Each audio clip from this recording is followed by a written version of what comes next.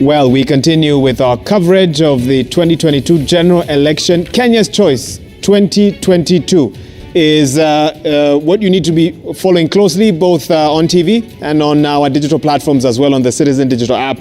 And we're still here, still trying to crunch these numbers, trying to understand what's going on. And let's tell you what we have right now at the moment. Remember, these are provisional results. The final results will be released by the Iebc. But for now, our team's continuing to collate those Form 34As. And they're telling us that in terms of the presidential race, Raila Odinga in the lead, 49.50% rather of the total Form 34As counted. And the votes that came in with those forms are 870,405. William Samoei Ruto, 49.03% of the votes. That's at 862,086. We have George Wajakoya, 8,494. That's 0.48%. And David More, 3,427 votes. That's 0.19%. But, and those figures will keep changing. I'm sure you're following them on your screen as well as you follow us wherever you're watching us from. And by the way, thanks for staying with us. And for those of you who have chosen not to go to sleep until you get the signal to, thanks for keeping us company this morning. So we were talking a little bit about battlegrounds before we took that break. And Sam Gituku will be coming back on for that. But we're here with Victoria Rubadiri and, of course, Muthiora Kariara. Thanks for staying with us, sir, as well.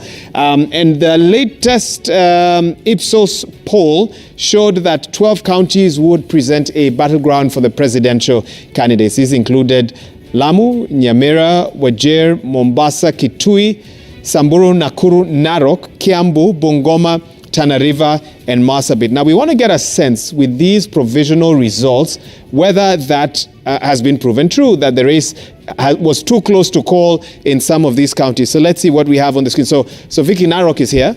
And it's on the list as well. William Samoei Ruto in the lead with the forms count, the data in so far, 70,985 votes. Raila Odinga, 16,066. So William Ruto having surpassed that 50% mark. So, well, not too close, but still quite close, I think is one way to put it. And this was updated about 7 minutes ago or so. Okay, I think, did I see Kitui also on that list? Yes, there we go. So, yeah, not much of a battleground there, Vicky. 26,489, 70%. So far for Raila Odinga of the votes counted and transmitted via Form 34A, and 10,683 votes for William Ruto. That's 28.14%. Okay, very interesting. So we're looking for some of these other counties as well. Did I see Turkana? No, not yet. I'm looking for Tana River. I'm looking for Marsabit. I should probably head over to Sam Gituku's wall. So there, okay. We've got Tana River there. Raila Odinga, 5,415 votes. That's 52.76%. William Ruto, 4,575, 44.58%. Not quite a battleground, but, this could change with time. And again, these results were tabulated and sent in and updated about 10 minutes ago or so. I talked about Mombasa. So here we go. All right, pegged as a battleground, doesn't look like it yet. Raila Odinga leading 11,683 votes. That's 58.21%, almost 60% of the votes counted and transmitted in that form. While William Ruto, 7,901, 39.36%. And it's interesting, Vicky, to talk about Mombasa because the gubernatorial race there was postponed. No, exactly. And there were some fears, at least among the electorate, as to whether all the other seats would be suspended as well, and the impact that would have on voter turnout. And we had to keep clarifying here on Citizen TV and all our other platforms that nope, it is just the one, the gubernatorial. All other seats, the other 5, they would be able to vote for. So interesting to kind of see how that played out numbers-wise. And of course, the question was the psychology of a voter. And voters go to the polls for different reasons. And I had discussions with people who said, I don't care about these other 5 positions. I'm just going to give this one person. And if that race then is postponed, then I have no motivation to go to the polling station, queue, maybe be harassed a little bit, maybe not find your details in the Keems kit.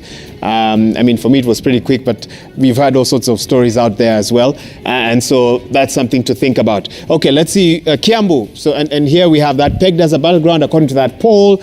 It hasn't been, clearly. William Ruto leading, 26,390 votes, 75%. My goodness. Wow. While Raila Odinga, 8,275, 23.53%. So unless things change substantially there, not really a battleground as had been pegged by in that poll. All right, let's see what else we have. I'm looking for Bungoma, Tana River, Bungoma. Here we go. And again, these results not quite tallying with that poll. William Ruto, 35,127 votes so far. Results updated at 3:51 a.m. That's 63.31% of votes counted and transmitted via the Form 34A. Raila Odinga, 19,149, 34.51% of the votes. So again, not quite clear the correlation between polls and what actually happens on election day. And remember, again, the results we're talking about are provisional results, and we'll keep repeating that to make it very, very clear. Samburu, let me take Samburu, then I'll cross over to Sam, who I think is also on standby with other results. Raila Odinga there, 54.99%. So again here, not quite a battleground. Raila in the lead, 8,955 votes, while William Ruto, 7,165, that's 44%. So not looking quite like a battleground. Let's see if we can find very quickly Kakamega, another gubernatorial race that was affected by that announcement by the Iebc the day before yesterday. It's probably at the top. Can we try and find it very quickly? If not, Sam will pull it up on the wall for us, and we'll see if we can get it. Okay, let's see. There we go. Okay, it's Kakamega. 47. So the first question would be, and we'll be able to check this a bit later on, total number of registered voters and how many actually turned up to vote. And then compare maybe with 2017 and 2013 and see if you can generate a trend. Was there a significant difference? But in terms of the numbers we have so far, 47,260 votes for Raila Odinga. If Kakamega was pegged, no, it was not billed as a battleground, and on this one the posters got it right in the sense that it hasn't played out like a battleground. Raila clearly leading 74.28%, William Ruto with 15,145 votes as of the provisional results so far, 23.80%. Sam Gituku, you've been missing in action. Anything interesting you came up with on your forays into the Tallying Center? Again, I think you've done another 10-20 steps. Oh, easily. Easy, right? Yeah. Without a sweat. Well, I got some new results from the US. Finally, we have one polling station reporting. That is New York. The consulate in New York. Raila Odinga has 180 votes. William Ruto has 32. Wajakoya has 1 vote, Maure has 0. So that raises the total from the diaspora vote for Raila Odinga to 2,488. William Ruto, 1,301. Wajakoya, 21. Wahiga, 22. That's from which polling station or center? Which location? This is New York. New York. Consulate. And yes. we're waiting for what else? No, we're waiting for Washington, D.C., Los Angeles, Canada, that is Vancouver, Ottawa, and Toronto. Okay. They're yet to report. As soon as they do, be sure to get those figures. There's something I found interesting that you're talking about, that is Kakamega. And maybe it may also be interesting. Vicky challenged me that I need to know the western part of the country. So let me try. Kakamega, of course, Wahiga has already spoken about it.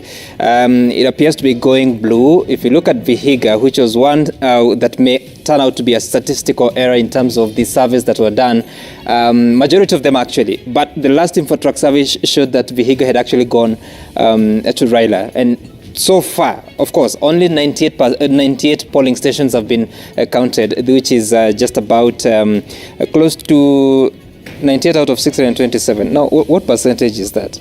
Maybe it's about 20 or 15? No, actually 15, around 15% of that. So Raila Odinga has 60.56%, William Ruto has 37.01%. Now there's a county, help me look for Bungoma. It should be at the border. Yeah. I am doing well, Jogo. Good first try. Congratulations. Fantastic. Thank you so much. So this is Bungoma. Remember, this is where Senator Moses Wetangula comes from. How is it polling? William Ruto is leading with 63%, almost 64%. Remember the promise of 70%? Right. Bring 70% of the vote, get 30% of government if they win the presidency. Raila Odinga has 33.92%. Let's compare this to 2017 and see how it has drastically changed. In 2017, Raila Odinga had the 60 plus percent. It was 67%, 67.45. Uhuru Kenyatta had 29.95. In 2013, just look at it. It gets worse. In 2013, Raila Odinga had 52%. Musalia Mudavadi, 30%. Uhuru Kenyatta had 12%. Of course, Musalia Mudavadi was not a candidate in 2017. He was backing Raila Odinga, and that went up to 67%. Now, the tables have turned, and William Ruto appears to have taken that 63.9%. So, We're seeing a strong attempt to wrestle Bungoma. Exactly. Yeah. So still early. And Because it's still early. That's why if you look I use at the word that, attempt. Yeah, it's just 9% of turnout so far tallied. Now, let's look at another county that was part of the game. At some point, show us a bit of Machakos later on. Yes, I will. Yeah. There were some promises made there also in As that well, region. right? As well, yes. Yeah. Okay, let's first. I want us to look at Trans Nzoia. Now, this is... I got it. Vicky, what do you think? I'm not so sure why you're so surprised that you're... No, because you challenged me. I did. I'm glad that I'm getting And you've it. gotten this in a matter of minutes, might I add. Okay, So well done. This is Trans Nzoia. It's a battleground, correctly predicted by the surveys, if you're to use this as a basis. Right, Muthiora? Yes. Yeah, so William Ruto leading with 50.6% and Azimio's Raila Odinga 48.01%. Let's see how it was in 2017. This almost a battleground because Raila Odinga was leading, yes, but with 53.78%. Uhuru Kenyatta had 44.24%. In 2013, when Musalia was also on the ballot, it was worse for all of them. It was a total battleground because Raila Odinga didn't even get to 50%, but he was ahead. Uhuru Kenyatta was at 37% and Musalia Mudavadi was 12.38%. I wanted to look at another area. Which other one was it? Busia. We haven't spoken about Busia. Just Who go- knows where go- Busia go is? to- yes, there you go. Because Busia has There we go. Lake Victoria. Victoria, right? So, The water body, not me. But yeah, go ahead. Thank you for clarifying. Raila Odinga has 56,376, so 80.89%. William Ruto has 17% so far. If you had to compare to 2017, look at that. Not so off the trend, but pretty changing because Uhuru Kenyatta had 12%, William Ruto now is posting 17%. So a difference of 5% that has gone to William Ruto and taken off from from Raila Odinga. For Kisumu County, Vicky, what do you think? Look at how it looks. 97.46% out of the votes tallied so far. William Ruto has 1.62%. In 2017, how did it look? This is such a stronghold. Look at that. He had 83.97%. I'm just wondering, because Uhuru Kenyatta had 1.68%, so where is the other percentage? We'll have to check that again to be sure that percentage is there. At least the other candidates who The were other factored in. candidates. Yeah, Right. so only Yeah. the top three. Yeah. So maybe they got a bit of the cake. Yes. From And maybe just Allow Muthiora to comment before on this you one. move too far away from the western part of Kenya, Right. you remember there has been this talk about the impact that Musalia Mudavadi has had in Kenya Kwanza. Yep. But clearly, looking at the figures, you see that William Ruto has eaten into what used to be Raila's vote basket. Right. So it's true, numbers do not lie. Clearly, there is value that Musalia Mudavadi has sort of added to William Ruto. Especially you look at the case for Bungoma. Right. Clearly, it's been flipped in favor of William Ruto. Though I'm not sure because it's Musalia Mudavadi, Moses Wetangula. Bungoma is the backyard of Moses Wetangula. Let's look at the home county of Musalia Mudavadi, Right. which is Vihiga. I'm looking for it. I think we touched on it, but here it is. So far, Raila Odinga still ahead with 60%. In 2017, how was it? When Musalia Mudavadi was with Raila Odinga, it was 88.7%. So that's a difference of about 28%, which is quite significant if you have to look at it like that. Yeah. We'll wait and see the total outcome. But also you will realize that Vihiga has fewer registered voters, which is at 310,000.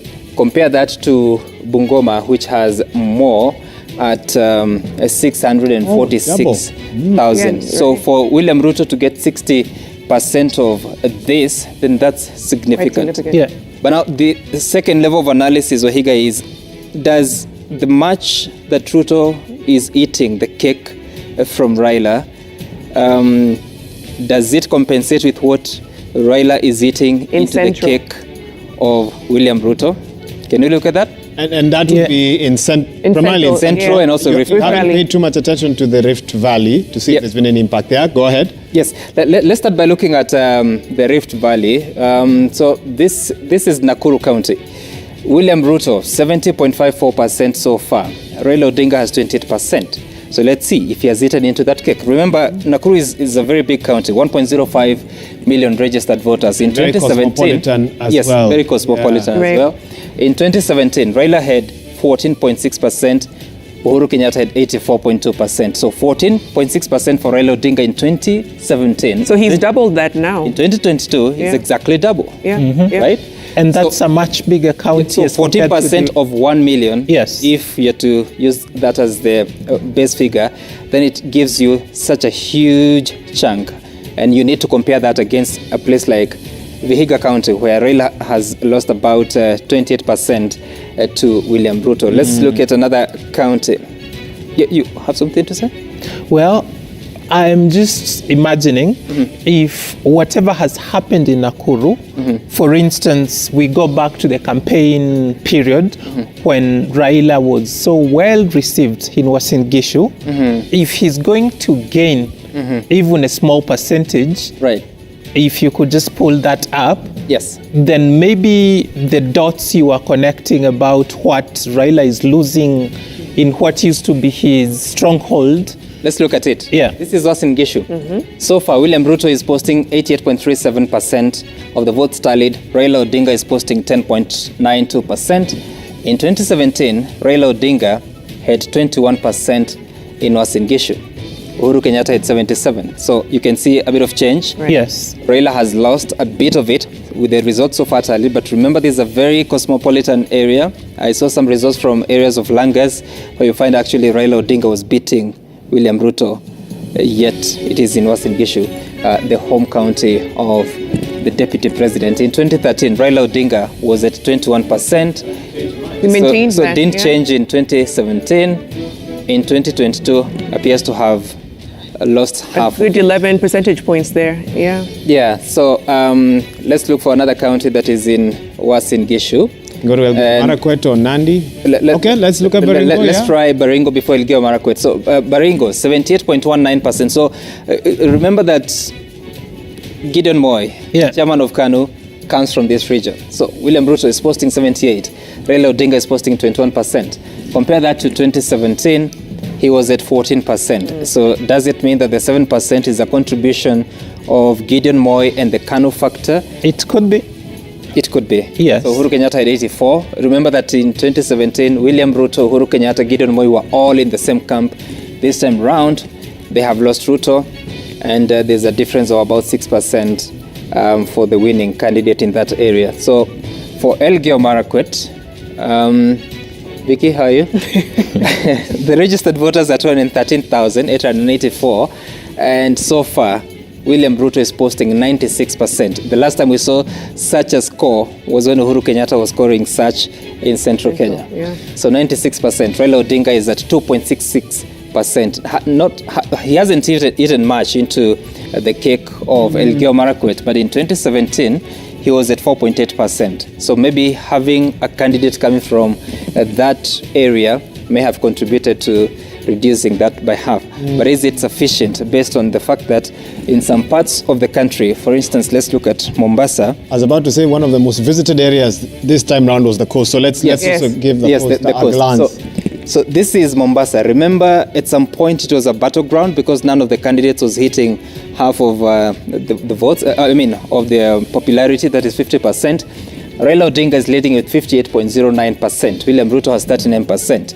Look at this figure of almost 40%. Compare it to 2017, and you see that Uhuru Kenyatta had 28.73%. So that's a remarkable gain. Comparing, if you have to consider the fact that they have 641,000 registered voters. But the catch on this, Wahiga, is that the turnout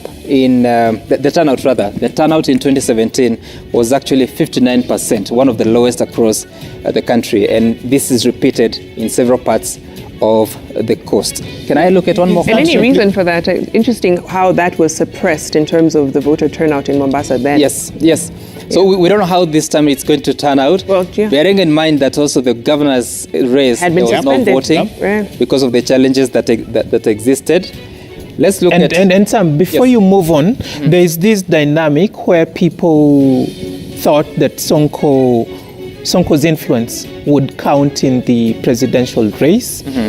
Yet they say it would only have counted much in favor of the blue voting bloc if Sonko was a candidate. But now that he is not, they say that his impact would be less. Right. And clearly, judging by the numbers, even though they are not so very high so far, given what has been recorded so far, that seems to be holding. Let's do a simple calculation. 39%. So this is 0.39 multiplied by 641,913. It gives you a total of 250,000. If everyone in Mombasa was to vote, that would be 250,000 votes. Yeah. Let's compare that to Kiambu, for instance. So William Ruto would get 250,000 in Mombasa.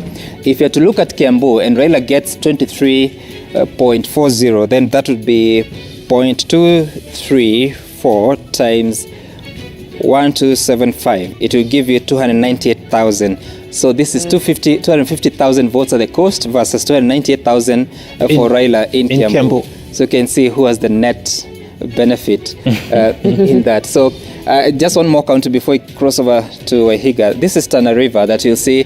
It was previously classified as a battleground. It appears that it's still a battleground. 51% versus 45.89, pretty tight. If you have to consider the number of polling stations that have been counted, 63 out of 367, this could be, what percentage is that?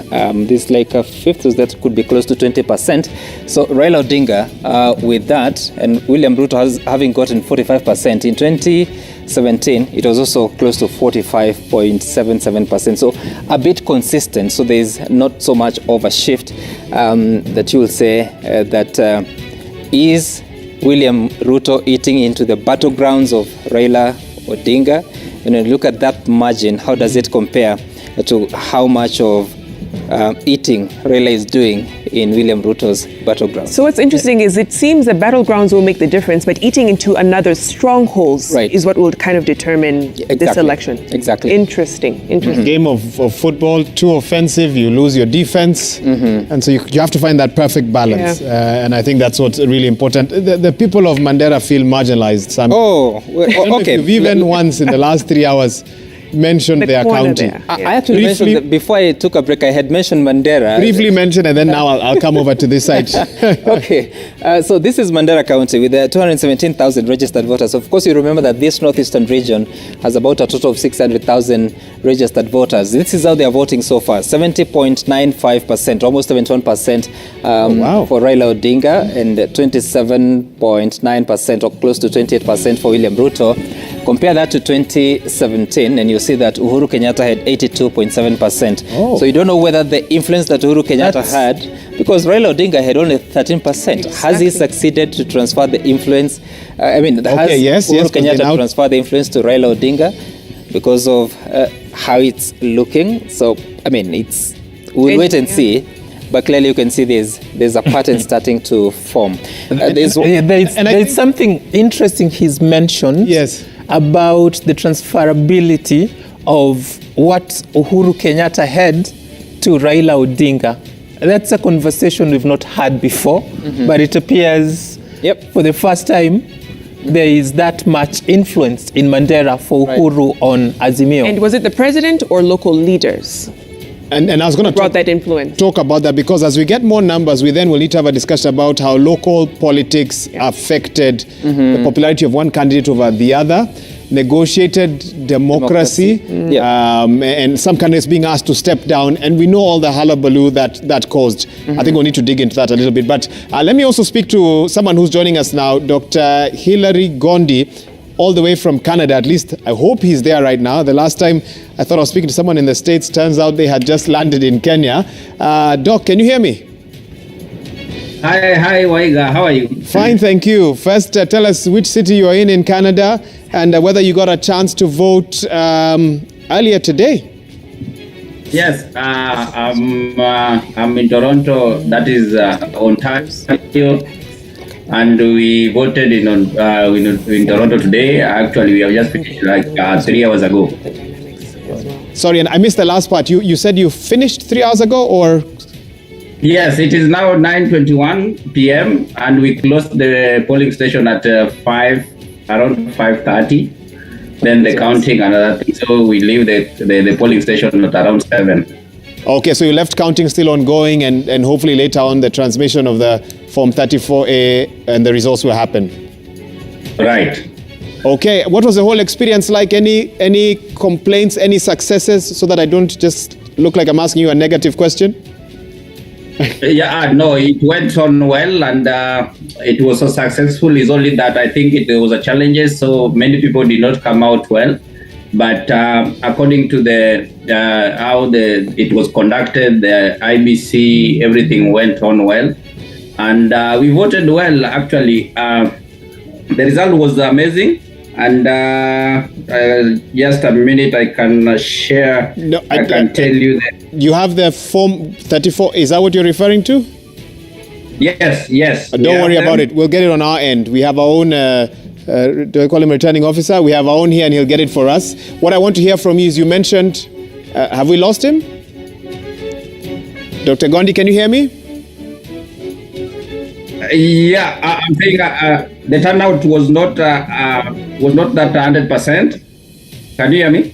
I can hear you now. What are some of those? You said there were some hiccups. What kind of hiccups were reported? Hiccups because I think the time that people were voting, some of people didn't get a chance to vote because of criteria of job that they are doing. So that one did not allow everyone to come. But we were having around 80% turnout voters, which was good, and everyone voted. And actually, it was so fast, and we were there, and people voted well. Counts went on well, and people were happy, and it was like kind of enjoyment. Kind of enjoyment. I like that. How many registered? Would you know how many registered voters there were in that polling station or in that location that you voted at? And also, then paint for us a picture of how many Kenyans you estimate also live in Canada. Yeah, the polling station that I was voting in is called that is in Toronto. That is the main one. We having in Canada. We have 3 polling stations: one in Toronto, one in Ottawa, the capital city, and the one is in Vancouver. Mm-hmm. Actually, the one is in Toronto is the major one, which having many people. We are around, just a minute, I'm going to give you the figure now. The exact figure, according to the polling station in Toronto, is it's supposed to be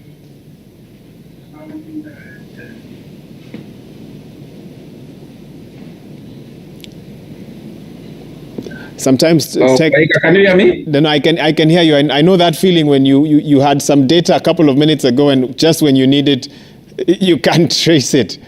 Any luck finding that number? And don't worry if you don't get it. Yeah, but people voted well. Actually, it went on well. Okay. And, do you feel, Dr. Gondi, that the voters there got sufficient voter education? Was the time given for voter registration sufficient? Because what we've heard from those who voted in the UK and in the US was they really wish they had had more time to get more Kenyans on board with this diaspora voting. Yeah, we have so many people around who didn't even manage to have the voter card when the IBC came. And actually, I think those issues we try to address them up, and we're going to address them because we want to reach everyone and we want everyone to vote. We have so many Kenyans more so in diaspora, even in Canada itself. And we realized that many people did not come out and take the vote because some didn't. Initially, the information was not clear because they were saying that if you don't have ID, you must have a passport. Or and later on they changed it to we must have an ID. That one was challenging. Many people lose hope. But later on, when they said IDs, people were rushing here and there. The information was not clear before, and that was the challenge that many people did not turn out well to go and have voter registration. But we hope for the best that they tried their best. We can't complain and such, but we're in the process, and there's a lot of issues that we address with the IBC, and I know they're going to address them. And now coming 2027, we are looking forward that those people in diaspora, they must get information early or earlier so that they can vote, they can have voter registration in time, and also they can prepare and they should know time. Because last time, like Canada, when they were coming to Canada, we just realized that the IBC was around, which was not good with us because they need to announce it early so that we must have time. People should prepare on that. Should I assume that this wasn't the first time that Kenyans in Canada have gotten a chance to vote, or it was? Yes, it is the first time. It is the first time. Okay. Right. And one of the concerns raised by some of the other diaspora voters that we spoke to earlier was they wish, and I don't know how this would have happened, that they got a chance to engage in some of the other races, but that clearly that wouldn't be possible unless you're voting for a diaspora representative, which is an idea one of the other speakers we spoke to earlier suggested was a thought, a possibility from where they sit. Pardon?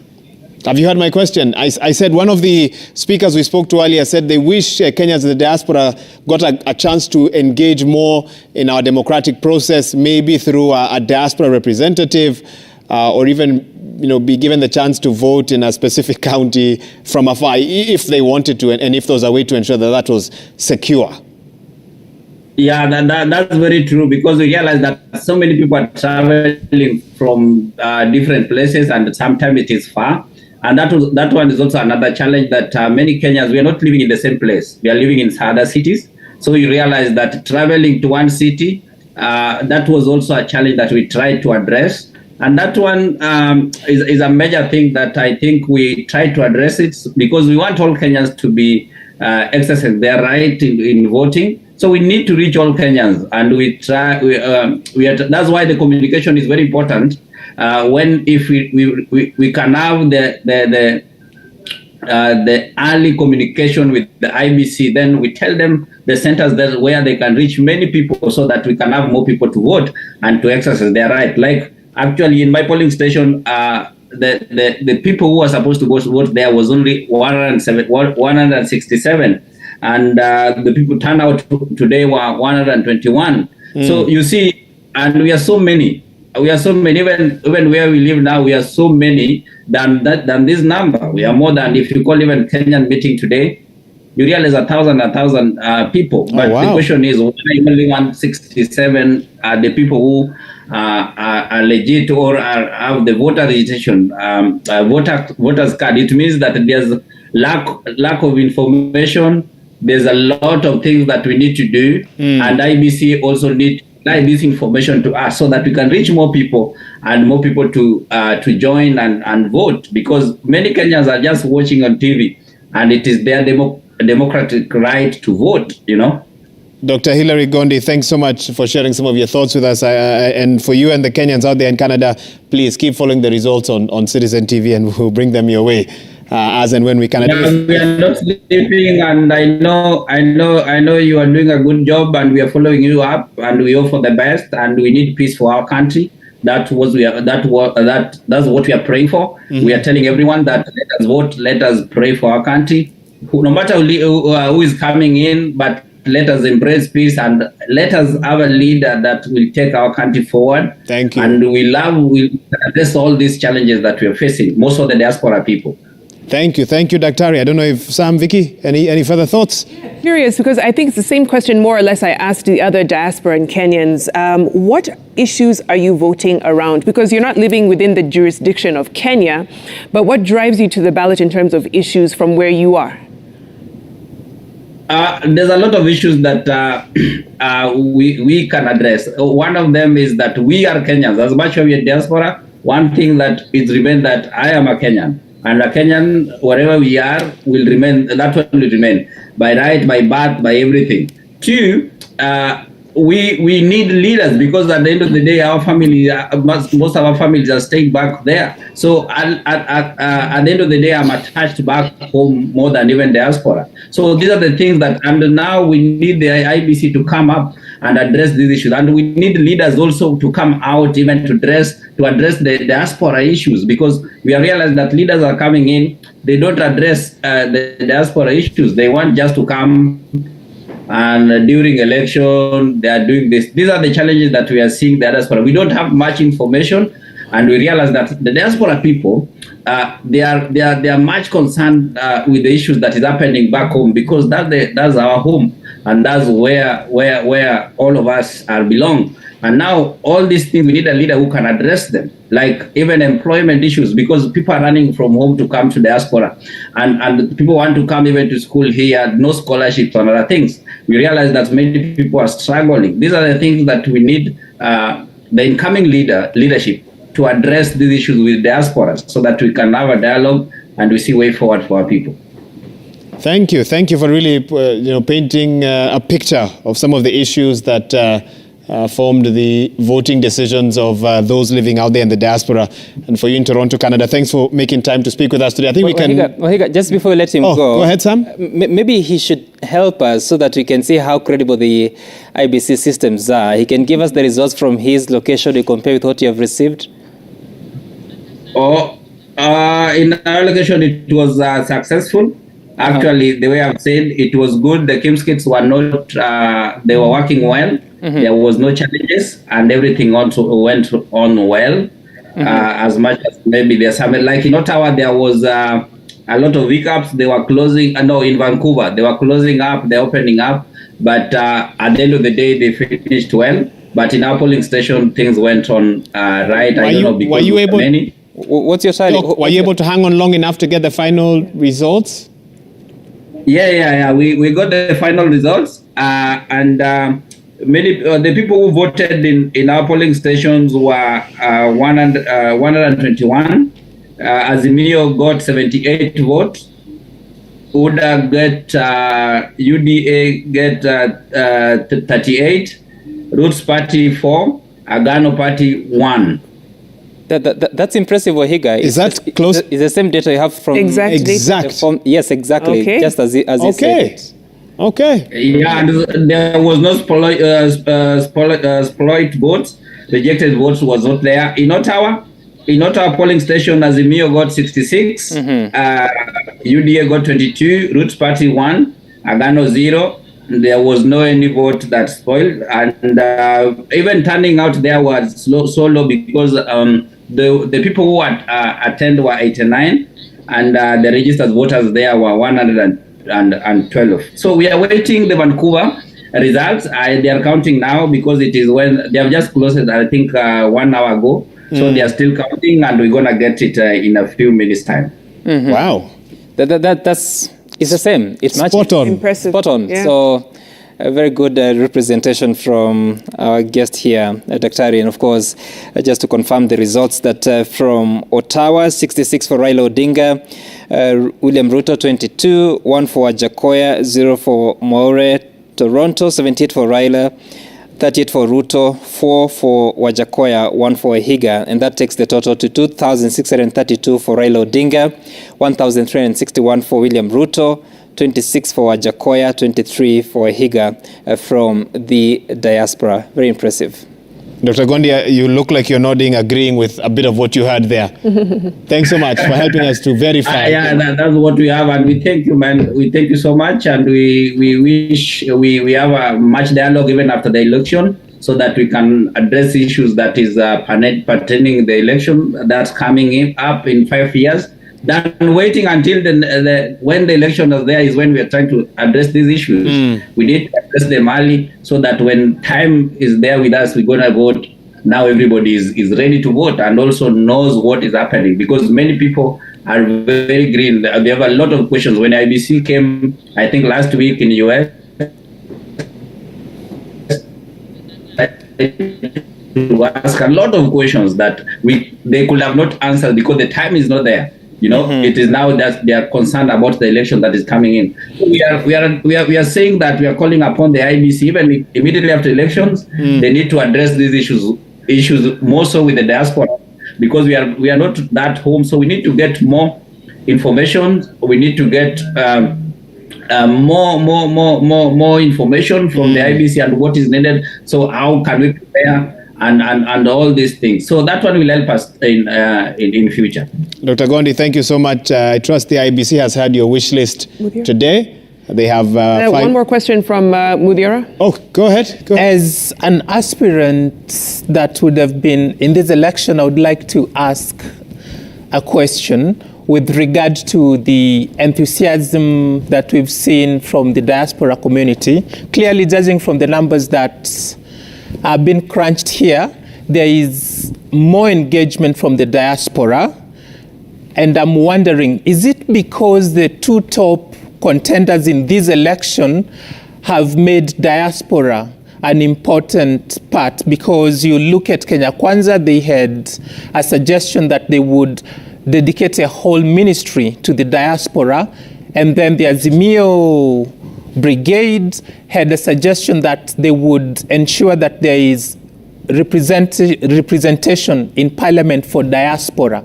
So is it that the engagement from the diaspora is because Iebc has made the voting process more accessible, or it's what the candidates or contenders are offering to the diaspora? Which one is driving you more?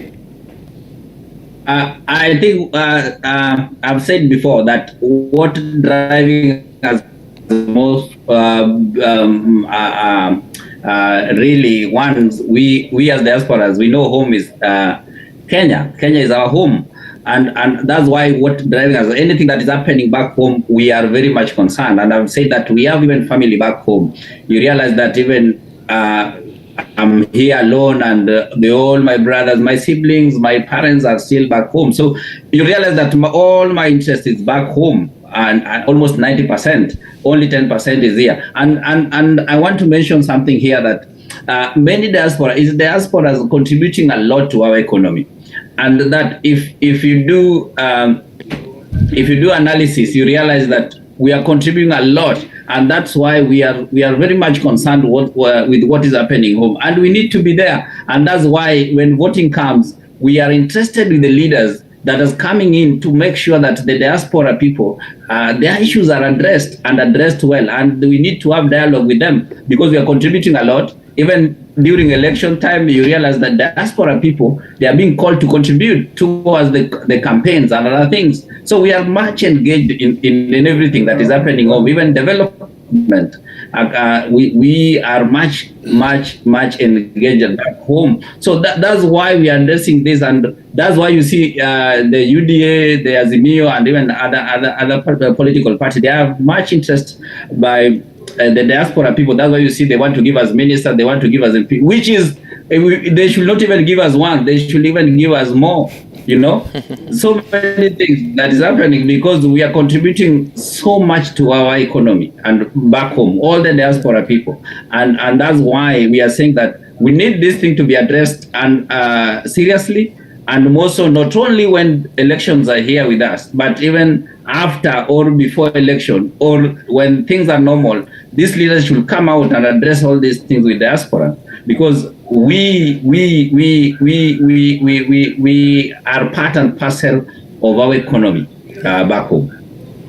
Dr. Gondi, thanks so much. I don't want to lock anyone else out. Thank you. Thank you, Daktari. We can now release you. It could be dinner time where you are. Here it's more closer to breakfast. Go ahead and please enjoy the rest of your evening. And thanks so much for speaking with us. We look forward to engaging with you in the days to come about this very important democratic process that you and those out there in Canada have been able to participate in. Joining us from Toronto, Canada, there is Dr. Hilary Gondi walking us through voting that happened in 3 locations, 3 polling stations in Canada, and some of the results that he's given us from what he got directly has tallied with what we've gotten from those Form 34As that have now come into our tallying center, and we continue giving you updates from there as well. And Sam is on standby to do that. Also, just a thought.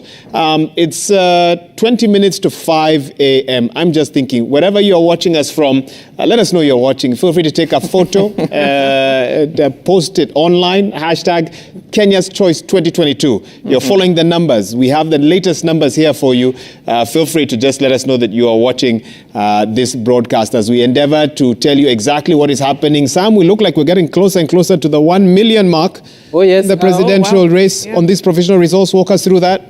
Yes, just before I do that, on YouTube, if you may want to know, 48,000 are watching. I don't know whether they're watching us from the diaspora or they're watching us from That is a home. good question. Well, a lot of the messages I'm getting are from diaspora. So there's an individual from LA watching us, and then my aunt from Canada just checked in, watching us from there. Did she vote? I'll ask her, and then, but I don't know if she wants that out there in the interwebs. So we'll protect her. What YouTube stats did you give? Did you say? Well, I could be wrong. 48,000. What do you have? 48. 48,000. Oh, 48. Yeah. So 48,000. I don't know. I actually have 49,000. I don't know that these are people who are asleep, but they still want to keep up with us, and so they are switching on their phones. Before you ask Vicky's aunt whether she voted, did you vote? Yeah. Wahiga, how do I confirm? Let's do that little thing. Oh, he has I think the we did this in indelible ink 2017 as well. So, proof. Did you vote? Yeah, here we go. Okay, Vicky. I was caught on a technicality, unfortunately. What is? Why? What is You that? should penalize Something you I'll for that. explain off air. Okay. Well, Muthiora did. I know a lot of people are wondering if I voted. You burned something actually. You burnt your voter's card. It was alleged that I burnt a voter's card. What did you What burn? did you burn? I just lit a fire because I needed for Kenyans to focus on the injustice that the institution at the heart of Kenya's democracy was doing to democracy itself. That's fine, but you voted. Yes, I did. Okay. Yes, you did. There are MCAs, there are members of All right. parliament, there are senators. I was running for president because I felt those who had offered themselves were not worthy of my vote. At some point, I considered inserting my name on the ballot and perhaps Creating a doing spoiled a vote. caricature, and then I just thought to do the right thing. So let me ask you this, and I know Sam's ready to take us through the numbers. Yes. A journey of 1,000 miles begins with a single step. Yes.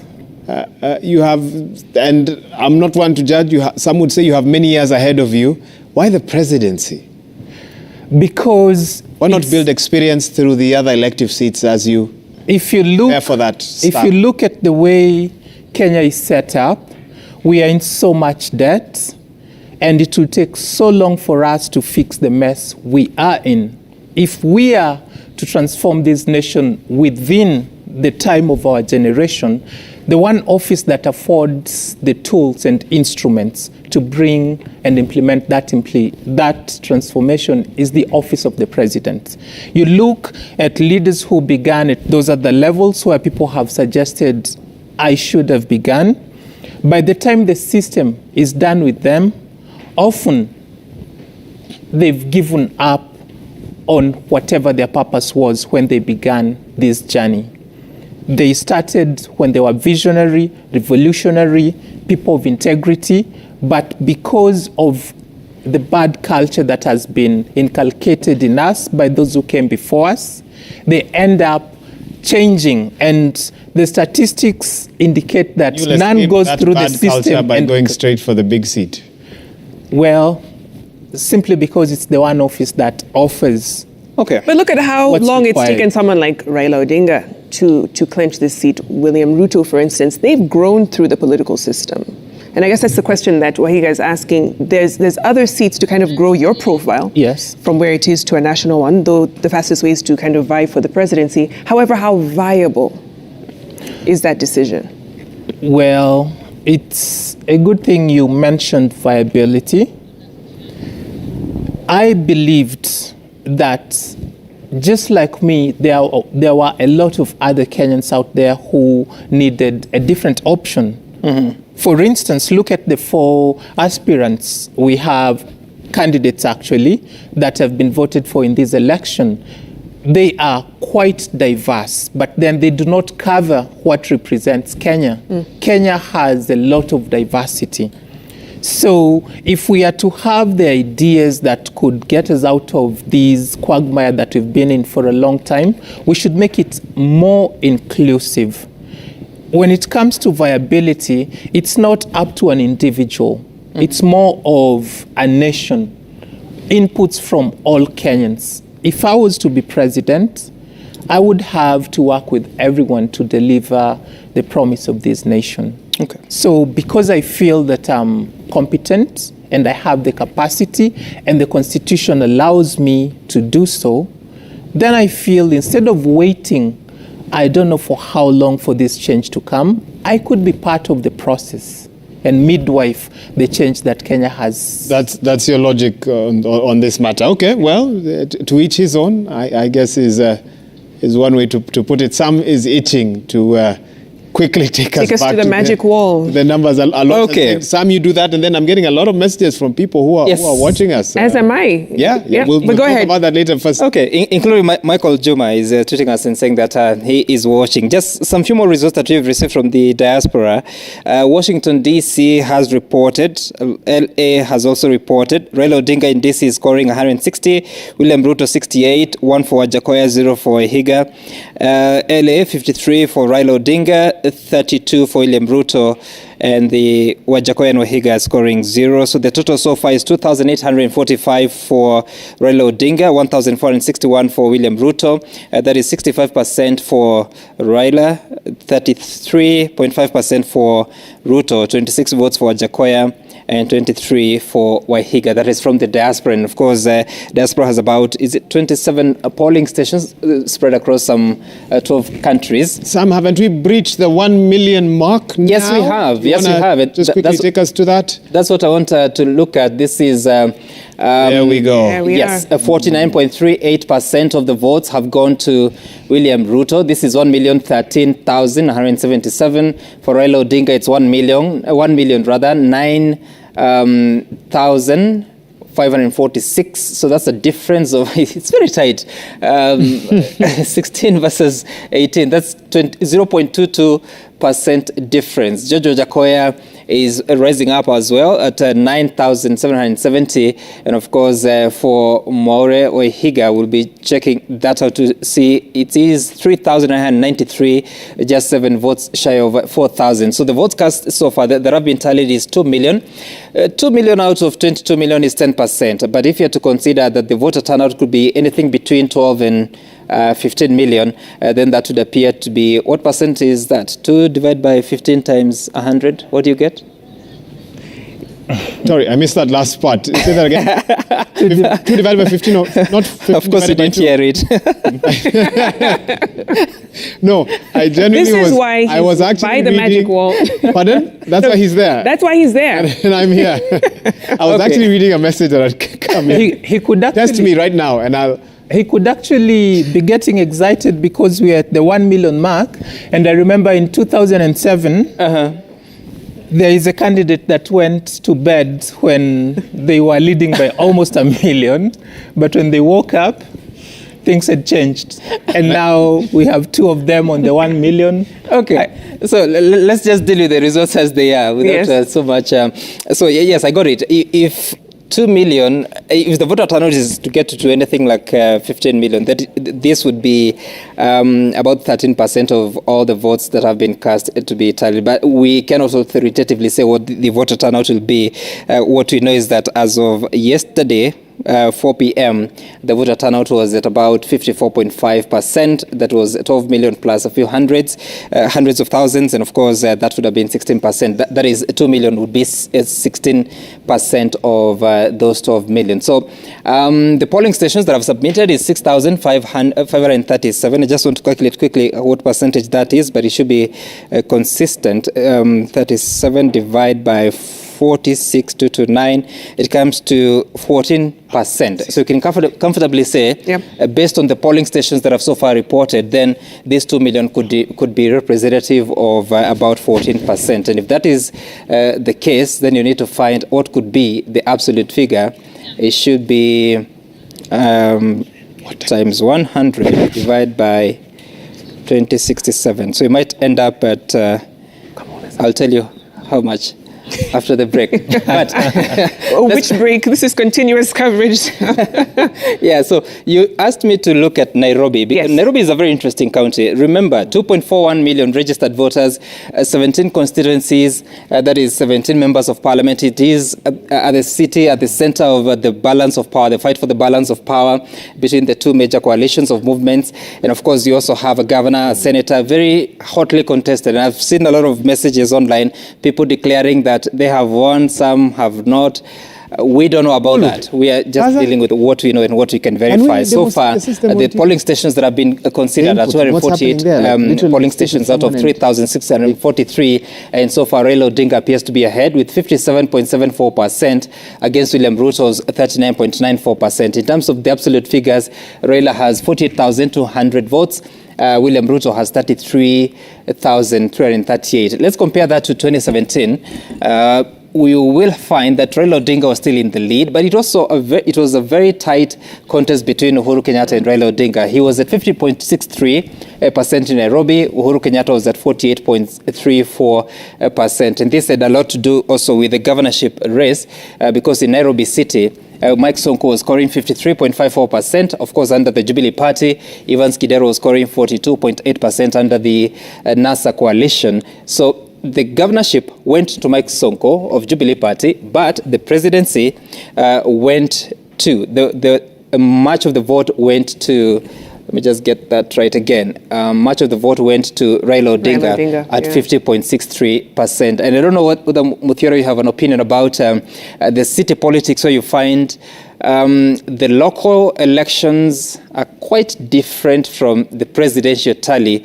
You know, that would inform anything in terms of the trends that we've witnessed lately in the city. Well, it actually speaks to the level of awareness and education that most of the people in our urban centers do not follow or vote along just tribal lines and party lines alone. They go deeper. They look into who they are voting for based on whatever preference it may be. Like for Sonko, it was mostly about his charisma more than anything else. But then when you look at the presidential votes, they settled more towards Raila Odinga because he's one person who has been a member of parliament in this city for quite a bit of time, and of course he's accumulated quite a bit of political capital. So it just speaks to the sophisticated nature of the voter in Nairobi and urban centers, because it's the same thing if you go down to Uasin Gishu, like you were saying, that the people in Eldoret cannot be judged the same way those that are not in the urban center would be judged. The trends are quite different. So it's either a national influence trickling down or grassroots reaching up that would kind of influence Nairobi. I like that, yes, exactly.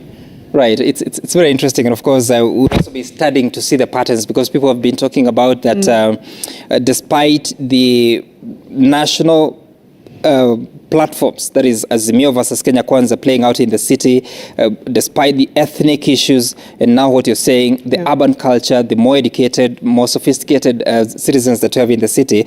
I got my answer, Vicky. I asked you if this 2 million would be 14% of the turnout based on the polling stations that have so far been tallied. Let me just do it again, because it has changed, because 70 83. If you divide that by 46,229, it gives you 0.15% of the polling stations that have so far reported. So if you want to know if this is representative, then 2091 divided by 0.15 would give you 13.9 million registered voters turning up to vote. That's about 14 million. So this is my own projection, my own. that could be 14 million voters approximately. 14 million. But Okay. of course, we'll still be here to see how that changes. I wanted to look at some counties in the Rift because you have not spoken about them for a bit of time now. So we spoke about Uasin Gishu. We also spoke about Kisumu.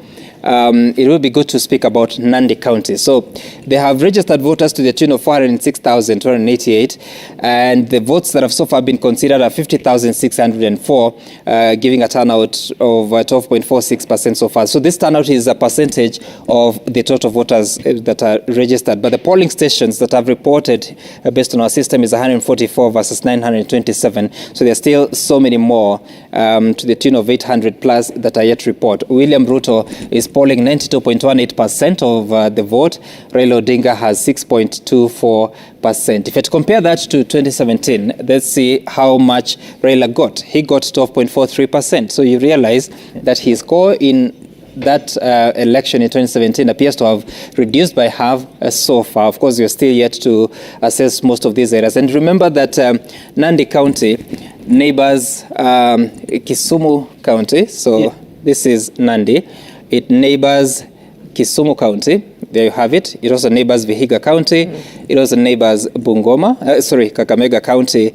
And on this other end, it neighbors, that should be Kericho. So at the borderlines, you'll find a lot of interactions between the two counties. And of course, even the ethnic composition, there are a lot of people crossing over from either side. So that could change. That could explain why Raila Odinga in 2017 in Nandi County reported such a score of 12.43%. So we cannot say how far they are or he is in this tally, bearing in mind that only, let me just check that again. No, it changed. This is not what I'm looking for. No, it's not giving me what I'm looking for. I don't know why. For the presidential... I'm looking for the number of polling stations that have reported reporting so in far. Nandi. Yes, 145. So we don't know. Of course, the system knows, but I cannot tell you how many are at the borderline of between Nandi and Kisumu, or how many are from the inner side of Nandi County. Yeah, and some, we spoke about a hypothesis of voter suppression for Mombasa earlier on. Right. Because part of the election was suspended or postponed. In the Rift Valley, now that we're there, could you tell us what's happening in West Pokot, where we also had a similar case? So West Pokot, let's look at it. This is, they have 220,000 registered voters, and this is an interesting county, and it's good that you point it out, because the governor, that is Lonyangapuo, has a different political party this time. He's not running on KANU, he's running on KUP. And also there's there was a contest in terms of the surveys that were done. Sometimes it will appear that it's almost a battleground, sometimes an advantage to William Ruto. So far, Raila Odinga is posting 35.36%, and that is 11,728 votes considered. William Ruto posting 21,000. Let's compare with 2017 how it was. You'll see that Raila Odinga still posted 34.39%. Yeah. So very consistent. Uhuru Kenyatta got 64.42%. Compare that from 34 to 35 for Raila Odinga, a gain of 1 percentage point. William Ruto appears to have lost a point from Uhuru Kenyatta. Of course, they were running as a joint ticket that time.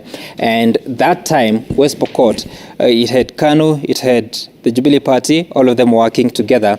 Now, the KANU candidate, that is one Lonyangapuo, has moved on to KUP, now working with Azimio, not working with Ruto, but Ruto appears to be holding ground in terms of what would have been the constituency of the Jubilee plus KANU in that election. So would it be safe, I'm just thinking, Gideon Moi's influence in the Rift Valley it seems to not count for much now that we do not have KANU in West Pokot, but the numbers seem to have sort of remained the same. Well, when did this change? I thought I asked the questions. No, I'm just thinking hypothetically, and the good thing about numbers But it's a good point you raised. is, yeah. Though, the deputy governor you interviewed, he was running on KANU, isn't it? Atundo Nyang. Atundonyang, I have to check that once Yes, more. I think he was running on KANU. He came back to the country a few days ago for the election. I don't know how powerful. I will not engage you, Sam. Sam, all we should say is he was an absentee governor. That's Right. why there isn't much Deputy. Yeah. out there Deputy governor. about him. Yeah, deputy governor. And yes, KANU is no longer a dominant force in West Pokot. Okay. We will wait to see in the We have to local wait for the elections numbers to come in. how that Yeah. fares. Now, what have we not spoken about, Vicky? Can you? There's a question on Tharaka-Nithi and Meru, really quickly, just to see how those fare. Okay. Now that's an assignment to look for Meru. I think this is Meru. And it is. Fantastic. So, registered voters, 772,139. Those that have been cast so far is 65,879. The turnout as a percentage of the total is 8.53. The polling stations reporting 219 out of 1,639. William Ruto posting 78.49%. Raila Odinga, 19.84. Thank you, Vicky, for pointing this out, because it's a very important area to now test the narrative from the surveys that were conducted, or the pollsters, what they were saying. In 2017, Raila Odinga had 10.14%. Uhuru Kenyatta had 88.06%, but the voter turnout at that time was 77.97, just about 0.57% more than the national turnout, because the national turnout was about 77.4. So you can see Meru was above average by a slight half percentage. So 10.14 to 19.84. So does that help the Raila candidature in the mountain? Let's test it. So this is almost 10% growth. 10% of 772,000, if everyone was to vote, would be about 77,000 registered voters voting for Raila Odinga. So 77,000 in a Ruto stronghold, you may have to compare with the performance of someone like William Ruto in a stronghold like Siaya. Yeah. So Siaya, so far, William Ruto has 1.06%. So 1% of 533,000 would be 5,000 votes. So compare 5,000 votes against 70,000 votes. Exactly. So that will tell you something about what is likely to happen in terms of how important Mount Kenya will be, Mount Kenya region will be in as far as influencing. So, Sam, when the you're looking total at the Mount Kenya region now, including Meru, Tharaka-Nithi, Yes. what does that vote basket look like numbers-wise? For Upper Eastern, that is Meru, Tharaka-Nithi, and Embu County, they have a total voter registration statistics of about 1.5 million. Let's just look at what's happening in Tharaka-Nithi. So if this is Meru, then Tharaka-Nithi should be... Okay, now I got lost. Let's just check it again. So this is Kirinyaga. This is Meru. Tharaka-Nithi should be here. Yes. So the registered voters, 231,932 registered voters. So far, our lead is about 10%, 96 polling stations out of 665. Raila Odinga is posting 9.12%. So this is the county where Senator Kindiki comes from. And Muthomi Njuki is the governor defending the seat on UDA. Let's see, 2017, Raila Odinga scored 5.89%. So he appears to have doubled that. But does it help?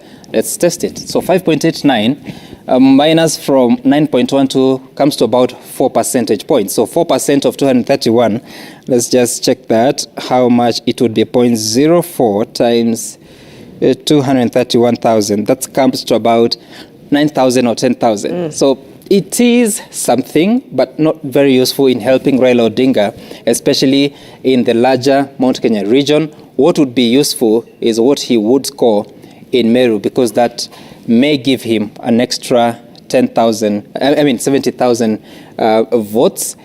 Let's look at Laikipia quickly. Again, a very expansive county, has had challenges, especially at the border with Baringo and other counties to the southern side. So Laikipia has 263,000 registered voters. The polling stations are 561, 75 have submitted the results. The turnout so far is 7%. William Ruto is posting 71%, but Raila Odinga is getting 27%. In 2017, what did he get? He got 10%. Remember, Laikipia is also multi-ethnic in some of the areas. Right. So let's calculate 10% to now 27%. If you had to take 27%, 0.27, assuming that everyone votes of 263,012, it gets you to 71,000. But let's not just consider the gain that Raila Odinga would make. Let's look at what William Ruto is getting. So 0.71, if you had to multiply by 263,000 gives you 186,000 votes. So 186,000 votes from a stronghold in Laikipia. You will have to compare that to other regions where William Ruto could be eating into Raila Odinga's areas, like the coast. Remember, there's a time we made a calculation and William Ruto was getting 250 in Mombasa.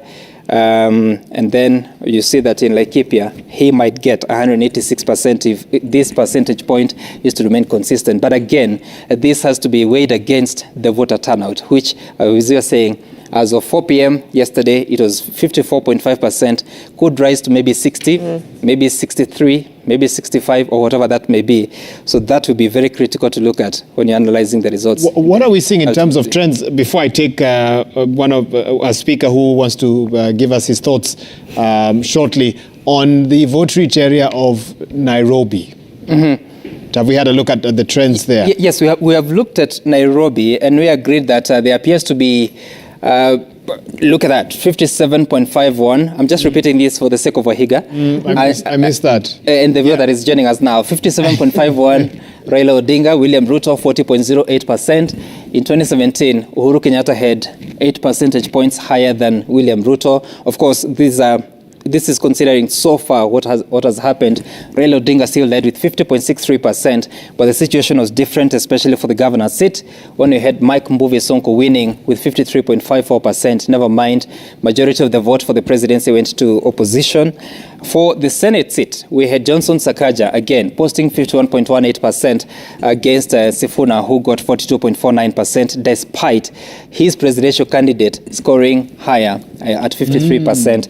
And of course, when it came to the Member of Parliament seats, Jubilee ended up with more seats than the National Super Alliance, NASA, that time, because it was about 9 seats for Jubilee, 8 seats for NASA. Very interesting. Thanks, Sam, for that. Let's now switch gears and take you to the States. Speak to a journalist there, BMJ Moreithi. Thanks for making time for us, BMJ, today. And tell us what kind of day you've had. I don't know whether you got a chance to vote, whether it's been about covering the election from the States. Yeah, mainly Wahiga was covering the elections. I spent the whole day at the embassy on R Street here in Washington, D.C., the embassy of the Republic of Kenya, where many Kenyans, turned up. I know you already have those numbers. I could hear Sam there comparing to 2017. Unfortunately, we have nothing to compare here because, as you know, this is the first time that the Kenyans here are voting. And so probably just to say, I've been seeing a lot of chatter right now, so to speak, on social media, especially now that the numbers are out there, showing very clearly that most of the places that they voted here in Washington, D.C., in New York, and in Los Angeles, that looks like Azimio la Umoja, Kenya, carried the day. So there's a lot of that. But just to go back to your question, yes, there was a lot of activity in Washington. And what we are hearing is that the turnout, comparatively speaking, was pretty good compared to the many places that we are hearing about there in Kenya. BMJ, since you covered it and I believe spoke to voters there, and got a sense of why they turned up, what they are hoping for? What are the sentiments of those that you spoke to?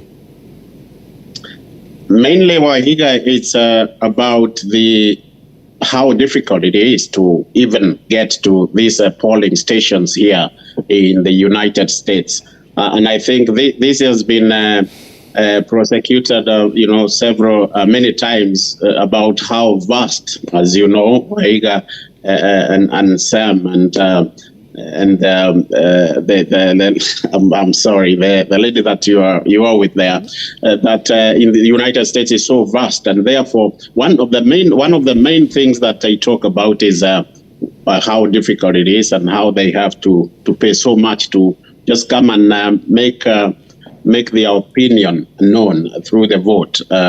That's one thing that many Kenyans here are saying, ones that were registered and had to travel, so far to make to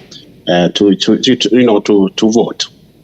Well, BMJ, a couple of surveys that were done here in the run-up to this election were posed in such a manner that Kenyans suggested the kind of issues that were on the table for them as they considered who they would vote for. But and this is a question my colleague Victoria Rubadiri asked some of the other diaspora voters as well. What were some of the issues that those in the diaspora would consider priority as they thought through who they would want to vote for to be the next president of this country? Yeah, I'm glad you asked that question, Wahiga, because earlier today I was speaking to a lady she told me she's from Marsabit, and I asked her, so why is it important for you to cast your ballot here, yet you know very well that you are only voting for the president? And, she said many of the challenges that she knows that her people are facing in Kenya could be sorted out through getting, the right leadership at the top. But mainly, as I think it was earlier today, because I was watching the gentleman that you spoke to in Canada, what he was saying about the Kenyans in the diaspora needing more representation, especially, of course, because of the financial muscle that they do have. Many people here in the diaspora say that the reason, eventually, if they will be able to vote for even the other positions, the main reason is because they feel that they contribute so much, and they need, their voices to be heard, not just through the vote, but also representation in parliament and in other areas of leadership in the country. For Kenyans living in the U.S. to feel that they are included in the democratic process here, in your estimation, how many polling locations around the country do you think you would need safely to say that you've covered a greater part of the wider U.S.? Just help us think through that. Another very good question, because I posed that same question to the ambassador, the Kenyan ambassador here in Washington, Lazarus Amayo, earlier today. And he said, first of all, at least they will need about 10 consulates, if not embassies, here in the United States, mainly because of the vastness, as I said. And they mentioned that, one of the places that needs a consulate like tomorrow, like yesterday, would be in Texas, someplace, one of the cities in Texas, because of the number of Kenyans, the sheer number of Kenyans that live there. So that is according to the ambassador. But speaking to the people, obviously, most of the Kenyans that would be in, where the cities that have big numbers of them, would say that they deserve to have a place. And as things stand now, of course, where you have to vote, you would vote is either a consulate or an embassy. And therefore, I think in my estimate, it would be about 10. So we have three. Three now, another 7 or so. Yeah, exactly. Yes. Oh my, okay. Yeah, and just to add on to what the gentleman I think I was not on this show, but someone was, mentioning to me earlier today how big the United States is. It's like traveling. Sometimes some places here would be like traveling from Kenya to Europe. Just the time it takes to just fly around, and just that in itself. I spoke to people that I used to live with in Atlanta today, and they were telling me you don't spend anything less than $1,000 to just come over, whether you're flying or you are driving. At least $1,000 to get here and get back. Now there are people who have said that this vote, that in the diaspora vote, is mainly just a symbolic thing. But those that I spoke to, and there were quite a number, in comparing them to the number that had registered, they feel that it's very important for them to make this point, that even though they know their vote might not count a whole lot, especially when it comes to those other elective positions, that they needed to make their point. Thanks, BMJ. Vicky? Yeah, really quickly, BMJ. This is the lady in the studio, Victoria. A quick question on, because you mentioned the diaspora vote moving from being symbolic to now leveraging on it as a serious constituency. We were speaking to a professor a bit earlier on, and he kind of gave the numbers in the region between 100,000 to 500,000 within Kenya, to where in successive elections, we can begin to leverage on the numbers within, beyond the financial muscle that diaspora is known for. How do they become a contender numbers-wise? Now, that's Vicky, and actually, just your name skipped me when I was speaking earlier, and I know you have lived here, so you have, I think you have an idea of what I'm about to tell you, that it's not very easy. We are now talking about the diaspora in general, not just in the United States. It's not very easy to really know the exact number of Kenyans that are around the world. And mainly, one of the reasons, as it was mentioned earlier, was that not many of them really want to come out for one reason or the other. And therefore, we can talk about leveraging on the numbers, but until we know for a fact how many of us are out here, it will be very difficult. And even just to look at the number of people that were registered here in Washington, D.C., for instance, 344. And clearly, at least there are over 100,000 Kenyans here. And, they don't ask for so many documents to register to vote as a Kenyan. So that would be a difficult one to answer right now, Vicky, but maybe in the future when we get proper data, maybe we can then talk about it. BMJ, thank you so much, and looking forward to speaking with you later on, maybe not today, but in the days to come, even as I know you follow closely Kenyan matters as a veteran journalist based in the United States. Thank you so much for finding time for us today. I don't know, what time is it where you're in DC, right? Yep. Yeah, DC is now 10:17 precisely in the evening. I actually just came back from the embassy about 4 or 5 hours ago when they closed the polling station there. Well, I think it's only appropriate to say enjoy the rest of your evening. And thanks so much for tuning in. But Wahiga, you should give me an opportunity at least to say hi to BMJ. Oh, please. The floor is open. Just like, BMJ, good evening.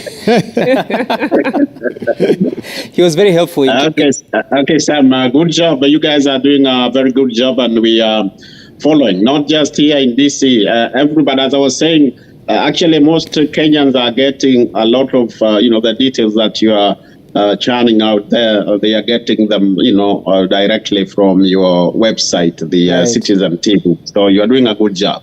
Thank you so much. Wahiga, he was very helpful in 2016 when I went to cover the U.S. election at that time, himself and Esther Githui. Okay. At the Voice of America. So thank you so much, BMJ. And it's good to see you again. Now, you had said that we have not looked at the Lower Eastern region, which I want us to spend some time, because also I've been doing some calculations and looking across the yellow zones and the blue zones, looking at how many polling stations have been considered. And you find that there's a range range between 10 and 30%. So some areas you'll find that 28% is considered.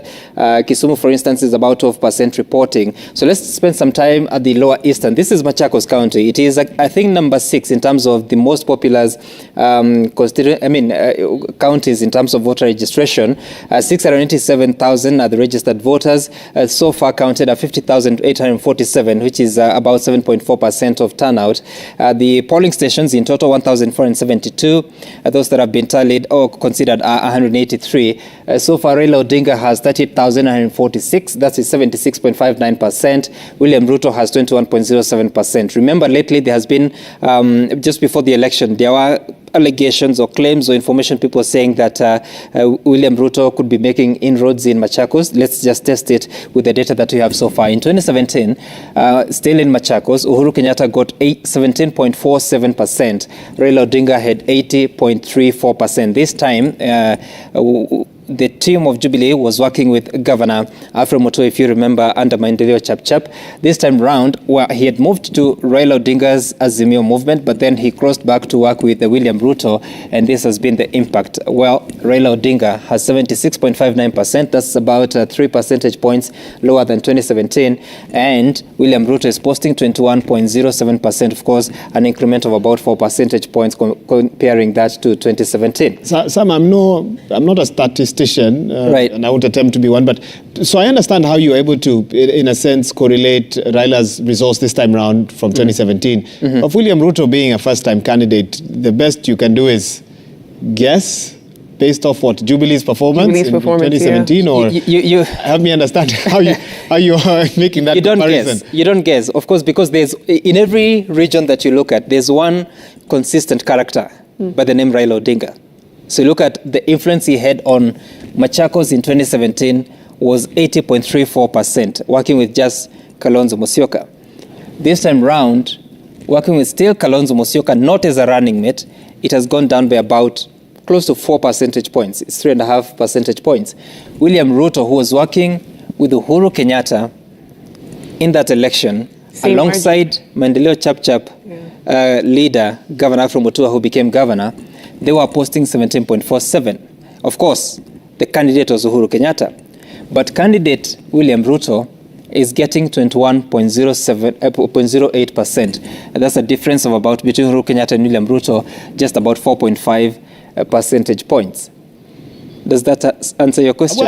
So are you saying that 4% that Raila lost is probably what is going to Ruto? Appears to have gone to. Appears, right. Yes, okay. Yes. Because again, if you look at the 2017 election, the third candidate in that election was Joe Nyaga. In Machakos, he only had 0.65%, which is almost the combined total that the other two candidates in this election are getting from Machakos. Well, he appears to have 0.84%, slightly higher, but I can assure you that it doesn't get to more than 1% or even 1.1%. So let's look at another county which is within Lower Eastern, and this is Kitui County, where you have this time round, Raila Odinga is working with Charity Ngilu, working with Wiper leader Kalonzo Musyoka, who also comes from Kitui County in Mwingi, to be specific. So this is Raila Odinga with 70.2% so far. William Ruto has 27.5%. How did Raila Odinga fare in 2017? He had 79.28%. Uhuru Kenyatta had 17.84%.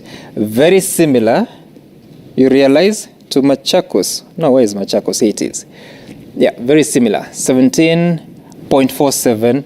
In Kitui, 17.84%. So Raila Odinga appears to have lost between 79 and 70. That's a whole 9 percentage points based on the tally so far. Of course, this is not the final because you're still counting. I'll get the number of polling stations that have so far been tallied. But before then, let me move to the next county, which is within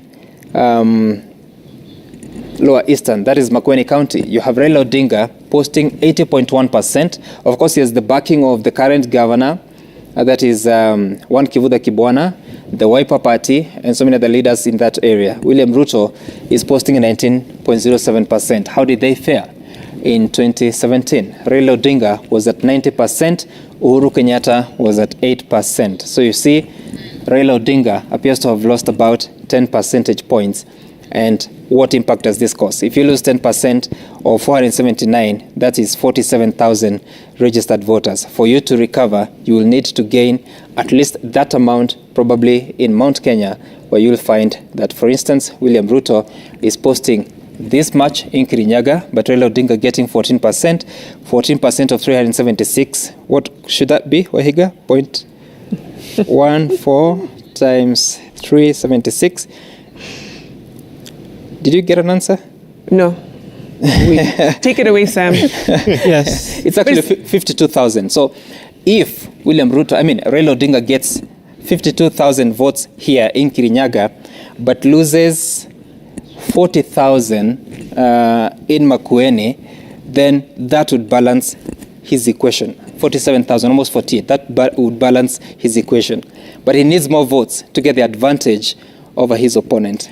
So the dynamic is almost flipped between Ruto and Raila, but the thing is, where it's happening needs to be a vote-rich area. Exactly. Lower Eastern is not as vote-rich as Mount Kenya, so we need to kind of see how that plays out. Exactly, and it would actually help either of the two candidates in Machakos if the shifts were to be remarkable, because you're dealing with 687,000 registered voters, and maybe you should weigh that, because with 21%, let's just check that, how much that would be. If everyone was to vote in Machakos times 687, it gives you 144,000 votes.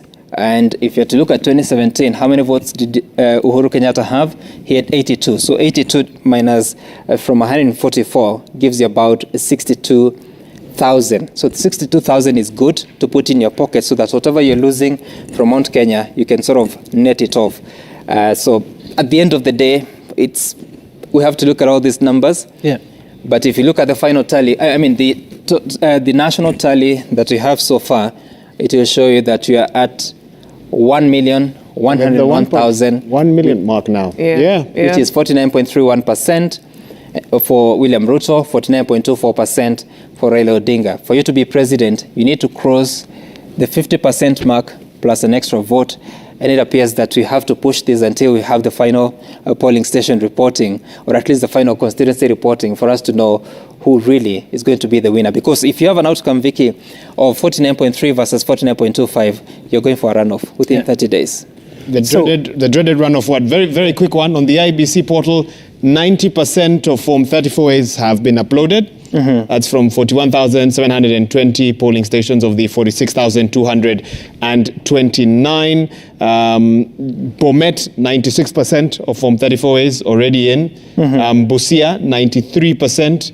Elgeyo Marakwet, 96%. We've got a 92%. Homa Bay, 92%. Kajiado.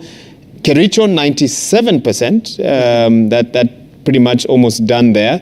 We've got 95% Machakos, 93% Makueni. On the lower end, Marsabit, 71%, understandable. I would imagine also in some areas connectivity to send the Form 34A, and the polling officer would need to travel to a constituency tallying center, hopefully to get better network. Actually, Wahiga, the reason why these percentages have been rising the past few hours is because for areas that had challenges with technological connectivity, or rather internet connectivity, the rule was move to the constituency tallying center. That's correct. You'll access internet. So that's why maybe these numbers have really changed. Because they had time now. Because now they have moved to the PO constituency tallying centers. Yes. They have access to the internet and they're making use of it. But if you look at, Muthira, just before you go, if you look at Garissa, it's still pretty low. 60.82% Oh, wow, yes. is the success rate so far. But I have to say, 51.44%. oh yes, Yeah. so yes, they must be facing a lot of challenges when it comes to 3G, 4G connectivity. But Nyeri, 98. Oh yes. 0.76. That's Yes. a good grade in any book. Muthira wants to say I something. just wanted to shed a bit Oh, sorry, go light ahead. about how the numbers were coming. When they were counting the presidential ballots, after they were done, the guideline was we first do presidential ballots. Before you proceed to count any other ballots, you would first have to send the totals for the presidential ballots. So it would be at that point that the presiding officer would have to find a way to get that to the National Tallying Center. So you appear to be disputing that. There's a difference of policy according to the IEBC, because you see, you're the presiding officer. You cannot delegate that job to anyone else. So once you're done with tallying of the presidential election results, you're supposed to fill the Form 34A. That's correct. Keep the original, put a copy into the ballot box, share the copies with the agents of the candidates, and then you pin a copy at the door. Then continue with the other seats, because you have seats to count. That is constituency MP, MCA, governor, senator, woman rep. Once you're done with everything, now you move with everything to the constituency tallying center. That's correct. So that once you get to the constituency tallying center, if you had no 3G connectivity from your polling station, that's the time that now you upload the form to go to the national tallying center. Now, that's in theory. In practice, you'll be told that as far as right now, there are a lot of polling stations where they are yet to paste any of the results that have already been counted. Are you referring to this Even though poll that's or theory, 2017? To this poll? This poll. Yes, because before I came here, I was at Gatina Primary, where we have 25 polling stations. And they started with the presidential, and after they agreed, the agent signed. But then the pasting of the results, that did not happen. What they all had to wait was for the results to be pushed, the copy to be pushed to the National Tallying Center, and then they proceeded with the others. So in this case where we are talking about network connectivity for that form to be sent, for that to happen, if the presiding officer has to find network, it would mean they would have to not continue with the process. So it appears for these forms to finally be sent to the National Tallying Center, that would have to wait, which I think would have to happen maybe much later, maybe towards the morning.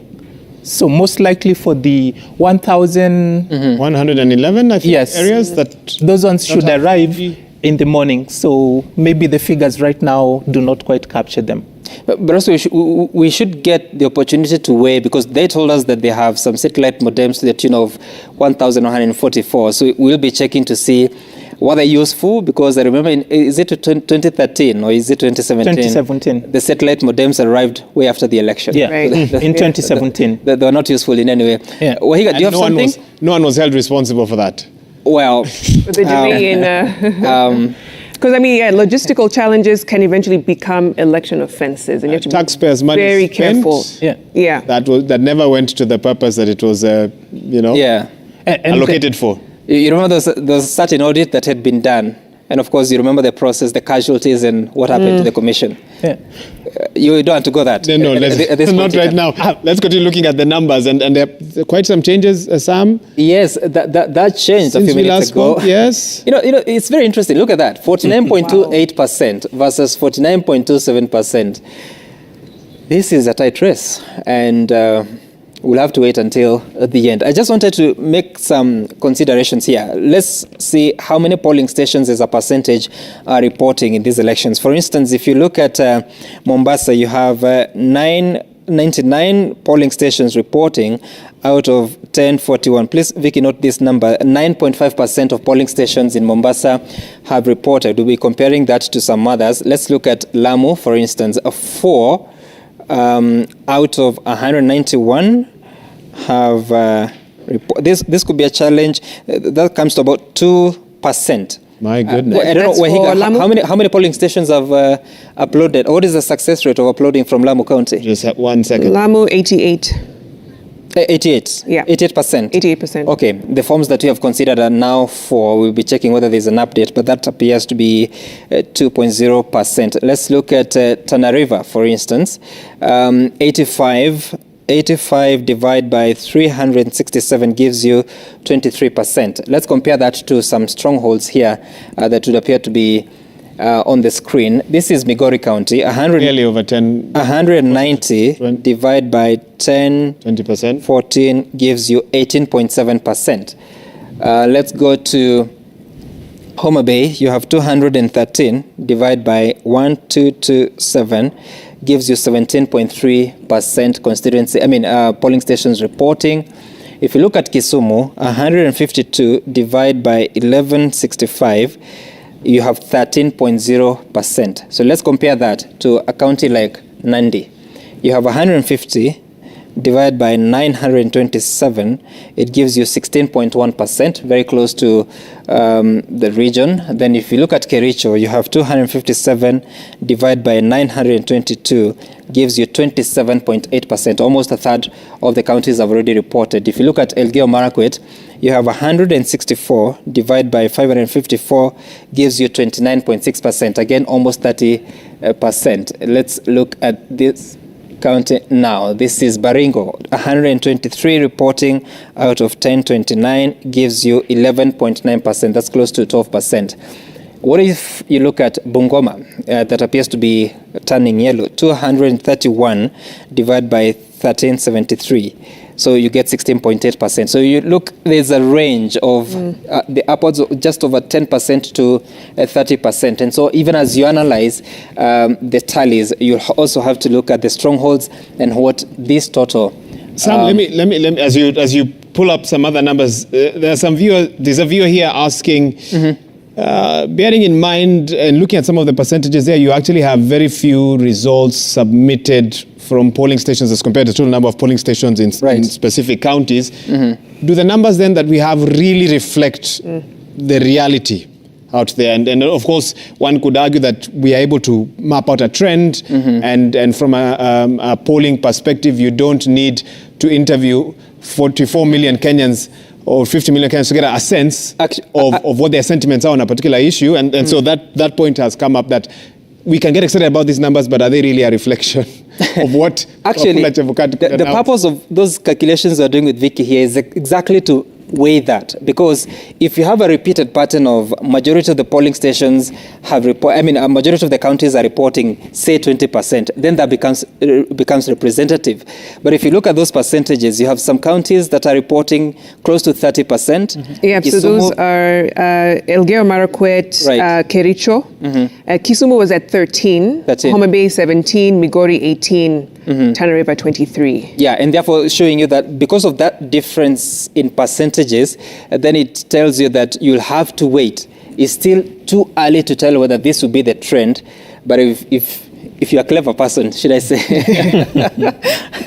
Or if you're Sam Gituku. No, don't say that. If you're a clever person without any insults, then you'll be in a position to measure, especially looking at the strongholds and the percentages that have reported versus the trend that is appearing to be almost a 50-50, then you'll have to wait. But I can almost assure you that you have to wait for a very long time until you are close to, by the time you get to 30,000 polling stations tallied, so far you're at 7,673, but by the time we get to 30,000, for instance, we should know, we should have a real indication. Actually, if you get to half, which is about 23,000, then you'll be almost sure that whatever you have gotten by that time will be almost the reality. Because again, if you look at the portal of Iebc, upwards of 80 going to 90%. On average, it's actually 95%. The national percentage, 95% of the forms are in. So that should tell you that in the next few hours, you should be in a position to tell 90.5, yeah. Yeah, 90.5. 90.5, yes. Are in. In the next few hours, you should be in a position to get to at least half of the polling stations. And after that, by the time the sun is setting today, now that it's about to rise, it hasn't been ready, we should be at least halfway through on that. Yes. Yeah. And that will give us, now we can really talk with more confidence about our numbers. And that's why we keep saying preliminary, provisional, exactly. please. But also, let's let people not get worked up. This is just numbers. The reality will come once you have 46,229 polling stations reporting. And remember, Eldas constituency is just about to open polls in the next 20 or so minutes and has to be considered in the final tally. But if it gets to a point that the commission is comfortable that the Eldas vote is not going to change anything, then it may give them the comfort to even project who will be the winner. And also knowing that full voter turnout as well, that has been a sticking point. Since 4 p.m. yesterday, We only have a provisional number in terms Yes, of that. of about 12 million. Yeah. We Muthiora. could say the numbers that we have, they give useful information.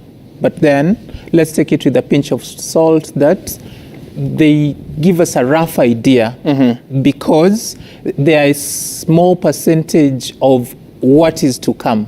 But then the information they give is very useful due to the random nature by which they arrive. It's not biased.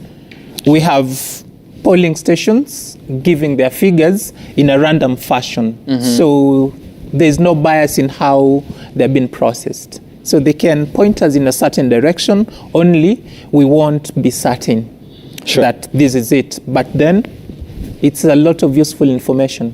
And I think it's one of the big talking points that run up to this election with the disputes of some of the polls numbers out there. I remember listening to the head of the, I think, Kenya Kwanza strategy team, David D, pushing back on the Infotrak CEO, Angela Ambitho, on the numbers that are being projected out there. And one of the things he said was, for example, for William Ruto, this is a first-time presidency, so he felt that a lot of the comparisons being made by pollsters was as if he was running for a second time. Right. And so I found that very interesting. So I think this is a discussion that we may never quite finish. Yes. Because I remember at the end of that discussion, I did feel that both sides actually came in with very strong points. But the bit of it is that this election now gives us the best data, the best data on how to, how to bet, how to analyze 2027. Exactly, moving into the future. And Sam, Yes. there's an explanation you gave about the comparisons you're making, just to be sure that I got you correctly. Okay. We have Raila Odinga having appeared in 2013, 2017, and now, and even though William Ruto is new in this game, As the candidate. Yes, what we are looking at is how Raila Odinga performed in the past, and then picking a point that has been provided by Ruto's entry and comparing what Raila lost or gained with respect to Ruto. Is it still a fair way to do it? Should we look at this election with fresh eyes, considering, like what you said, Wahiga, he is a fresh presidential candidate. So it's very hard to kind of separate those numbers between him and President Uhuru Kenyatta when they ran in 2013, 2017. I mean, you could probably look at that from the strongholds and what he was able to contribute. But outside of that, how else can we look at the rest of the country? Those are very tough questions. we may need a pollster here. Or and you're the one asking the questions. I'm used to posing those questions. Rhetorical questions, then. I never imagine what the questions, what the answers should be. Yeah. But I mean, since 2013, there has been always the Ruto factor in a general election or in a presidential election. There's always been a Kenyatta factor. There's always been a Raila Odinga factor, a Kalonzo factor. And this time round, there's a Martha Karua factor. And that's region by region. Factor. Yeah. Yes, exactly. Yeah. And also because of their positioning in the tickets. So we have to weigh that because if Uhuru Kenyatta was running for president in 2013 or 2017 without William Ruto, the numbers that he posted in the Rift Valley would not have been the same. Yeah. So you cannot ignore the contribution of William Ruto to the numbers and the analysis that we have to go through here. There are two areas that you haven't looked at, and this is in the South Rift. Let's begin with Narok County and how they're faring. So far, again, it was a battleground according to the surveys. William Ruto is posting 51.16% and Raila Odinga posting 48.21%. The registered voters were 98,000, and this is how it looked in 2017. In fact, Uhuru Kenyatta was ahead with 52.85%, while Raila Odinga was following with 45.77%. So this time round appears to have gained some 3 percentage points. But what was happening in 2013? It went to Raila Odinga. He got 50.28% and Uhuru Kenyatta got 46.37%. And the reason why there was a difference in 2017, there was a bit of conversion of some of the local leaders, just like happened in some parts of the Northeastern. The other area to look at would be Kajiado County, because the politics of Kajiado and Narok are quite different in terms of how they vote for the national seat. Raila Odinga is posting 53.07%, while William Ruto appears to be posting 46.11% out of the votes that have been tallied. And they have only tallied 187 polling stations out of 890. If you're to look at 2017, this was the tally, 56.81% for Uhuru Kenyatta, 42.16% for Raila Odinga. In 2013, the numbers were slightly different, just 2 percentage difference, but they were different. Raila Odinga had 117,856 votes, which was 44.44%, Uhuru Kenyatta 52.36%. Why this is important, in 2013, the governor of Kajiado came from ODM, that is one Nkedienye, but Odinga did not win the majority vote for the presidency. In 2017, Uhuru Kenyatta got governorship. Actually, let me just look at it. And, He got the governorship over Lenku with 53.69%, but also got the presidential vote at 54.27%. This time round, you see Raila Odinga gaining a little bit compared to 44. Actually has gained 5 percentage points to settle at that point. And of course, he now has his first governor, Nkedienye, the sitting governor, Joseph Lenku. Now Joseph Lenku has gone to ODM, Nkedienye has gone to Jubilee, but both Jubilee and ODM are in Azimio la Umoja. William Ruto has a candidate of UDA, that is Metito, but now he's posting 49.20%. So at the end of the day, it will be very important to assess, because those two campaigns spent a lot of time in both Kajiado and Narok counties. Yes, they did. Remember, those campaigns were very huge crowds with very beautifully dressed crowds. A show of might With the Yes. was the rungus. message. Yes. The message So being it will sent. be very interesting to weigh what was the impact of those crowds, because every candidate could actually get sizable crowds. Look at how they're tallying, almost 50-50. Interesting. And Sam, for the sake of those who are viewing us this morning, there are people who confuse South Rift to include Bomet and Kericho. Right. Now that you've marked it clearly, I guess you could just explain it so people do not continue to make that mistake. And this was one of the differences between, I think, two of the pollsters in terms of how they gave different candidates different results based on which counties they considered as making up a certain region. I think was it on your show? Or Yes, I actually, I heard it somewhere. Nevertheless, and there are two pollsters that consider South Rift region differently. It's between Tifa and Infotrack. I think Tifa considers South Rift to be Narok and Kajiado, and that is why usually they were saying that Raila Odinga appears ahead. Yes, yes, Raila Odinga appeared ahead, but Infotrack was considering South Rift to also include Bomet and Kericho. I'm trying to touch the right button, and I got it, yes. So Infotrack was considering Kericho, Bomet, Kajiado, and Narok, and therefore they were posting and saying that the South Rift region appears to be going the William Ruto way, because you can see, of course, this weight of 95.17% of Kericho and this 94.54% of Bomet. If it goes to be part of South Rift that also has Narok, then you can clearly see that that area is likely to be considered to be a stronghold of William Ruto. I think one of the big questions that will continue to be discussed in this election is the impact of the drop in the number of young voters that registered for this election, bearing in mind one of the camps pitched itself as the camp that will carry the aspirations and dreams of young people to the next level, and the apathy amongst young people, disenchanted by, of course, the challenges that the country and the economy has faced, the economic hardships, the challenges of corruption as well. And I see strong discussions around that. But I also know that with 2027 in mind, there will need to be concerted effort to get more young people to register, to vote.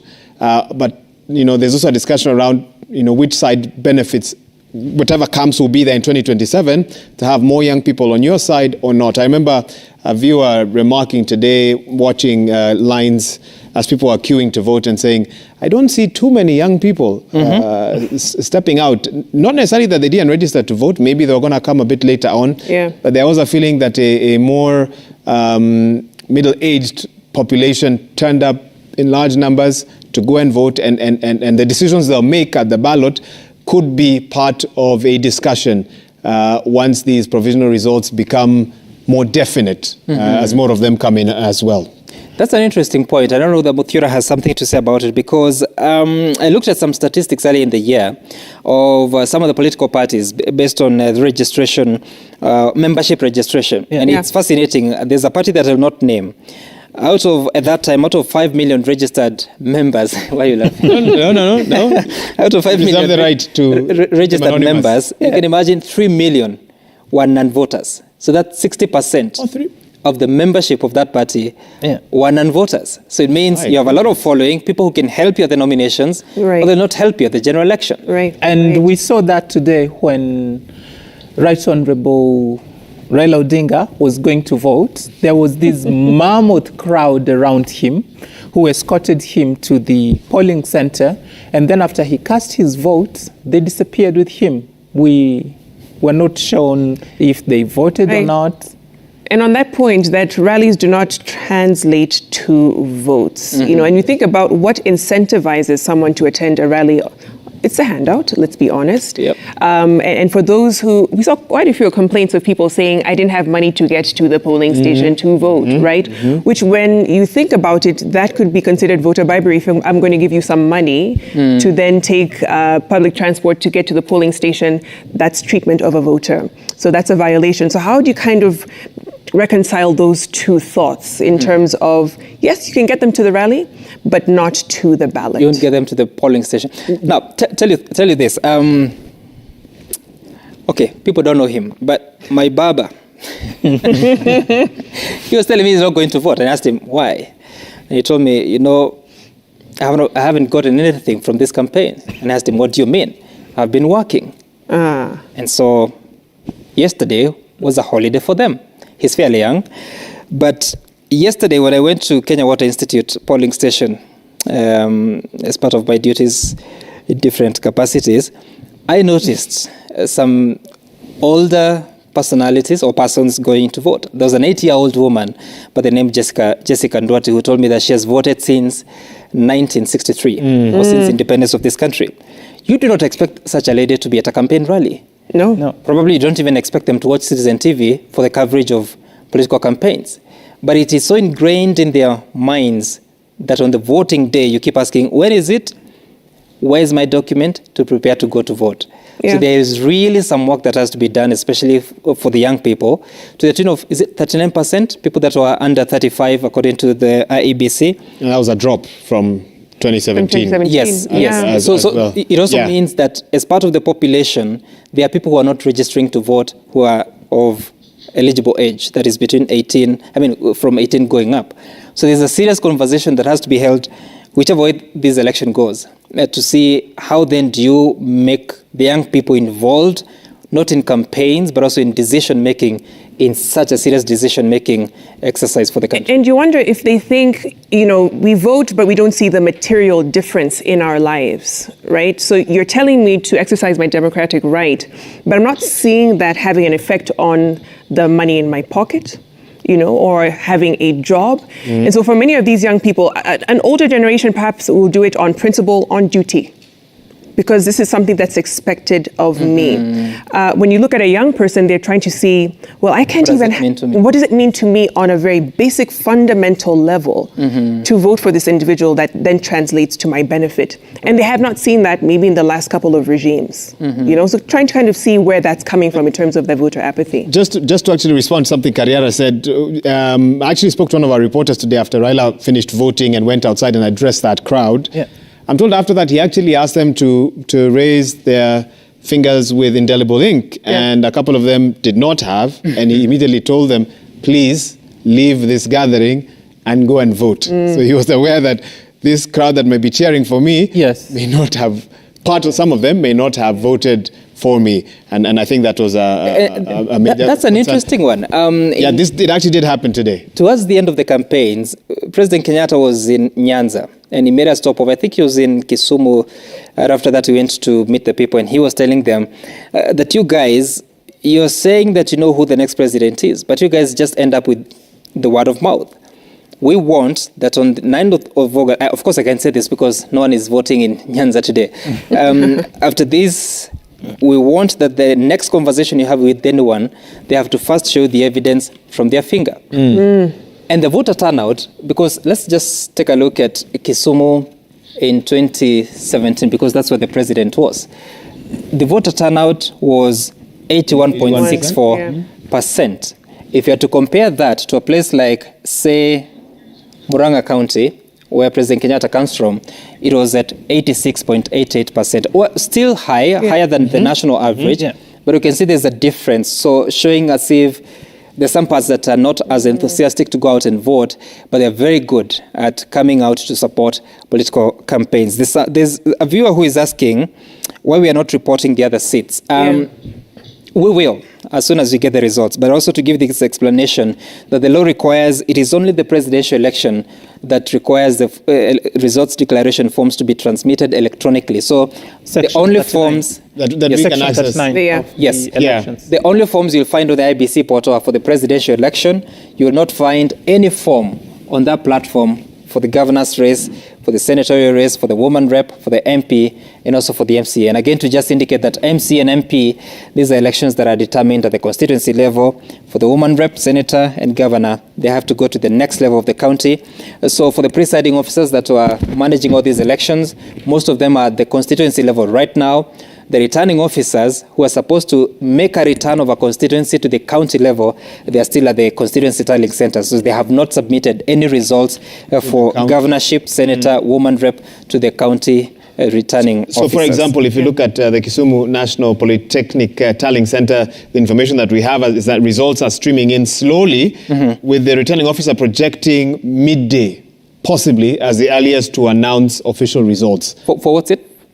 Should be for the gubernatorial, senatorial, county woman member of National Assembly as well. Right. So yeah. So those are some of the challenges, and so results are streaming in real slow. Sure. At this time. So I understand their frustrations. I've seen one viewer saying, "Please, let's talk about other races." Other races, yeah. Yeah. So talk about what we have, what we've ascertained, what we can stand by. All right. So look at the votes. 49.38, 49.37. Now what is it? Now 49.37, 49.37. Are you seeing that, Ohiga? 1,156, 1,155. A difference of about 300. Keeps changing. Very And this has interesting. been happening for the last hour or so. Yeah. Yeah. So far the total is 2.34 million votes considered. A turnout of 10%, of course, considering that the total voter population is 22.12. Yeah. Sam, I don't want to be the bearer of news that may not make many of our viewers happy, but I did recently look at a document that showed there are several different outcomes that could come out of an election. Yes. I'm sure you had a chance to look at the same document as well. Yes. That could stretch the declaration and swearing in of a president to either at the end of this year or May next year, depending on different scenarios. Now, we're not even going to talk about that right now. I'm sure You've already cast such a dark cloud in the studio. You're not even anyone saying. concerned about the economy, but those numbers definitely make one want to understand what a runoff would look like for discussion's sake. Again, the IEBC are the ones who will declare the final results. Okay. And again, if you look at the numbers submitted versus total number of polling stations, a lot could change between now and 8 hours. Right. I'm actually just calculating the percentage of these polling results stations. submitted from polling stations, right? The polling stations, 17% of the polling stations have reported. 20-something percent? No, it's 17.0%. Yeah. Yes. So still so much work to be done.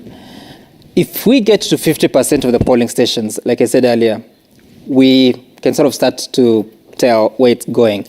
But if this trend continues even at 50%, we may require to wait a little longer. Remember in 2013, actually, now that you mentioned that, the votes that moved the country above a 50% mark were just 0.06%, which was almost 8,000 votes. Because, let's see, the votes cast were 12,330, 028. If you divide by 2, gets you to 6165.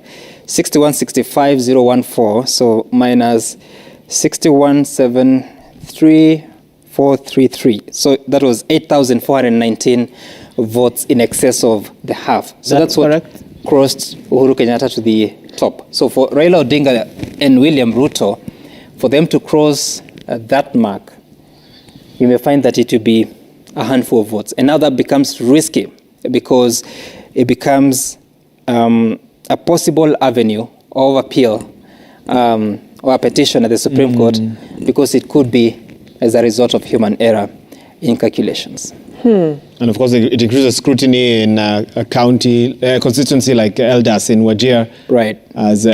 So all focus will be on that right now. Exactly. If you've had enough agents in your camp to calculate what the Form 34As are telling you right now, as residents of that constituency go to vote, Yes. you as a party make sure your agents are properly deployed there to guard every single vote. Right. Because literally every single vote would count. All of a sudden, a small constituency, it's not small in terms I was of going to say, size, don't say small. but in form of the number of registered voters. I actually promised that I'll get that. I'll get that before we leave. Okay. Yeah. So a small voter population becomes the decider in such a... It'd be very interesting to see. So Eldas actually voting actually opens up now, 6 a.m. already.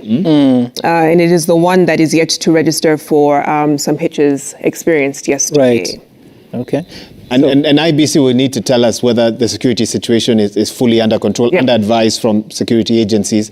But hopefully we can check with our man on the ground there. Right. And he'll tell us whether that has begun or whether the IBC would give direction on that situation that was quite a worrying one as the country prepared to go to the polls. So I'm trying to pull the number of registered voters in Eldas. I don't know if Muthiro, you have any thoughts about... Looks like Victoria is into it. What I wanted to ask you was, now that we have over 90% of Form 34As already transmitted to the National Tallying Center, Sam? Yes. I'm sure there are other partners in crime like you in crunching numbers. Yes. Is it likely that people are going to wake up to numbers from the top contenders in this election? Straight up when the sun rises and we have this group saying this is where we are, and another group quoting whatever figures their team has come up with. Actually, that has been one of the concerns. And I remember speaking to Commissioner Irene Masit on Monday this week. Feels like it was last week already. And I asked her a question, because you've said that people can do parallel tallying. How do you secure the country? Because if I realize that things are not going by a direction, I can come to the country and say, we have won, and by this much, and we can account for the votes. Yeah. Then you go and sleep. Then IBC, 2 days later, 3 days later, maybe she said that by 13th, which is Saturday, they'll have given the results from high estimation. Then come 13th, and IBC gives a different outcome. That is a recipe for chaos if not properly managed. But she was saying that the understanding is that they do their tally but not announce, because that's the work of the IEBC. But you know the political culture in this country. If you are winning, you can see from Twitter, people are just saying, we're winning without some verification. So we'll have to wait and see who do you trust. But I was also very keen to ask the question about what are media houses supposed to do with that information. Right. And she said, you can use it for your reporting, but you cannot make a declaration. So you just say that so far from the numbers that you've analyzed, this is the tally. Because again, it is the responsibility of the commission to be in a position to do all those other things that are required to be done in as far as before declaring results. I am told that we need to cross over to Eldas because the polling And is you just asked about the registered voters? Yes. 23,359. That's correct. Now, that's enough to change the direction of an election. In 2013, 8,400 were enough to make Uhuru Kenyatta president. So 23 is more than enough. Wow. Now, Abdi is in Garissa, in Wajir County, Eldas constituency specifically. Good morning. What can you tell us about Eldas constituency as the residents and voters there head to the polling stations to decide? Na asante sana. Niko katika kituo cha kupiga kura cha ICF katika eneo bunge la Eldas, mojawapo ya maeneo ambayo jana hawakuweza kupiga kura, na sasa hivi ni kwamba kituo hiki cha kupigia kura cha ICF, vifaa vya kupigia kura havijaweza kufika, na vile basi wapiga kura wameweza kufika hapa asubuhi na mapema, lakini licha ya wao kufika hapa hawajaweza kupata fursa. Maafisa wa usalama hawajafika, maafisa wa tume ya Iebc hawajafika. Kwa hivyo tutaweza tu kuzungumza na baadhi ya wakaazi waweze tu kuelezea kuhusu wanachotarajia siku ya leo. Karibu sana, ukianza na jina lako, tuelezee ulifika hapa saa ngapi na shughuli iko aje? Kwa majina naitwa Bomas Adam. Nilikuja hapa mwendo wa saa 11 na mpaka wa saa hizi vifaa za kupiga kura na maafisa wa Iebc bado hawajafika, na wananchi wanaongoja kwa hamu na gamu watekeleze wajibu yao ya kupiga kura na kumaliza kazi mapema na kwenda nyumbani. Lakini bado tunaongoja hapa mpaka saa hizi ni saa 12 ambapo walisema watafungua kituo saa 12, mpaka saa hizi bado hawajafungua. Naam, asante sana. Labda tu nipate mkazi mwingine. Kiangalia kamera. Ulifika hapa saa ngapi? I'm called Mohammed. I arrived here at 5. Up to now, we have not received any ballot box or ABC materials. At the same time, wafanyakazi wa IEBC mpaka sasa hivi watu the electorate wako kwa queue, but there is no work that is going on here. Somehow the people are somehow desperate, and they have even some of them they have failed to come. Those who work for the IEBC. Yeah. Asante sana. Okay. Sam na Victoria pale studioni, eneo bunge la Wajir la Eldas kumradhi, limeweza kushuhudia mgogoro tangu uchaguzi uanze hapo jana.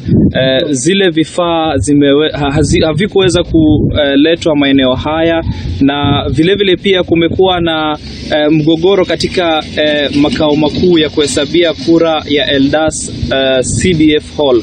Kwa hivyo tunatarajia kwamba hapo jana wakazi waliweza kufika hapa wapiga kura, na jioni ilipofika tume huru ya uchaguzi na mipaka IEBC iliweza kusema kwamba leo mwendo wa saa 12 ndipo wakazi wataweza kupiga kura, lakini kufikia sasa hakuna chochote kinachoendelea katika kituo hiki cha kupigia kura cha ICF, na hivyo basi tutaweza kukita kambi katika vituo mbalimbali tuweze tu kujua iwapo shughuli ya kupiga kura itakapoanza. Kwako studio.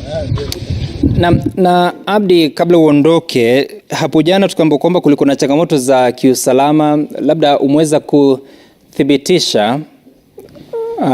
Abdi ameondoka. We just wanted to find out whether there was any distraction to any election materials, but he tells Abdi, kama unipata na kuuliza kana kwamba fahamishwa kwamba kulikuwa na changamoto za kiusalama kabla ya uchaguzi kuweza kufanyika, ama siku ya uchaguzi kuweza kufika. Sijui kama unafahamu iwapo kuna vifaa vya kufanyia uchaguzi ambavyo viliweza kuharibiwa katika ghasia hizo. Na Sam, kulikuwa na maandamano nje ya kituo cha kuhesabia kura cha Eldas. Hata hivyo tuliweza kuzungumza na afisa mkuu anayesimamia uchaguzi katika kaunti ya Wajir, na akatuelezea kuwa hakuna vifaa yoyote ambayo iliweza kuharibiwa katika kituo hicho cha kuhesabia kura. Kwa hivyo alisema kuwa zile vifaa ziko salama na maafisa wa usalama wanaendelea kushika doria katika eneo hilo, lakini changamoto kuu ilikuwa ni kuwa kutoa vifaa hivyo kutoka kituo hicho na kusafirisha hadi vituo vya kupigia kura.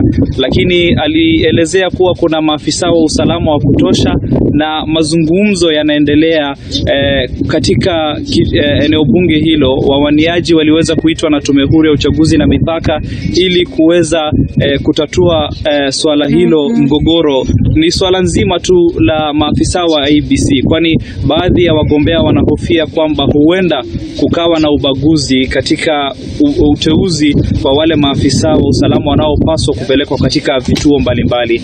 Kwa hivyo hapo jana wawaniaji waliweza kuitwa na Tume Huru ya Uchaguzi na Mipaka pamoja na vyombo vya usalama, wakaweza kuandaa mkutano, na kufikia sasa ni kwamba tume ya Iebc ilisema kwamba mwendo wa saa 12 asubuhi ambapo ni sasa hivi, basi uchaguzi utaanza. Lakini tofauti na kinyume na hayo ni kwamba katika kituo hiki cha ICF ni kwamba hakuna chochote kinachoendelea kufikia sasa, vifaa havijafika.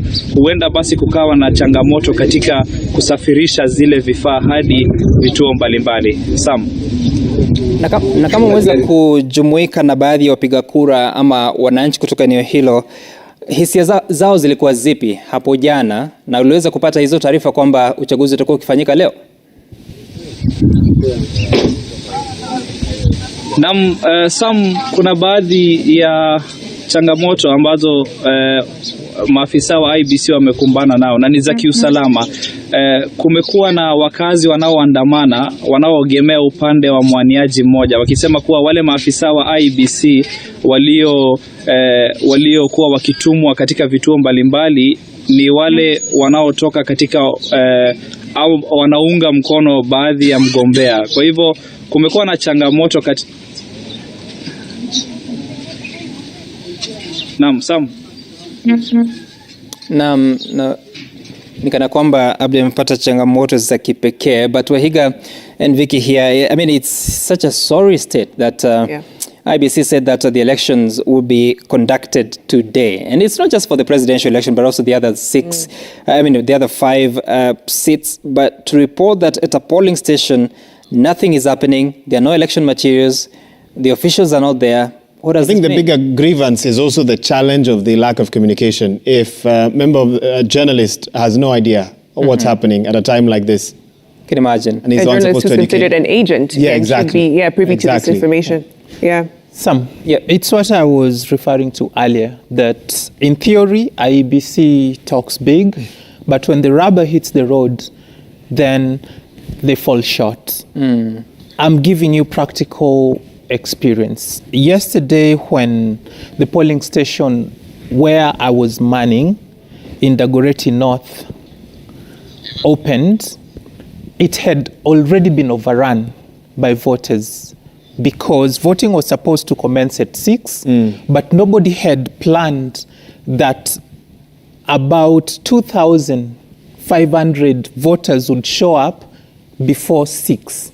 So there was nobody to address them, to tell them to be calm and to wait. The polling station will be opened. What was there was police in their military fatigue with guns and batons and a crowd of people. So what the people did was they got agitated and they broke the gate and ran into the polling station, and they couldn't even stop. So yes, there's the intention to do good, but capacity is lacking. Wow. Communication is good, but then how is it communicated?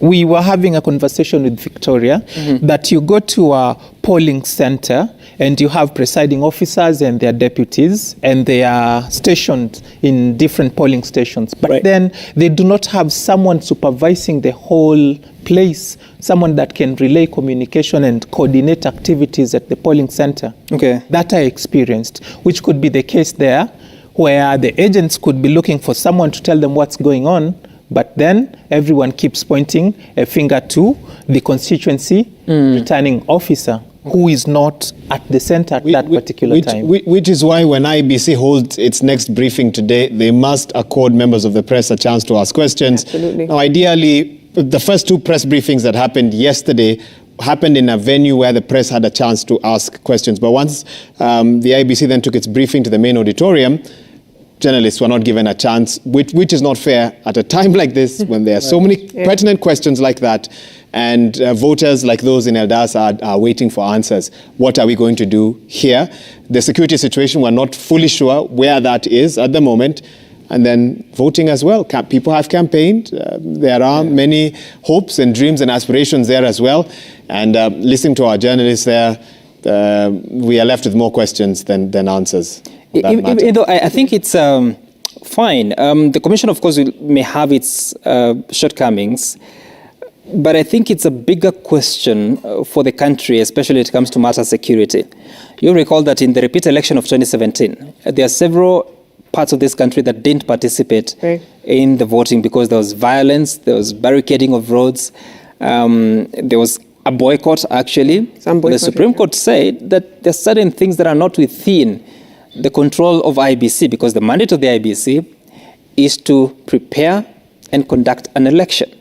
If the circumstances are not conducive because of external factors, then the weight would not be on them. But I hear you. You raise a very valid point in as far as how the Commission communicates all the way down to the stakeholders, in this case the voters, the agents, and everyone else that needs communication. And I don't know what we can do to resolve these such situations in future, because that example of 2017 appears to be replaying in what just happened in Eldas. Certainly. How about what has been suggested, Victoria? I've had conversation that we should surcharge government officials who, in the execution of their duties, do certain things that cost taxpayers money, or even like right now, the tension and suspense, so that when you're charged with a duty to perform on behalf of the public, you ensure that you have every ground covered. Because as far as we know right now, yes, money may have gone to IEBC much later than they had applied for it, but eventually it did arrive, and they should be able to do certain things better than they are doing right now. So if we place that burden on individuals, that if you fall short, you're going to be surcharged and not get scot-free with it, maybe they will be more diligent. It may raise their level of responsibility. Yes. Over a particular matter. I mean, I think there's already a provision in law for that, and we've seen that. I guess the challenge has been is that it's been selective, and maybe the cliche of small fish are the ones who get caught up in this, and not the big fish, so to speak. I mean, interesting proposals, and I think nation building is a long-term process. We always compare this nation with democracies that have been, set up hundreds of years ago, and it's not a bad thing. It is important to have that sort of comparison, but we will continue to fiddle around with the nation building of this country until hopefully we find a formula that works best for everyone, and hopefully sooner rather than later. Yeah, certainly, because it's a cost to the country, not just democratically, but this election cost a lot of money, 40 billion shillings, the second most expensive that Kenya has had to carry out. So that was averaging, 2,000 shillings per voter. When you think about other democracies, and I heard this in a past conversation right here on Citizen, India, which has a far bigger population, was spending less than 100 shillings per voter. So when you think about efficiency and how we carry out budgets to put forth an election like this, is it that money is not enough, or they're not using the resources well enough? Where do you kind of see that challenge being, Udhiora? I think it's both, a combination of both. We should get back to the spirit of our constitution, where integrity is at the base of everything, that when we are making appointments to these institutions, it should solely be based on someone's competence and not any other ulterior interest that they'll be serving, so that when someone messes up in a role, they'll be held accountable. So for me, in this case, I believe that we made a mistake letting 3 commissioners ran alone for too long and then introduced new commissioners too late in the game. So whoever allowed for that to happen needs to not be allowed to ever repeat that mistake again. This is water under the bridge now. We should look to salvage, but in future, these safeguards need to be put in place. And I think it brings up the issue of, do we review decisions made? And I did hear this come up when I had a discussion with members of the budget committee. Every time Kenya plans a budget, and a budget obviously is a full year affair, there never is a review, or it's never made public, of how that budget was implemented, where were the shortcomings, where were the loopholes, so that when you make a new budget, you then factor in all those considerations. And so for electoral process, I know we have the Kriegler report and other reports that spoke to what an ideal electoral process for a democracy like ours should look like. What you've said is valid, that should we really have, the decision to bring in at least 4 commissioners in September 2021, with a high-stakes election less than a year away, is that something that could have contributed to the challenges that the Commission maybe hasn't even spoken to? And I'm sure the Commission, hopefully once this election is over, will then come out and say, this is really what was happening behind the scenes, trying to integrate new members with a team that's been on for a long time, get them to understand what needs to happen, work together seamlessly. When you hear some of the challenges that came about, and you don't want to read too much into it, but when you hear ballot papers are being transported to the country on a particular day, and some commissioners are learning about it on that same day, and some say it's not a big deal at all, I think you are right in the sense that it isn't necessarily a big deal because there's a secretariat that runs all this, but it is a big deal in that the Commission is supposed to operate as one and oversee the specific functions that are set out for them in the law as well. So I think a review after and a real discussion around how do we strengthen the Iebc so that it is the strongest link in an election, not the weakest one, is one that we must have, but that must work well with an executive that is keen to see that happen, and a judiciary and a parliament and especially a parliament that supports that Iebc as well. Hopefully, food for thought for whoever takes over in the coming days. And whoever takes over is us, Wahiga. Yes, we're electing leaders, but then I'm still here. I'm still here in the studio. Accountable. We are citizens. We are taxpayers. Okay. So collectively, there's so much we can achieve together. But we cannot just sit back. If we started agitating for the replacement of the commissioners that resigned way back immediately after they resigned, I'm sure corrective action would have been taken in time. But because we sat back and hoped that someone would do something which they did not, then we find ourselves in this quagmire today.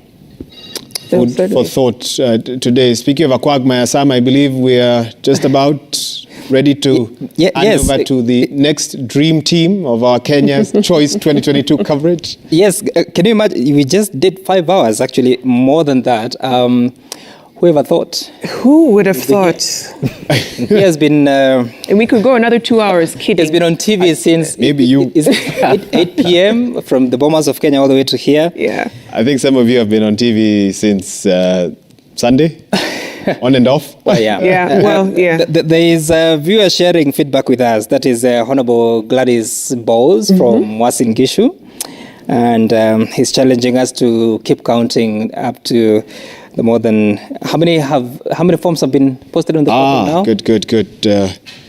Good question. We should be heading to 91? We should be. Yeah, 91.21, is that? Yes. Yeah? How many? The absolute figure is 42,166. 66. Yeah. So she's challenging us to get to download those forms and calculate, get the data obviously, and calculate what the totals are. And which is what is happening. That's what's happening in the building. Yeah. We'll continue to do that. She's also asking a question. These results, they are based on what percentage of the polling station? So let me just make the calculation. This is 7894 divided by 42.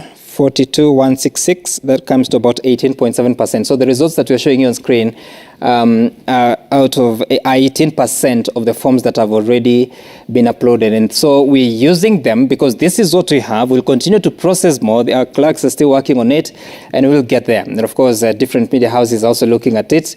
And at the end of the day, we'll be comparing the figures.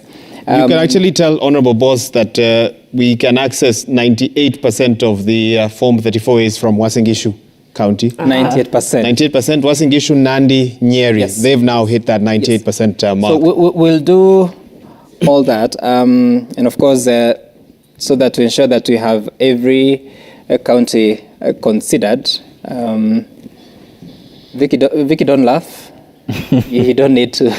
I wasn't even looking up at the screen, but you have now tempted me. He has a knack of asking. I will not keep my eyes off that screen now. Vicky, this is Uasin Gishu. 210 polling stations tallied out of 958. So we are doing 21.9%. Our target is what Wahiga just read there, 98% plus.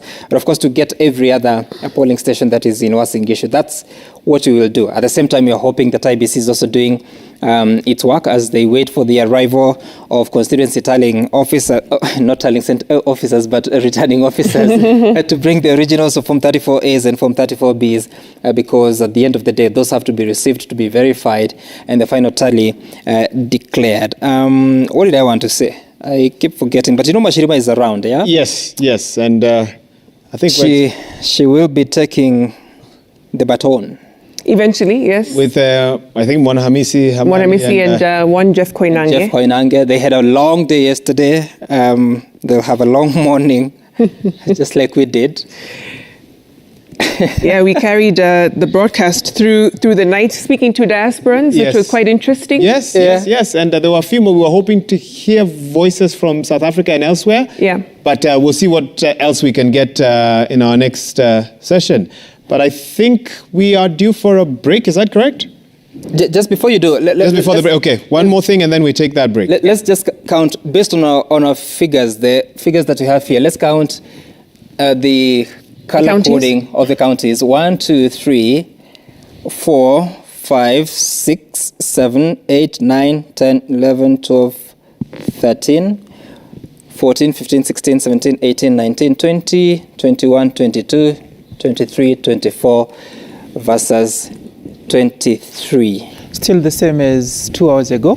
No, that time was it 25 versus 22? Now it's 24 versus 23? Yeah. So it keeps changing. Yeah. Of course, I will wait to see how that map changes as more results come in. Like I told you, we're still waiting for the other races, Governor, Senator, Woman Rep, MP, and MCA, especially. This will be very critical, especially for Ramogi TV and Inoro TV, because those local races are very critical in looking at the balance of power in specific counties. For instance, if you're looking at Murang'a County, you'll want to know how is the balance of power between UDA, or rather Kenya Kwanza, and the Azimio team. So that also it will also speak to the majority, the minority, the House leadership, the appointment of speakers, the what do you call it? The equivalence of Parliamentary Service Commission. What do you call it at the county level? The Public Service Board, is it? I think so. Yes, board? I think yes. I think that's it. County Assembly Service Board or something like that. We'll confirm that. For far too long. So Yeah, there's a point where... And of course, just to let our viewers know that many of you keenly waiting for an update on what's happening at the county level, the gubernatorial race, the senatorial race, and our teams on the ground are telling us that there is light at the end of the tunnel. So we hope in this next session you'll be able to get a lot of those results. Those who've been patiently following this broadcast for that, do not worry, keep it here. We have our teams on the ground, and shortly we'll be speaking to some of them who've pitched camp at constituency and county tallying centers.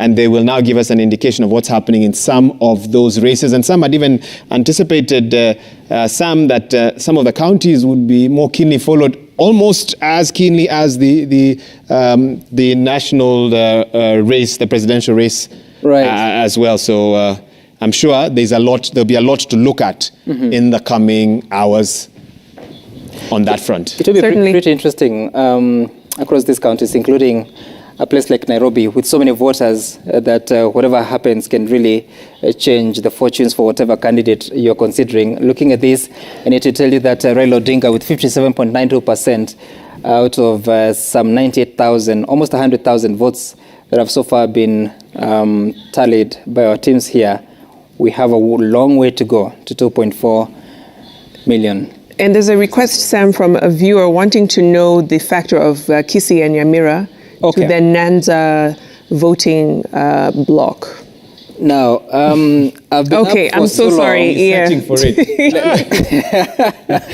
But I think this is Kisii, and it is. So there are some 637,000 registered voters.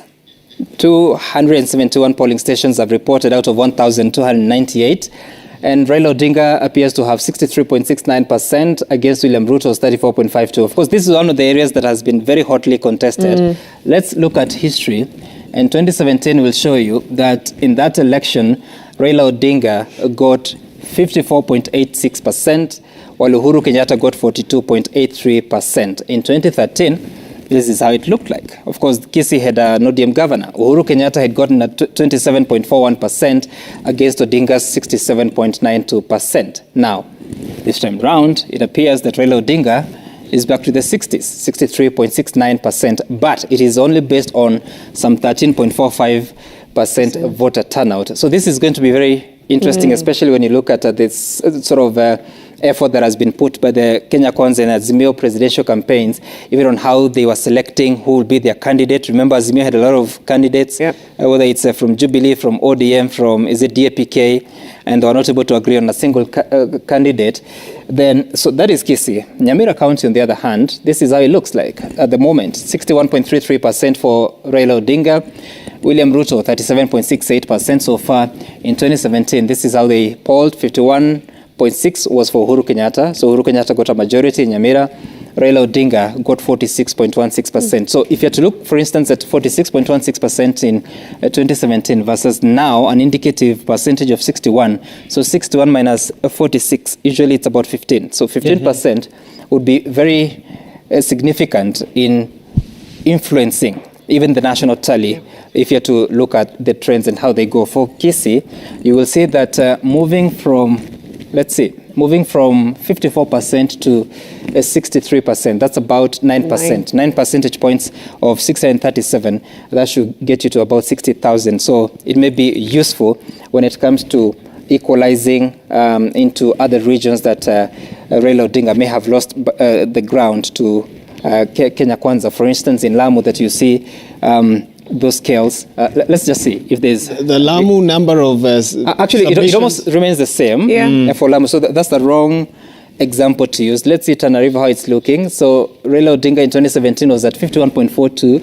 This time around posting 54. So again, not a good example to use. Let's see a county that, like Mombasa. So you find that 58.1 to another 58.20.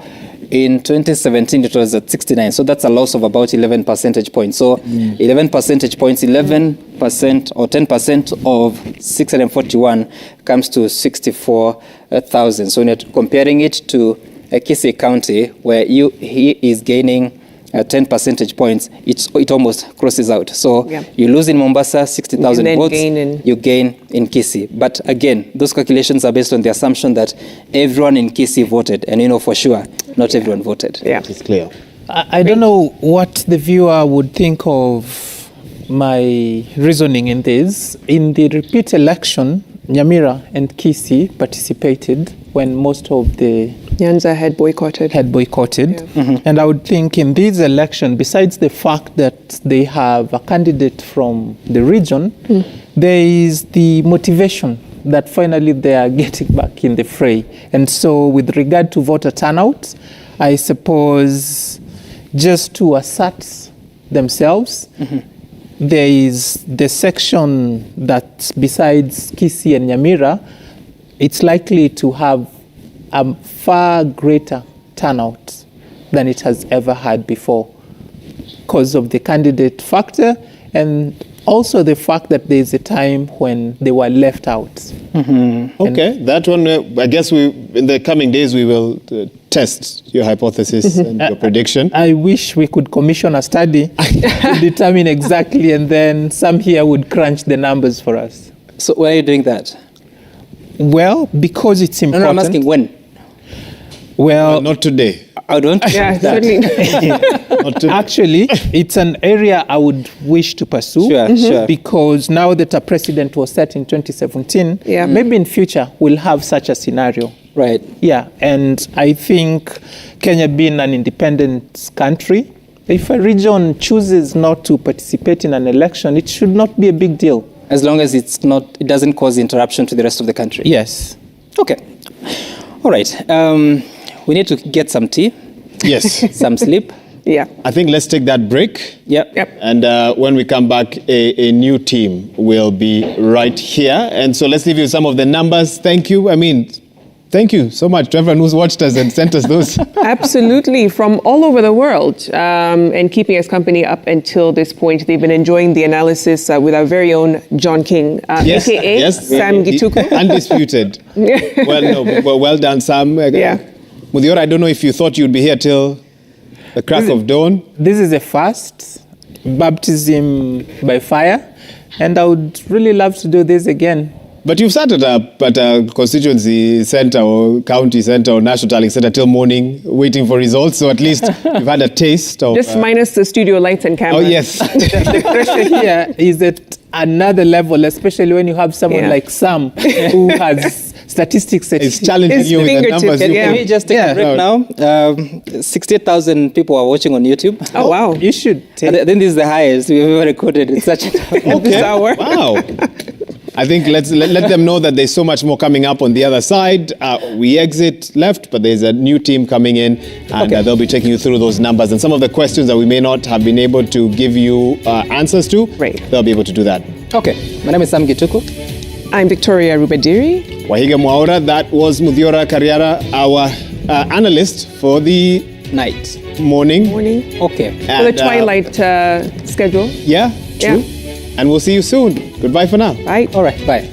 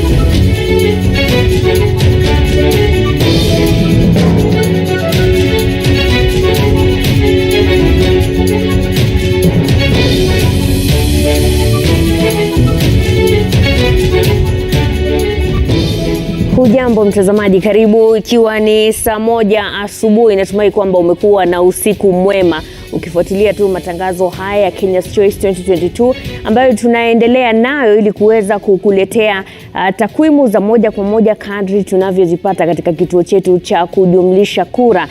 Bila shaka mwanao usiku mzima, kuna wale walilala, kuna wale ambao walikuwa wanafuatilia, na nadhani wakati kama huu ukifuatilia kwa karibu hizi takwimu huenda ukapata mshtuko wa moyo, manake zinakwenda zikibadilika kila dakika. Ndio maana yake wanasema tuko hapa kuhakikisha kwamba mtazamaji hapitwi na lolote, manake ukilala kidogo ukiamka hesabu zimeongezeka, ukilala kidogo ukiamka hesabu zimeshuka kwa yule ambaye unamtarajia pengine kwamba ndio atakuwa anachukua uongozi. Lakini yote 9 usitie wasiwasi, tuko hapa kuhakikisha kwamba yote unayapata kwa njia ambayo inastahili. Jina langu mimi ni Mwanahamisi Hamadi, na kukueleza tu ni kwamba tuko hapa kuanzia saa hizi saa 1 hadi pale itakapotimu saa 5 kamili, na tutakuwa tukikueleza mengi tu ambayo yanajiri katika maeneo mbalimbali. Wanahabari wetu toka jana wako ange kuhakikisha kwamba kila kitu kinachojiri katika maeneo waliko wao na kipata wewe kwa njia inayostahili. Na pia ndani ya studio kidogo, kama wanaweza kuonyesha, tunao wachanganuzi ambayo tayari wameingia, tutaungana nao baadaye waweze kutueleza haya mambo vile yanavyojiri inamaanisha nini kwa sisi wa Kenya, tutarajie nini, na pengine kura hizi zinazohesabiwa zitachukua pengine muda gani kwa Mkenya wa kawaida kuweza kupata matokeo. Na bila shaka mtazamaji, tunazidi tu kufuatilia yanayojiri katika kaunti mbalimbali. Kumbuka leo kuanzia mwendo wa saa 12 tulikuwa tunatarajia kwamba eneo bunge la Eldas katika kaunti ya Wajir walikuwa wafanye uchaguzi leo kutokana na changamoto za kiusalama zilizotokea usiku wa kuamkia uchaguzi hapo jana. Lakini kwa sasa nataka tuangazie kaunti ya Garissa ambapo Faisal Abdulrahman anaungana nasi kutoka Garissa Town, eneo bunge hilo la Garissa Township. Hujambo Faisal, uko katika eneo gani la kujumlisha kura? Tueleze matokeo yako vipi? Naam, shukran sana Mashirima. Ulivyosema tu tuko site kwa ajili ya watazamaji wetu ili wapate tu yaliyojiri katika kaunti nzima ya Garissa. Tuko katika eneo la maktaba ama kituo ya maktaba ya kitaifa iliyoko eneo bunge la Garissa mjini, kumradhi, na sehemu hiyo unavyoona vituo vingi ambao tumeweza kutembea Mashirima ni kwamba hesabu za kura tayari zimeisha na wameweza kusafirisha vifaa na vijikaratasi na vile form 34B na ile form 34A ambao vimeweza kusahihishwa na maajenti ya wagombea vile vile na wasimamizi pale katika chuo kikuu cha Garissa University ambapo ni makao makuu ya kujumuisha kura katika kaunti ya Garissa. Vile vile kukujuza tu sehemu mingi katika kaunti ya Garissa ikiwemo eneo bunge la Dadaab, Fafi, Ijara, tuliweza kupiga darubini na kuzungumza na waandishi wetu ambao wa muda ambao wako katika sehemu hizo, na umeweza kutueleza kuwa hali ni shwari na kumeshuhudia tu sintofahamu wakati ambapo kura zilikuwa zinaanza kupigwa na wakati ambapo kura zilikuwa zinafungwa jana jioni saa 11. Lakini kwa sasa ni kujuza ni kwamba tu katika sehemu ambapo niko kumekuwa na vurumai kidogo na mojawapo ya wagombea ambaye ameweza kuleta tashwishi kidogo, lakini baadaye maafisa wamesuluhisha, ndiposa unaona hadi sasa hesabu za kura upande mwingine ulikuwa ikiendelea, na pindi tu atakapomaliza walisema wataweza kusafirisha vifaa hivi na hata vijikaratasi na ile fomu ambazo zinahitajika katika chuo kikuu cha Garissa University ambao ni makao makuu ya muda ya kujumuisha kura ya kaunti ya Garissa. Tutaweza kufika sehemu hile pia pindi tu tutahakikisha kuwa vituo vyote vimefungwa, na tutaweza kuleta taarifa ya moja kwa moja Parwanja, manake ni leo ambao siku ambao mkoko utaalika maua Parwanja kuliweka wazi ni nani wakazi wa Wajir wamemchagua kama eneo bunge ya Garissa County pamoja na eneo bunge la Dadaab, Fafi, Ijara na hata Balambala, pamoja na kiti ya ugavana, useneta na hata mwakilishi wa kike katika kaunti ya Garissa. Tutaweza tu kulijuza yote tunafanya kwa ajili ya mtazamaji wetu ili aweze kupata taarifa kamili kutoka sehemu hii ya Garissa. Vile vile kaunti jirani ulivyosema, kaunti jirani ya Wajir, eneo bunge la Eldas hawakuweza kufanya uchaguzi jana, lakini tumearifiwa kuwa leo asubuhi wameweza kuraukia vituo. Mwanahabari wetu Abdikafar Hussein amekita kambi na ataweza kutuarifu zaidi kutoka eneo bunge hilo, na taarifa zote tutaweza kufuatilia katika sehemu hii nzima ya kaskazini mashariki na hata kaunti jirani ya Tana River. Kutoka kwangu hapa Mashirima sina la ziada, nitaweza tu kulifika katika makao makuu ya muda ya kujumuisha kura kutoka hapa, na nitaweza kupeperusha na kuleta taarifa mbashara kwa watazamaji wetu kutoka sehemu hilo pindi tu nitakapofika. Sina la ziada na kuregesha tu studioni Mashirima. Na shukran Faisal hapo kutoka kaunti ya Garissa.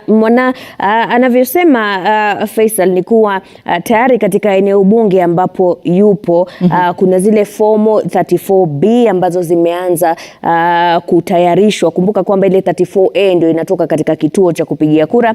Kisha hizi 34B zote zitapelekwa katika kituo cha kitaifa huko Bomas ambapo kutakuwa na ile takwimu zote, matokeo yote ya taifa ambayo yatajazwa katika fomu ya 34C, na kisha mshindi wa urais atapatiwa kile cheti cha kuonyesha kwamba ameshinda uchaguzi wa urais ambayo inafahamika kama form 34D. Na bila shaka kwa sasa basi tuelekee katika kaunti ya Meru ambapo naarifiwa kwamba mwanahabari wetu Hassan Mugambi yuko katika eneo bunge la Iebc South ili aweze kutupasha ni yapi ambayo yanajiri. Hassan, kama unanipata, naomba utueleze haswa huko Iebc South uko kwenye kituo kipi, na kufikia sasa pengine kura zimehesabiwa na matokeo ambayo mumepata ni yapi?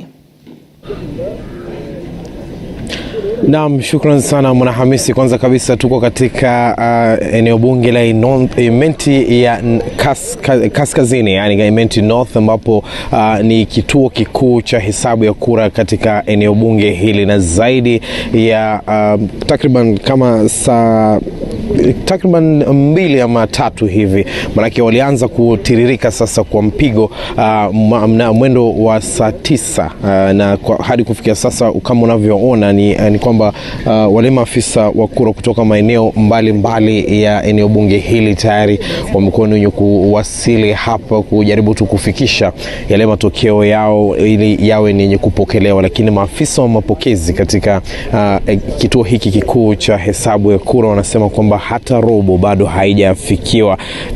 Kumbuka kwamba kuna vituo takriban 187 katika eneo bunge hili, bado hazijakuwa zenye kuhesabiwa zaidi ya robo ya zile maeneo ambazo zimeweza kuwasilisha matokeo yao. Kwa hiyo ni swala zima la kusubiri kuona jinsi mambo yatakavyokuwa, lakini kila mmoja anavyoweza kuwasilisha yule mkuu wa Iebc katika eneo bunge hili anakuwa ni mwenye kutangaza. Kwa hiyo matokeo haya yanaendelea sasa kufika. Ilikuwa ni swala la ngoja hapo jana usiku hadi wakati ambapo hadi wakati tukaanza kuwaona mwendo wa saa 9 wakiweza kuwasili, na kuwasili kwao pia kuna wanawasilisha stakabadhi ambazo wametoka nazo katika maeneo bunge. Kumbuka kuna fomu ambazo wanajaza na wanakuwa ni wenye kuafiki kwamba kweli huyu ni afisa ambaye ametoka maeneo fulani na anakuwa ni mwenye kupokelewa, ili yale aliyotangaza kwa katika kituo hicho yanakuwa ni yale ambayo yanafaa yawe yenye kusikika katika kituo hiki pia. Na hapo baadaye tutakuwa tunaelekea katika kituo kikuu cha hesabu za kura za county, ambapo hadi kufikia sasa hakuna lolote limeweza kuendelea pale, maana tulikuwa tunagusa upande zote mbili, lakini pale bado maafisa ndio walikuwa ni wenye kutayarisha ule ukumbi kuanzia jana, lakini hadi kufikia sasa hakuna aliyefika pale na bado maafisa hawa ambao wako hapa ndio wanatarajiwa kuwa watamaliza hapa kisha waelekee katika maeneo hayo mengine ili waweze kuwasilisha sasa kwa yule meneja wa county wa uchaguzi ama county returning officer ambaye atakuwa ni mwenye kutangaza sasa na kuweka wazi bayana ni nani gavana na ni nani seneta na vile vile kabisa mwakilishi wa kike katika county hii ya Meru. Kumbuka kuna county ambayo ina maeneo bunge 9 na yote hayo yatakuwa ni yenye kufanya zoezi kama hili kabla ya kufikisha katika kituo kikuu cha hesabu za kura za county. Kwa hiyo ni swala zima la kusubiri hapa. Tumekuwa ni wenye kusubiri na tutazidi kusubiri kwa manufaa ya mtazamaji ili naye aweze kufahamu jinsi katika county hii ya Meru kura zilivyopigwa, kura zilivyohesabiwa na vile vile kabisa kura zilivyotangazwa. Kwa hiyo tutakuwa hapa ili tuweze kukujulisha tu takwimu hizo zitakuwa vipi. Kwanza kabisa hapa ni katika eneo bunge la Imenti ya Kaskazini ambapo kuna kinyang'anyiro kikali kati ya yule Raim Daud ambaye ndiye mbunge wa eneo hili ambaye anajaribu kugombea tu na mwenye kushikilia wadhifa huo, lakini ni wadhifa ambao pia umetolewa ushindani mkubwa na wenzake kama vile Halima Musheke wa UDA na wengine ambao wamejitosa katika ulingo huo ili wawe ni wenye kugombea kiti hicho. Kwa hiyo ni nani atakayeibuka mshindi ni swala zima la hesabu. Sasa ndio tunajaribu kuangalia tu ni vipi ambavyo itakavyokuwa hadi kufikia wakati huo. Kumbuka pia kuna wadi nyingi katika county hii na vile vile kabisa eneo bunge hili, na zote hizo zinakuwa zenye kutangazwa katika kituo hiki, na ni kituo ambacho kilikuwa kinahitajika tu. Hakuna wale wafuasi wa wanasiasa ambao wanahitajika hapa, bali ni maagenti wakuu, wanasiasa wenyewe na vile vile kabisa maafisa wa kura kutoka maeneo bunge ama vituo vyote ambavyo vimeweza kupigiwa kura. Kwa hiyo ni swala la kusubiri. Mwanahamisi wanasema usione kwamba umerauka, kuna wale waliokesha. Na bila shaka wao walikesha, na hapa ndani ya studio hata sisi wenzetu pia wamekesha. Yote hayo ni katika harakati za kuhakikisha kwamba hupitwi na lolote ambalo linajiri. Asante sana Hassan. Ni mwanahabari wetu huyo Hassan Mugambi akiwa huko Imenti County ya Meru. Na kama tulivyokueleza ni kwamba tutakuwa tunakupasha mengi tu kutoka sehemu mbalimbali, hata kule Bomas ambako shughuli nzima itakuwa inatarajiwa kufanyika hapo baadaye. Mwanahabari wetu Nimrod Tabu tayari amewasili, lakini kabla kuungana naye nampokeza mwenzangu Mashirima. Sijui kwa hivi sasa tutakuwa tunaelekea wapi? Na bila shaka Mwanahamisi, hivi sasa tunataka kuelekea katika kaunti ya Bomet, eneo bunge la Sotik, ambapo Emily Chebet amekuwa akifuatilia jinsi hali ilivyo. Hujambo Emily, bila shaka ni kaunti ambayo sio tu kinyang'anyiro cha urais ambacho kinaangaziwa, bali pia kinyang'anyiro cha ugavana, ambapo gavana wa sasa Hilary Barchok atakuwa anajaribu kutetea nafasi yake, huku Ruto Isaac Kiprono ambaye alikuwa gavana wa kwanza anajaribu kurudi katika wadhifa huo. Je, matokeo yako vipi? Wainga David Warwe 000, Wajakoya George Rochir 000. Na asante sana Mashirima ukiwa studioni, tukiwa hapa Hassan Mugambi akikesha kule Meru. Sisi tumekuwa tukikesha hapa kaunti ya Bomet, kaunti number 36. Na hapa asubuhi ya leo tuko katika eneo bunge la Sotik, katika shule ya upili ya wavulana ya Kaplong, ambao ndio constituency Tallying Center ya Sotik constituency. Na asubuhi ya leo tunaweza sema kwamba ile upigaji kura wa jana ilienda vizuri, hakuja kuwa na jambo lolote ama lile la kuleta tafaruku ama tashwishwi. So kumekuwa na ile upigaji kura salama. Kufikia saa 11 jioni waliweza kufunga vile vituo vya kupiga kura, na asubuhi ya leo unaweza ona kwamba maafisa wa Iebc ama wale deputy presiding officers kwa mkono wangu wa kulia wamepanga foleni kweli kweli, wengi wao wakiwa wameamua hata kulala pale kwa sababu hawaja kuwa na lepe la usingizi kwa siku kama 2 hivi, kwa sababu wengi wao wanatuambia walikuja juzi wakichukua zile vifaa na walitoka hapa jana asubuhi wakaanza ile zoezi la kupiga kura na wakafunga jioni, na sasa wengine wao walifika hapa tangia mida ya saa 7 asubuhi. Unaangalia tu wamepanga laini ili kurudisha vile vidude vya kupiga kura. Na hii upande wangu wa kulia kuna ile foleni tu ndefu ya wale maafisa wa Iebc ama presiding officers ambao wanaregesha ballot boxes ambazo zimetoka katika vituo mbalimbali vya kupigia kura. Wengi wao pia hapa wanasema walifika hapa asubuhi na mapema, wengi wao kufika hapa saa 8, saa 9, saa 7 na bado wako kwenye foleni, kwa sababu hapa Bomet County tuko na zile vituo vya kupiga kura 853 na kulingana na wasimamizi wa Iebc hapa bado hawajafikia zile tunaweza sema quota, ndio kumeanza tu, na wengi wao wanaona kwamba wanaweza subiri zaidi, wengine wanaweza toka hata hapa saa 7 mchana, na hii ni tu kuhakikisha kwamba vile upigaji kura ama kuhesabu na kujumulisha kura imeenda sambamba. Kabla tuje hapa Sotika Mashirima, tumekuwa katika ile eneo bunge la Bomet ya kati, Bomet Central, ambao pia Tallying Center yao iko katika shule ya upili ya Tenwek, na ile zoezi ziliko kama hii tu hapa, ambapo inaenda polepole, ni kuhakikisha tu kwamba kila kitu kiko shwari. Foleni pia zikiwa ndefu kutoka saa 7, saa 8 asubuhi, na hapa unaweza ona kwamba maafisa wa usalama wameshika doria vilivyo. Ukitoka mita 1, mita 2 unapatana na afisa wa polisi wale ambao wametoka nao katika vituo mbalimbali vya kupigia kura, na hii ni kuhakikisha kwamba vile vifaa ambavyo tayari ukiona vimefunikwa tayari kupelekwa katika ile Tallying Center ya kaunti ya Bomet, ambako tutakuwa tunaelekea pale saa 1 hivi tutakuwa tumefika kule Bomet kujumulisha zile kura. Na kidogo tu labda nizungumze na mmoja ambaye amekuwa hapa, tueleze kwamba alifika hapa saa ngapi na anaona atamalizwa saa ngapi. Niambie tu majina yako. Kwa majina naitwa Vivian.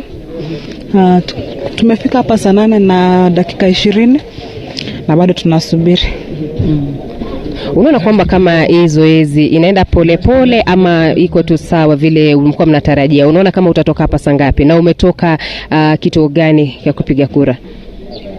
Nimetoka kituo cha Sigorian ambayo tumetumia muda wa saa 1 kufika hapa. Tulitoka kituo cha kupiga kura saa 7 na dakika 10, tukafika hapa saa 8 na dakika 20, na siwezi sema inaenda polepole au haraka juu raundi hii Iebc imekuwa na a lot of documentation, so imekuwa ikichukua muda kudocument hizo vitu zote, so siwezi wa blame. Ukiongelelea documentation, unaona kwamba hii zoezi la wakati huu mmekuwa na changamoto zote katika kituo chenu ama mmekuwa na ile upigaji kura salama? Upigaji kura umekuwa salama. I think hiyo documentation ni for transparency, because tumekuwa tukijaza forms mingi, sio hiyo ndio imechukua muda, ndio maana tumefika katika Tallying Center kama muda umesonga. Na Mashirima, jinsi unavyosikia hapa, maafisa wanasema kwamba kidogo inaenda polepole, lakini wanasema ni hali ya kuhakikisha tu kwamba kila kitu kiko shwari, na sisi tutakuwa tunasonga tu na kutembea katika zile maeneo bunge 5 za kaunti hii ya Bomet kabla tufike katika National County Tallying Center ambayo iko katika Bomet Central. Hapa ndani pia labda mpiga picha wangu anaweza tu onyesha watazamaji wetu kidogo tu ni nini inaendelea kule ndani, ambapo maagenti peke yao ndio wamekubaliwa kuingia pale, na hao presiding officers ambao wanaleta vile vifaa ama ballot boxes ili kuhakikisha kila kitu kiko shwari. Hapa ni kutangaza, lakini zile nambari ama idadi ambayo imehesabiwa sio kitu ambacho tunaweza sema kwamba tunaweza peana, kwa sababu haijafika hata ile quota jinsi nilikueleza hapo awali.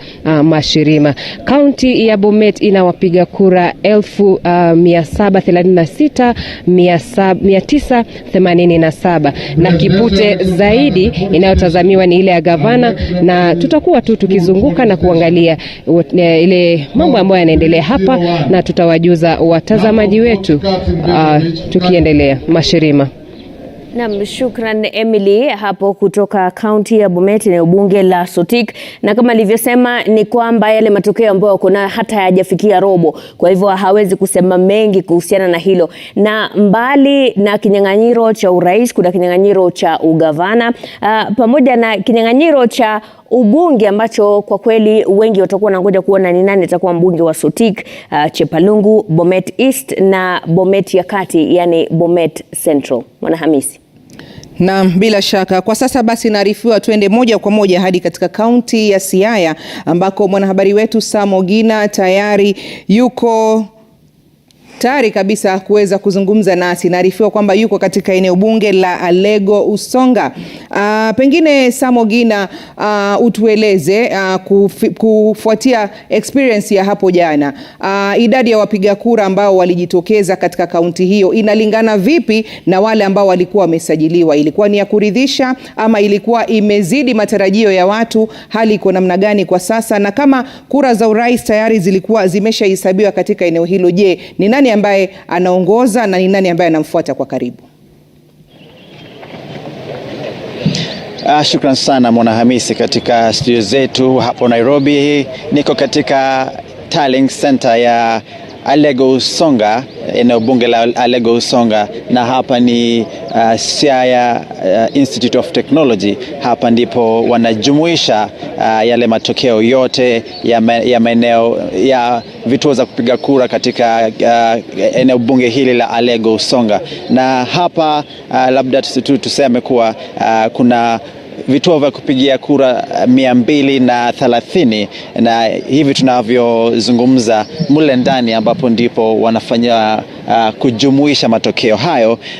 Nikitoka mule ndani walikuwa hata hawajafika 50. So ni process ambayo labda tutasema inaenda kwa upole sana, na hivyo hata tunavyozungumza ukiangalia nyuma yangu utaona kuwa kumejaa wale wanaitwa presiding officers na wengine bado wanaingia, kumaanisha kuwa ni process ambayo inaenda polepole sana. Na ukiona hii foleni ya presiding officers, hao ndio ambao washafika na bado wanangoja ile inaitwa the formal process, yani waje waende kule ndani wakuwe registered, sanduku zao zikaguliwe, seals zikaguliwe, matokeo yao yaangaliwe before maybe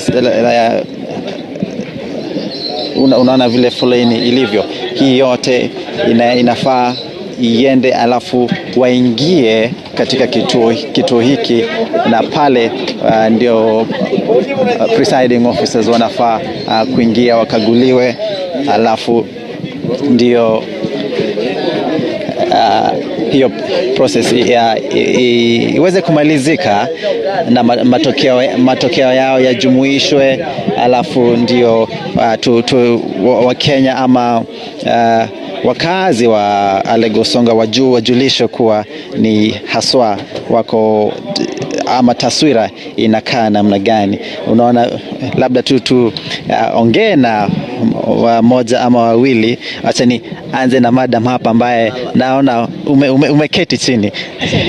Asante sana. Labda tueleze jina lako ni nani, umetoka kwa kituo gani cha kupigia kura, ulifika hapa saa ngapi, na labda hii shughuli iko namna gani?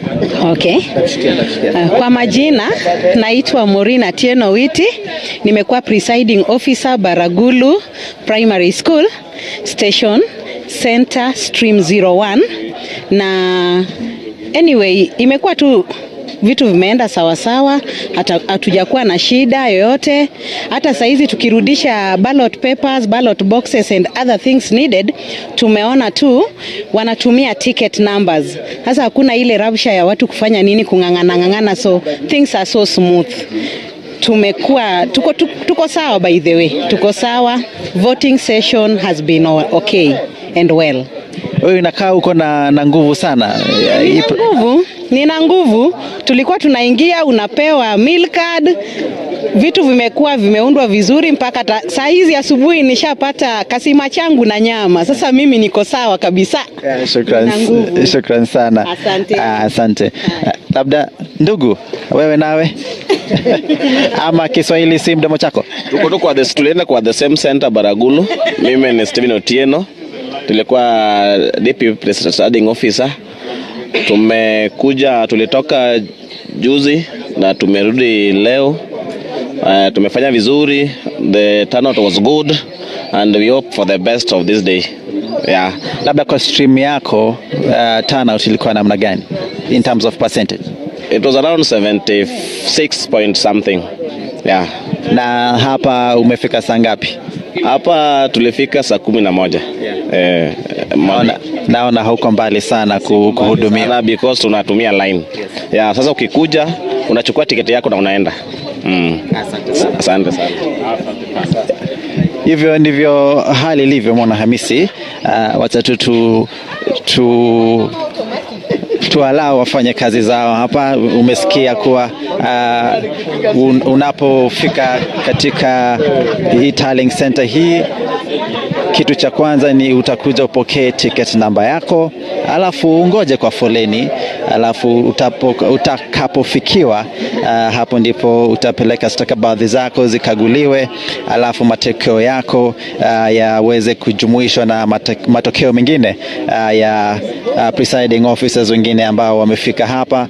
Unaona jamaa huyu wako tu katika pilka zile za mwisho hakikisha kwa stakabadhi zake ziko sambamba. That is for stakabadhi zake zikaguliwe. Eneo bunge hili nilivyoarifu hapo mbeleni ni kuwa liko na maeneo ya kupigia kura 230 na unavyoona maeneo 230, seme kama labda hata hatujafika nusu ya maeneo hayo. Na mule ndani process ambayo inaendelea ni kuwa matokeo ambayo presiding officers wanakuja nayo wataingia mle ndani, kaguliwe, ijumuishwe, alafu kuna wale polling officials ama clerks wa Iebc kama wawili hivi ambao hao pia wanafaa kukaa chini na kufanya ile tallying.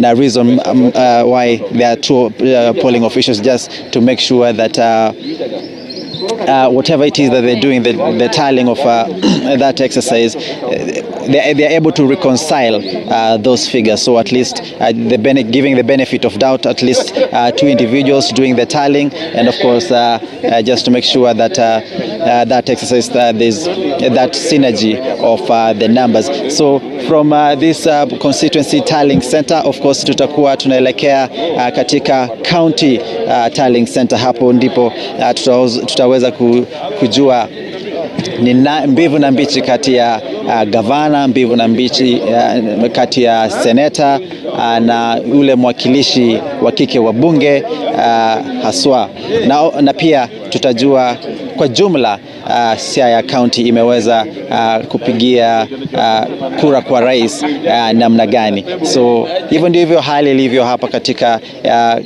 tallying center hii ya Siaya Institute of Technology. Of course tumesema kuwa tukimaliza hapa tutafanya pilka zetu, lakini labda hapa tutamaliza maybe around saa 4 hivi, ndipo tutakavyojua haswa ni yepi ama ni mbivu na mbichi aje. Alafu of course tutaendelea na pilka zetu za Siaya County tunapo ongojea matokeo ya kura hii ya mwaka huu wa 2022. Kwako studio. Naam, asante sana. Ni mwanahabari wetu huyo Sam Ogina akijitahidi kabisa kuweza kutupatia taarifa kutoka eneo hilo la Siaya County, akiwa haswa katika eneo bunge la Alego Usonga. Na kama alivyosema, katika eneo bunge hilo kulikuwa na vituo 230, vyote hivyo vimeweza kuwasilisha matokeo yao hapo yaweze kujumlishwa, kisha baadaye yapeleke katika kile kituo kikubwa cha county, ambako hapo ndo tutakuwa tunapata hesabu kamili ya kujua kura imepigwa namna gani katika kaunti ya Siaya. Hivi basi sasa tunakupeleka moja kwa moja kwa Mashirima aweze kutupeleka katika kaunti ya Mombasa, na naarifiwa kwamba tunakwenda katika kaunti ya katika eneo bunge la Nyali. Mashirima, eneo bunge la Nyali tunalijua ni eneo ambalo limekuwa na ushindani mkubwa baina ya Mohamed Ali na Said Abdalla, ambayo Saido pamoja na wengine.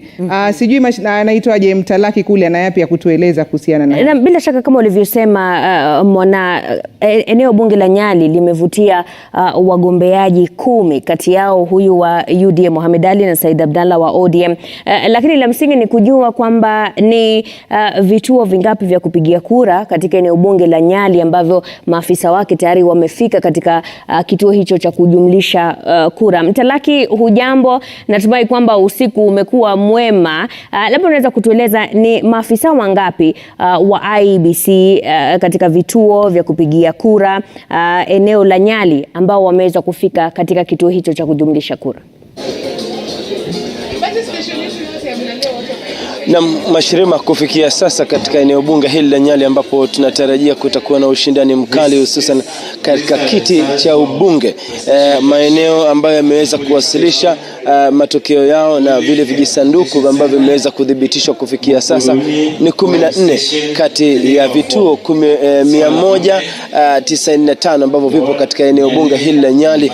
Na kwa mfano nikiweza, kuna baadhi ya matokeo ambayo yameweza kusoma pale mbele ni kwamba katika eneo la Kongoya Secondary School, Mohamed Ali mbunge wa sasa anaongoza kwa kura 250, alafu akifuatwa kwa karibu na Said Abdalla ama Saido kwa kura 89, alafu Eric Gitonga, huyu ni mgombea huru akiwa na kura 6, akifuatwa na Millicent akiwa na kura 1. Hao wengine hawajakuweza kujizolea kura yote. Lakini pia ukiweza kuona hapa nje ni baadhi tu ya wale maafisa ambao wamefika hapa kuja kuleta matokeo yao na pamoja na zile stakabadhi ili ziweze kukaguliwa na kuweza kudhibitishwa kabla ya kuweza kujazwa na sisi kuweza kuona ni kipi labda wameweza kujizolea katika kipute cha urais, useneta, uwakilishi wa kike pamoja na ubunge na uwakilishi wadi katika maeneo ambayo yapo katika wadi hii ya eneo bunge hili la Mvita, ikiwemo Kongoya, Freetown, Ziwa la Ng'ombe, Mkomani na Kazandani. Na hapa kupatiwa takwimu ni kwamba kufikia sasa kuna vituo vitatu ambavyo bado havijaweza kuwasilisha matokeo yake, na kati ya vile vituo 195, na kile kilichofanyika sasa katika huu mlolongo mkubwa ni kwamba hawa ni baadhi ya 179 ambao kwa sasa wameleta matokeo yao ili yaweze kufanyia ukaguzi kabla ya kuweza kutangazwa rasmi katika sehemu hii, ili Wakenya pia waweze kufahamu ni kipi ambacho kitakuwa kinawekwa pale katika ile tovuti ya tume ya Iebc na kuhusiana na eneo bunge la Nyali. Eneo hili la Nyali, Mashirima, liko na wapiga kura zaidi ya 122,223 ambao wanaruhusiwa kupiga kura katika uchaguzi huu wa mwaka 2022. Na kufikia sasa tunaona pia katika maeneo ya Ziwa la Ng'ombe, Raila Amolo Odinga alijizolea kura 154, huku William Ruto akijizolea kura 104, Wahiga Maure 0 na Wajakoya pia 0. Kwa hivyo kwa sasa kile ambacho tunafuatilia kwa karibu ni kwamba tuna matokeo yanazidi kutolewa hapa, ikiwa kwa sasa ni vituo 14 pekee ambavyo vimeweza kuwasilisha matokeo yake na yanaendelea kutangazwa kwa sasa, ili kila mmoja atakayefika hapa atakapoingia mle ndani akiweza kudhibitishwa, basi wataweza kutangaza wale maafisa wa tume ya Iebc. Kwa hivyo tunataraji kwamba kwa siku ya leo shughuli nzima itakuwa katika sehemu hii kuweza kuhakikisha kwamba ameweza kudhibitisha yale matokeo, alafu pia tuweze kupata mshindi wa nyadhifa mbalimbali na hususan ubunge katika eneo hili, ambapo kwa sasa tunaona kuna ushindani mkali kati ya Mohamed Ali ambaye ni mbunge wa sasa na Said Abdalla ambao wamekuwa wakifanya kampeni zao, na pia kumekuwa na baadhi ya ushindani mkali hususan katika wawili hawa. Kwa hivyo tutazidi kuwajuza watazamaji wetu kile ambacho kinajiri, lakini kwa sasa hali ndio hii. Maafisa wa polisi wale ambao wameandamana na vile vijisanduku vya kupigia kura wapo hapa, wamekuwa hapa, hawajaelekea kokote, wakiweza kufuatilia pia kwa karibu kuhakikisha kwamba wameweza kukamilisha zoezi hili, ili wanaporudi nyumbani basi waweze kuwa wamekamilisha zoezi hili, na wale ambao wamekamilisha utaona wako upande wa pili wakisubiri kuweza kuelekezwa. Kwa hivyo mambo ndio haya, lakini kwa pia katika maeneo ya Mvita shughuli nzima inaendelea, ambapo kuna baadhi ya vituo pia vimeweza kuwasilisha matokeo yao, lakini bado hawajaweza kukamilisha, sawa na maeneo ya Jomvu, Changamwe na Likoni, ambapo pia kuna ushindani mkali wa ubunge, na pia maeneo ya Changamwe ambapo mbunge wa eneo hilo pia anataka kiti hile kwa mara ya 3 pamoja na mshindani wake wa karibu ambaye alikuwa ni Ali Daibo wa chama cha Jubilee. Tutazidi kuwajuza kile ambacho kinajiri katika kaunti hii ya Mombasa, hususan katika sehemu mbalimbali ambapo matokeo haya kwa sasa yanazidi kutiririka. Hapa katika kaunti ya Nyali, eneo bunge la Nyali, samahani, ni kwamba matokeo ambayo yamewasilishwa kwa sasa ni vituo 14 kati ya 195 ambavyo vipo katika sehemu hii ya Mombasa. Kwa ujumla vituo katika kaunti ya Mombasa ni 1041, alafu kijumulisha na 4 vingine kutoka magereza manne, ambapo magereza haya yanaruhusiwa tu kupiga katika kipute cha urais, inafanya kuwa 1045. Kwa hivyo kati ya wapiga kura 600,041 wanaruhusiwa kupiga kura. Tutazidi kuona labda ni nani atakuwa amejizolea kura nyingi, ziwe ni za ubunge ambayo ni maeneo bunge 6 yaliyoko katika eneo bunge hili kaunti hii ya Mombasa, pamoja na kiti cha uwakilishi wa kike, useneta, alafu kuahirishwa kwa kiti cha ugavana. Tutasubiri kuona ni vipi tume ya Iebc wataweza kutangaza tarehe kamili, lakini pande zote wamesema wapo tayari kuweza kushiriki kipute cha ugavana na pia cha urais. Wakati matokeo yatakapokamilika tutaweza kuwajuza watazamaji wetu. Kwa sasa nikomee hapo. Mashirima na Mwanahamisi. Mombasa eneo bunge la Nyali hapo akiwa anatueleza jinsi ambavyo hali ilivyo kuhusiana na matokeo sio tu ya urais bali pia ya maeneo bunge. Mwana, nadhani hivi sasa tunaelekea katika kaunti ya Bungoma. Na bila shaka tunakwenda moja kwa moja hadi katika kaunti ya Bungoma ambako tunaungana na mwanahabari wetu John Wanyama ambaye inaarifiwa yuko katika eneo bunge la Kanduyi. Wanyama, kama unanipata, pengine utueleze ni mambo gani ambayo yanajiri kwa sasa, manake katika vituo ambavyo tumeviangazia muda usiokuwa mrefu ilikuwa hali iko polepole tu, hizo kura zikiweza kuwasilishwa huko kuweza kuhesabiwa kabla ya matokeo kamili kupelekwa katika vituo vikuu. Sijui huko Kanduyi mambo yako namna gani? Na Mwanahamisi, hapa katika eneo bunge hili la Kanduyi, tuko katika eneo hili ambapo kura zinaendelea kuhesabiwa katika shule hii ya upili ya wavulana ya Bungoma, ambapo matokeo pia katika eneo hili tumeweza kuona kwamba yanaingia pole pole tu, lakini vile unaona nyuma yangu matokeo haya yamefika hapa, vijisanduku hapo vimeletwa hapa, kila mtu anang'ang'ana kuhakikisha kwamba yake ambayo amekuja nayo isipotee wala isichanganyane na nyingine, kuhakikisha kwamba tu inakuwa sawa na shwari jinsi na namna ambavyo wamepanga. Na kufika hapa katika matokeo ambayo tumeweza kuona yametangazwa na tume ya Iebc katika eneo bunge hili, tumeweza kuona kwamba mbunge Wafula wa Munyenye amezoa kura takriban 1529 kufikia sasa. John Makali ambaye pia wanakabiliana naye kwa ukaribu sana amejizolea kura takriban 2375. Alfred Hangati ana takriban kura 1609 na vituo vya kupiga kura hapa katika eneo bunge hili ni takriban 243, lakini kufikia sasa vituo ambavyo vimetangazwa na tume ya Iebc ni takriban 30 tu, na matokeo haya yanaendelea kuingia katika eneo bunge hili na katika eneo bunge hili la Bungoma. Lakini nizungumze na mwanadada huyu, njoo hapa tuzungumze. Unaitwa nani? Pengine umekuwa unasimamia kituo kipi, na iwapo matokeo yako umeweza kuyawasilisha au bado? Unaitwa nani? Naitwa Hilda Walucho. Nimekuwa pio Bukembe West Kitale Primary School. Tumeweza kuhesabu zile kura overnight. Tumekuja Tallying Center saa 9, bado hatujaregesha ballot boxes, bado tunangoja.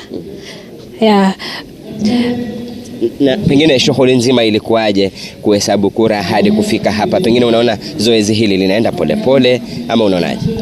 Zoezi liliweza kwenda polepole kwa sababu ya the use of KIMS kit. Kuna wale wazee ambao wana fingerprints zao zina fail kufanya, na hiyo ndio iliyozalia kwa kura zetu zile process kwenda polepole.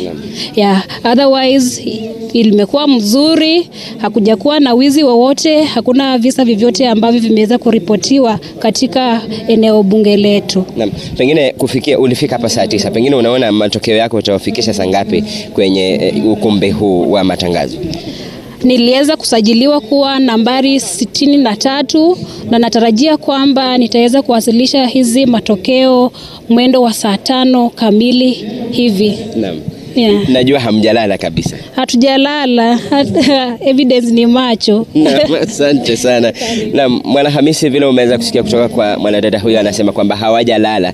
Alifika hapa mwendo wa saa 9 na hadi sasa pengine ameratibiwa kupeleka matokeo yake hapo pengine mwendo wa saa 5, saa 6. Ni jambo ambalo unaona kwamba ni wasiwasi, pengine itakuwa inachukua muda mrefu, si jambo ambalo pengine watakuwa wanafanya kwa haraka jinsi na namna vile wale ambao wako nyumbani wangependa kufanywa. Katika eneo bunge hili pia, Mwanahamisi, utakumbuka kwamba hapo jana kuna visanga vilitokea pale ambapo mbunge wa Kimilili pia alimpiga, inakisiwa ama ni madai kwamba alimpiga mtu na kumuua, alimpiga risasi na kumuua papo hapo, jambo ambalo pia tunafuatilia kujua iwapo atakuwa amekamatwa kufikia sasa, lakini kulingana na maafisa wa polisi ambao tumezungumza nao, anasema kwamba bado hajajiwasilisha kwenye kituo chochote cha polisi kufikia sasa, na ni swala pia ambalo tutakuwa tunazungumzia na kufuatilia kwa ukaribu. Katika eneo bunge, katika kaunti hii ya Bungoma kuna takriban wapiga kura 1646 na wote hii leo tutakuwa tunauliza pia maafisa wa Iebc ni wangapi waliweza kujitokeza kwa asilimia ipi kuweza kupiga kura hiyo. Kuna maeneo bunge 9 katika kaunti hii ya Bungoma, na ambapo kuna vituo pia vya kupiga kura takriban 1186, jambo ambalo tutakuwa tunafuatilia. Pia kivumbi kikali ambacho kinatazamiwa kutifuliwa hapa ni baina ya spika wa seneti ambaye ni Lusaka, ambaye pia anawania kiti hiki cha ugavana. Kumbuka yeye pia alikuwa gavana hapa, ameonja utamu wa kiti hicho, ndipo wakati huu pia amerejea katika ulingo huu na kutafuta kiti hicho baina yake na gavana wa sasa Wycliffe Wangamati, ambao tutakuwa tunaangalia matokeo yao yako vipi, wanapelekana vipi. Lakini katika wadhifa huo wa ugavana wako watu 4 pamoja na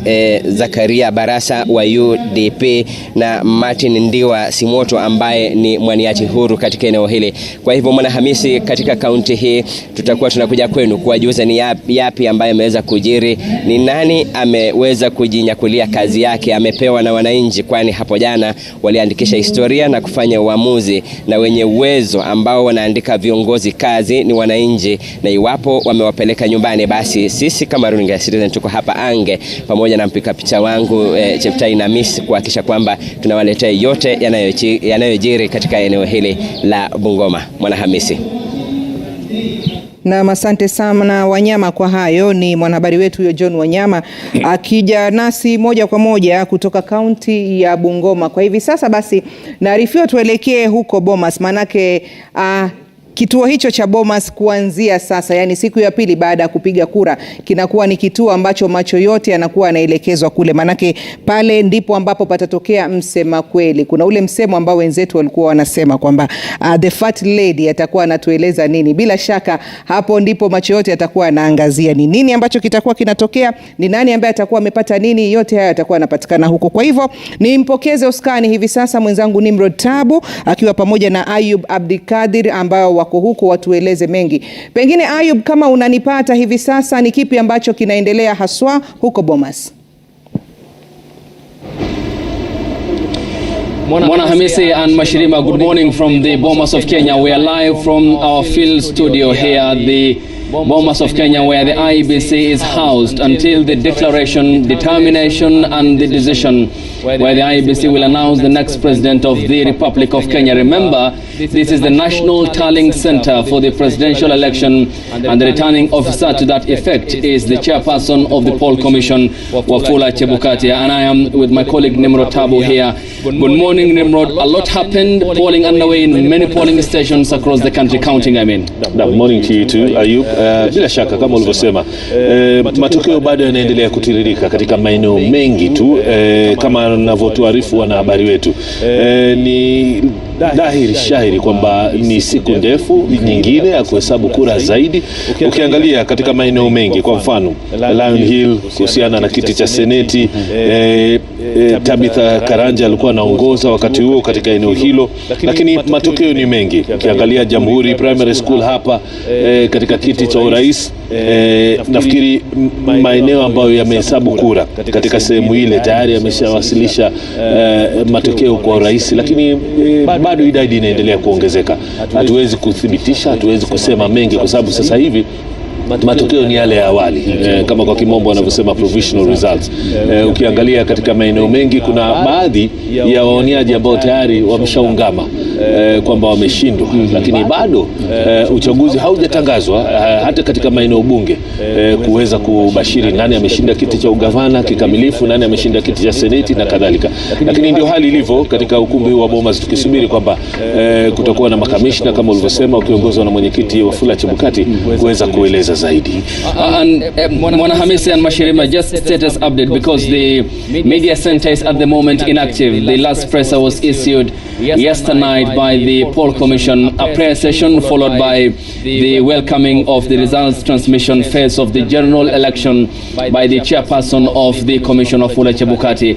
And as we have heard from our reporters who are stationed across the country, Faisal Abdurrahman, who gave us an upbeat assessment of the situation in Garissa County, so as Abdurrahman Osman, who was in Eldas constituency, where polling is underway today because of the insecurity situation and the incident cited by the poll commission in the constituency that is currently led by the Member of Parliament, Dr. Adan Kainan, and also the case of Turkana's central constituency and the postponement of the elections in Kuti rural constituency, Rongai, Kachiliba and Pokot South. The Iebc said will be held in under 2 weeks' time, and that will be coming to effect as Kenyans will be given the mandate to choose their next crop of leadership across the respective constituencies. Just the update here, and this is in effect, Nimrod, to what happened yesterday night. And the chairperson highlighted on the importance and the clarification he gave of the constituency tallying center, where he said this will relay results from for the member of the county assembly and the member of parliament, and still there will be the collation of the presidential, gubernatorial, senatorial and women MP. Then the county tallying center will decide on the gubernatorial, the senate and the county woman member of parliament. Then the national here at the Bomas of Kenya, where the next president will be decided. I mean, what has been your observation so far of how the process has gone with the Iebc coming out to issue 3 presses yesterday? Kwa uhakika tusemezane ukweli kwamba hapo awali wakati watu wakipiga kura jana asubuhi, dosari zilionekana nyingi na wengi wakaingiwa na hofu, wengi wakawa na wasiwasi kwamba huenda uchaguzi ukakumbwa pengine na hitilafu chungu nzima. Lakini nafikiri baada ya Iebc kuhakikisha kupitia usemaji wao hapa katika ukumbi wa Bomas kwamba katika maeneo ambayo uchaguzi ama kupiga kura kulicheleweshwa, watu walipewa nafasi ya kupiga kura, na mpaka kufikia sasa sijasikia lalama zozote kutoka hata mashinani kwamba wale walikuwa katika maeneo ambayo kura zilichelewa kupigwa hawakupata nafasi. Kwa hivyo ni ishara kwamba IEBC iliweza kuwajibika licha ya kukumbwa na changamoto za hapa na pale katika maeneo kadha wa kadha.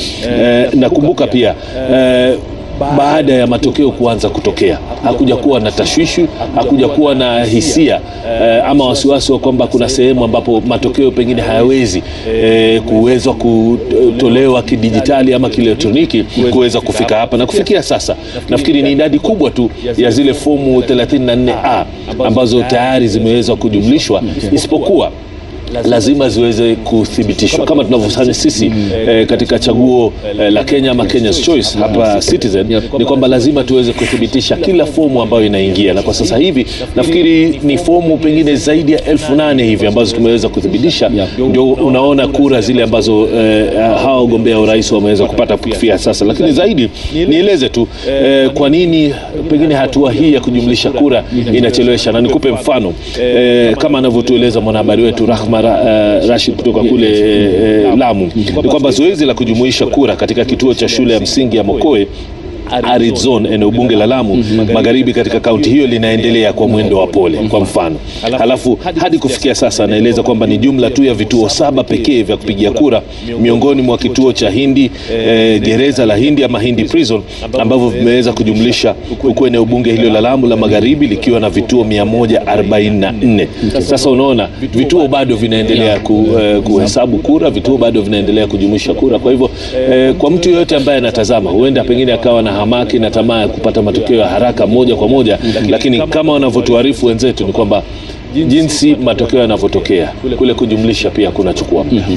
And the IEBC yesterday in clarification, this is a voting exercise that also happened across embassies and consulates across the world. 12 countries, for example, the IEBC had cited: the United Kingdom, the United States of America, South Sudan, Qatar, the United Arab Emirates, Germany, which is in Europe, and also largely across this African community where Kenyans have been getting out to exercise that mandate they hold under the Constitution. And by afternoon yesterday, according to the poll commission, 6.5 million, and to be specific here with the figures, 6,567,869 Kenyans, representing 30.65% have voted. By 4 p.m. we had twice that number, about 12 million Kenyans, and we have a total, remember, of 22 million Kenyans who have come out to vote. And the clarion call from the commission has been for Kenyans to come out and exercise the sovereign will that they hold under Article 1 of the Constitution, Nimrod, so far. What do you make of the voter turnout? And there seems to be a lethargy from Kenyans in coming out to vote. Moja kwa moja kulinganisha na mwaka uchaguzi uliopita, idadi hiyo ni chache. Hahitaji mtu kukuarifu ati kwa kupitia hesabu nyingine tofauti. Manake nafikiri kama sikukosea, pengine uchaguzi uliopita pengine tulikuwa na takriban pengine 79% ikilinganishwa na hivi sasa tulivyoshuhudia, ambapo hata baadhi ya makamishna ambao tuliweza kujumuika nao jana wakisema kwamba licha ya kuwa kufikia saa 10 walikuwa wamerekodi 56.7, huenda kwa wale ambao walikuwa bado wana nafasi ya kupiga kura hata baada ya muda kukamilika, kwa kuwa uchaguzi ulichelewa katika maeneo fulani, na ikumbukwe pia walikuwa wanatumia manual register katika sehemu nyingine ambapo vifaa vya kielektroniki havikuweza kufanya kazi, ni kwamba wanamakisio kwamba huenda wakafikia aidha 60%. Kuna wadadisi ambao pengine wengine wanasema pengine tukafikia 65 au 68. Kwa hivyo ikilinganishwa na uchaguzi uliopita, bila shaka uchaguzi huu wa safari hii umeweza kurekodi idadi ndogo. Siwezi kusema ni ndogo sana, lakini pengine ni mtazamo tofauti ambao tunao kwa sasa hivi kwa miongoni mwa wapiga kura, lakini sharti ikumbuke kwamba safari hii sio sawa na ilivyokuwa katika uchaguzi wa 2017. And Nimrod, citing that there has been a deep interest in the political establishment ever since multi-party democracy in 1991.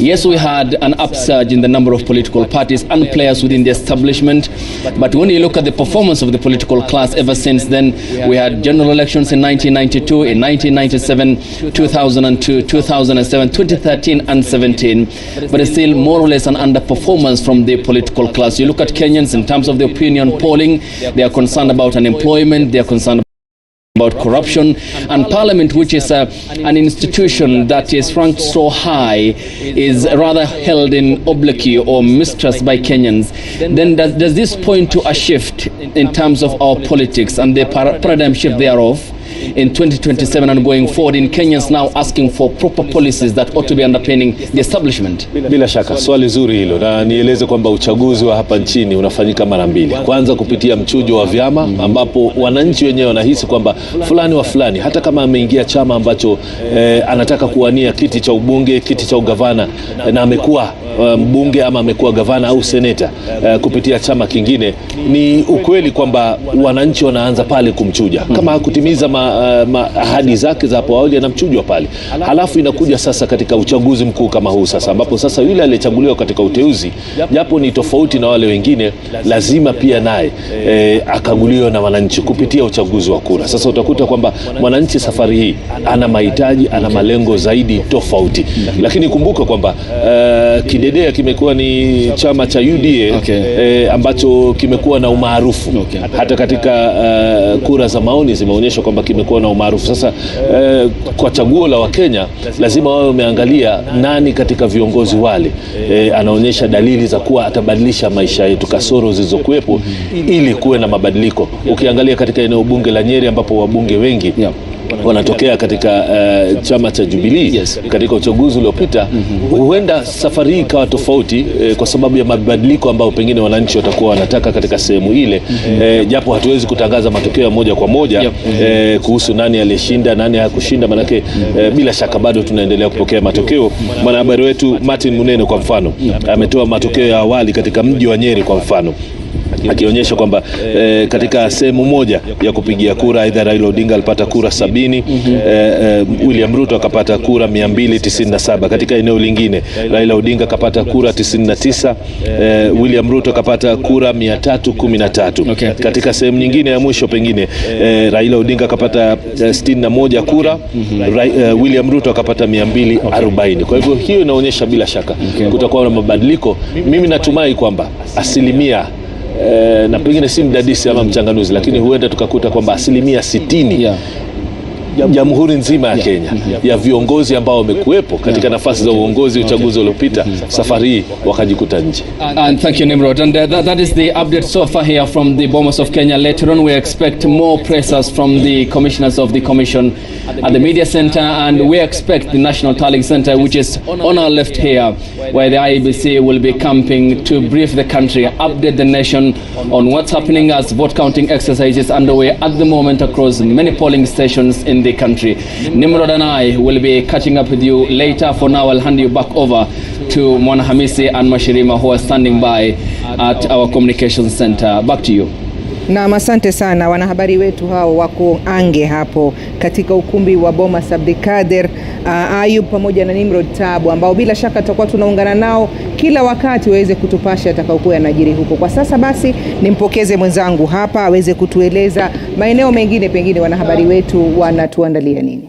Na bila shaka Mwana Hamisi, kama unavyoona hapa kwenye runinga hii yetu kubwa, ni kwamba zile takwimu tulizonazo hivi sasa ni kutokana na kura 2,511,210 ambazo tayari zimeweza kujumlishwa katika kituo chetu cha kujumlisha kura upande wa pili wa studio, na William Ruto anaongoza kwa 49%, huku akifuatwa kwa karibu na Raila Odinga wa Azimio kwa 49%.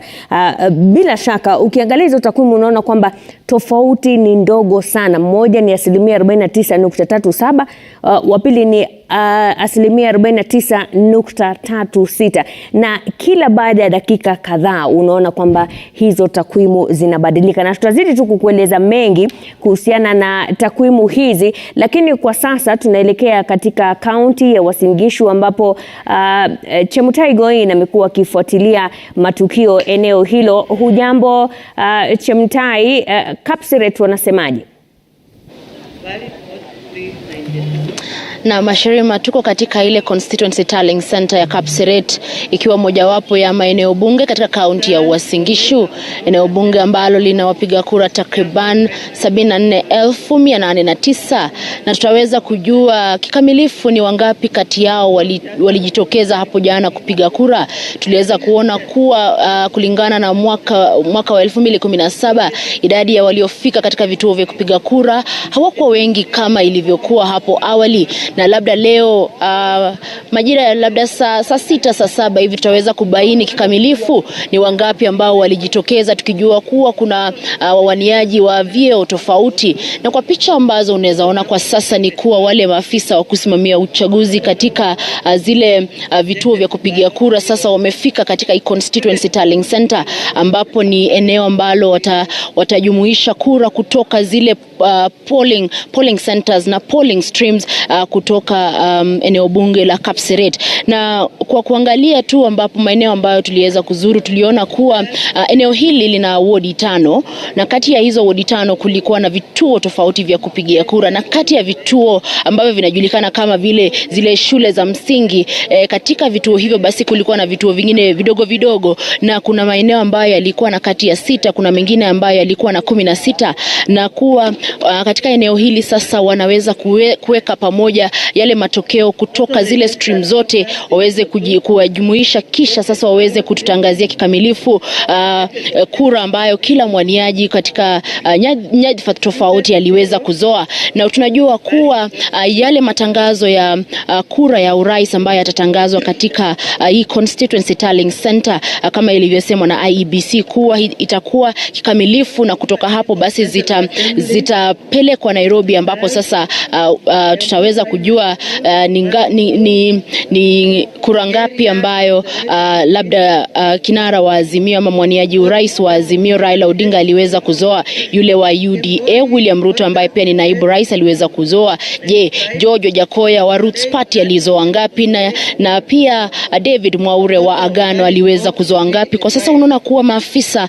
ambao wamekuwa wakilinda kura hii kutoka maeneo ambayo yalipigiwa kura wamefika wakiambatana na wale maafisa waliosimamia uchaguzi kuhakikisha kuwa hakuna lolote linaloenda mrama. Na tumeweza kuona pia kuwa baadhi ya maafisa ambao wamefika hapa wamechukua muda mrefu sana kuingia pale ndani ili matokeo ambayo wameweza kuleta yatangazwe, kwani kuna yale documentation ambayo wengi lazima wahakikishe kuwa ni sawa na kuwa wamesign, na wengi wametueleza kuwa kuna mengi ambayo yamefanywa tofauti na uchaguzi wa mwaka 2007, na tunajua kuwa tume ya Iebc ilikuwa imesema kuwa imeweka mikakati kabambe kuhakikisha kuwa kura ya mwaka huu haina tashwishi, kama labda ili kupunguza hata ile kesi ambayo inawasilishwa mahakamani, ambao unaona kuwa kuna watu ambao wanapinga masuala labda jinsi uchaguzi huo ulivyoendeshwa. Na tutaweza pia kuzuru baadhi ya zile constituency tallying centers katika kaunti hii ya Uasin Gishu ambayo ina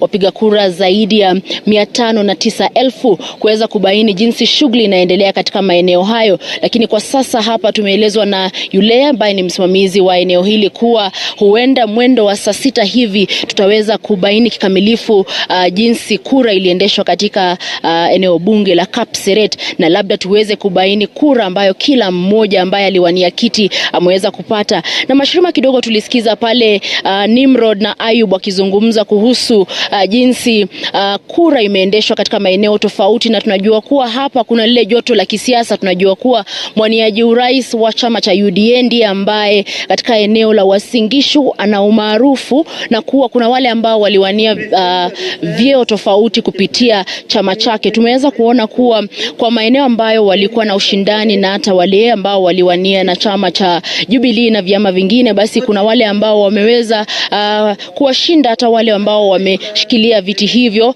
kupitia ile chama cha Jubilee, kulingana na ile tunasema preliminary results. Na pia tumeweza kuona kuna wale ambao waliwania na chama cha UDA, lakini kuna waniaji tofauti ambao wale walikuja na ile chama ya independent, yani huru, ambao pia wameweza kuzoa kura. Lakini pia tutaweza kutangaza kikamilifu matokeo ya chaguzi hizo baadaye, wakati Iebc itakuwa imetoa mustakabali kamili. Lakini kwa sasa hatuwezi eleza kamilifu kura ambazo zimeweza kuhesabiwa, sababu sababu kwa sasa unavyosikia kule nyuma matangazo ambayo yanafanyika ni kuwa maafisa hao wanatangaza yale matokeo ambayo wamepata kutoka maafisa waliosimamia, kisha baadaye waweze kuyaweka pamoja, na wakishaweka pamoja basi wataweza kutangaza kura ambayo kila mwaniaji ameweza kuzoa. Wale ambao waliwania kiti cha wodi, wale ambao waliwania kiti cha mwakilishi wa kike, kiti cha useneta, kiti cha ugavana, kiti cha mbunge, na pia sasa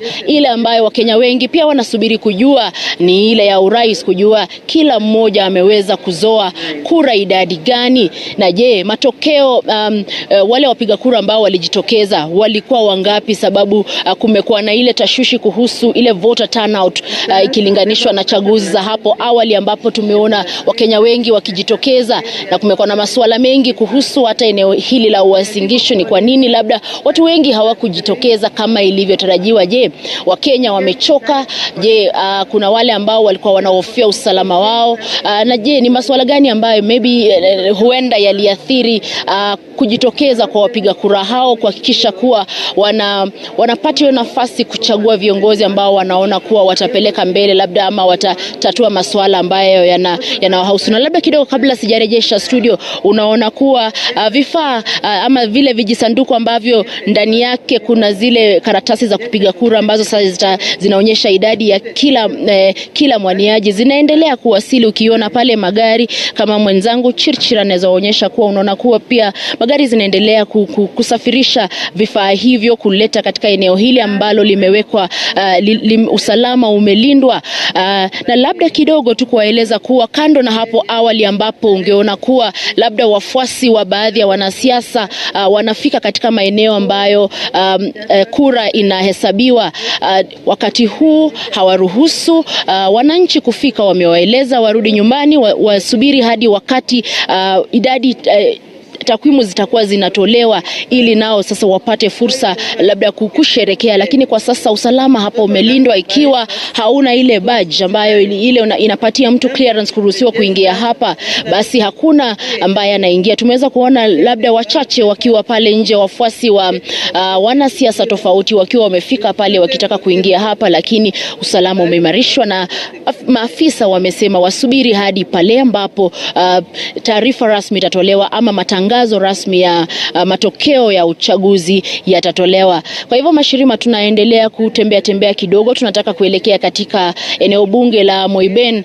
kuangalia jinsi shughuli katika eneo hilo linaendelea, na ikiwa wameweza kukamilisha shughuli ya kuweka pamoja kura ambazo wametoa katika vituo tofauti vya kupigia kura. Hapa bado shughuli inaendelea. Walifika hapa mwendo wa wengine walifika saa 9 asubuhi, kuna wale ambao wamefika saa 10, kuna wale ambao bado wanaendelea kuwasili, lakini tunajua kuwa wale ambao vituo vyao vilikuwa karibu ndio walioweza kufika hapa mapema, na kuna wale ambao wamewasilisha matokeo yao na sasa wanasubiri tangazo rasmi kutoka afisa anayesimamia kura katika eneo hili la Kapseret. Mashirima. Na asante sana Goin. Alikuwa akizungumza na Mashirima hapo mwanzo, lakini mimi nimepokea na nataka nikupokeze kwako Niki Gitonga. Niki Gitonga yuko katika kaunti ya Kwale, naarifiwa kwamba yuko katika eneo bunge la Msambweni. Niki, pengine hali iko vipi namna hiyo kwa sasa? Manake tukiangalia kwamba hawa wagombea wawili walikuwa hawaishi kwenda katika eneo la Pwani, haswa kaunti ya Kwale. Akitoka huyu mwingine anaingia, akitoka huyu mwingine anaingia. Pengine ukiangalia yale matokeo ambayo tayari mumeyapata, yanaashiria nini? Yanaashiria kwamba juhudi zao zinaanza kuzaa matunda ama mambo yako namna gani? Na Mwanahamisi, ni kweli tunafahamu kwamba naibu wa rais ambaye pia ni mgombea wa muungano wa Kenya Kwanza ama chama cha UDA amefanya safari nyingi hapa katika kaunti ya Kwale, na amekuwa na wale vigogo ambao kwa kimpigia debe katika kaunti ya Kwale, akiwemo ule gavana ambaye anaondoka mamlakani Salim Mvurya na naibu wake Fatuma Achani ambaye pia ni mgombea ugavana kupitia chama cha UDA. Lakini ile kwa matokeo ambayo tumeweza kupata, kinara wa muungano wa Azimio bado anaongoza kwa yale matokeo ya kwanza ambayo yameendelea kutokea, lakini huyu William Ruto naweza sema kwamba ukilinganisha na yale matokeo ya mwaka 2017 ya Uhuru Kenyatta na Raila Odinga, Ruto wazungu wanasema Ruto ataweza kuperform vizuri ikilinganishwa na vile Uhuru Kenyatta alivyofanya katika uchaguzi uliopita.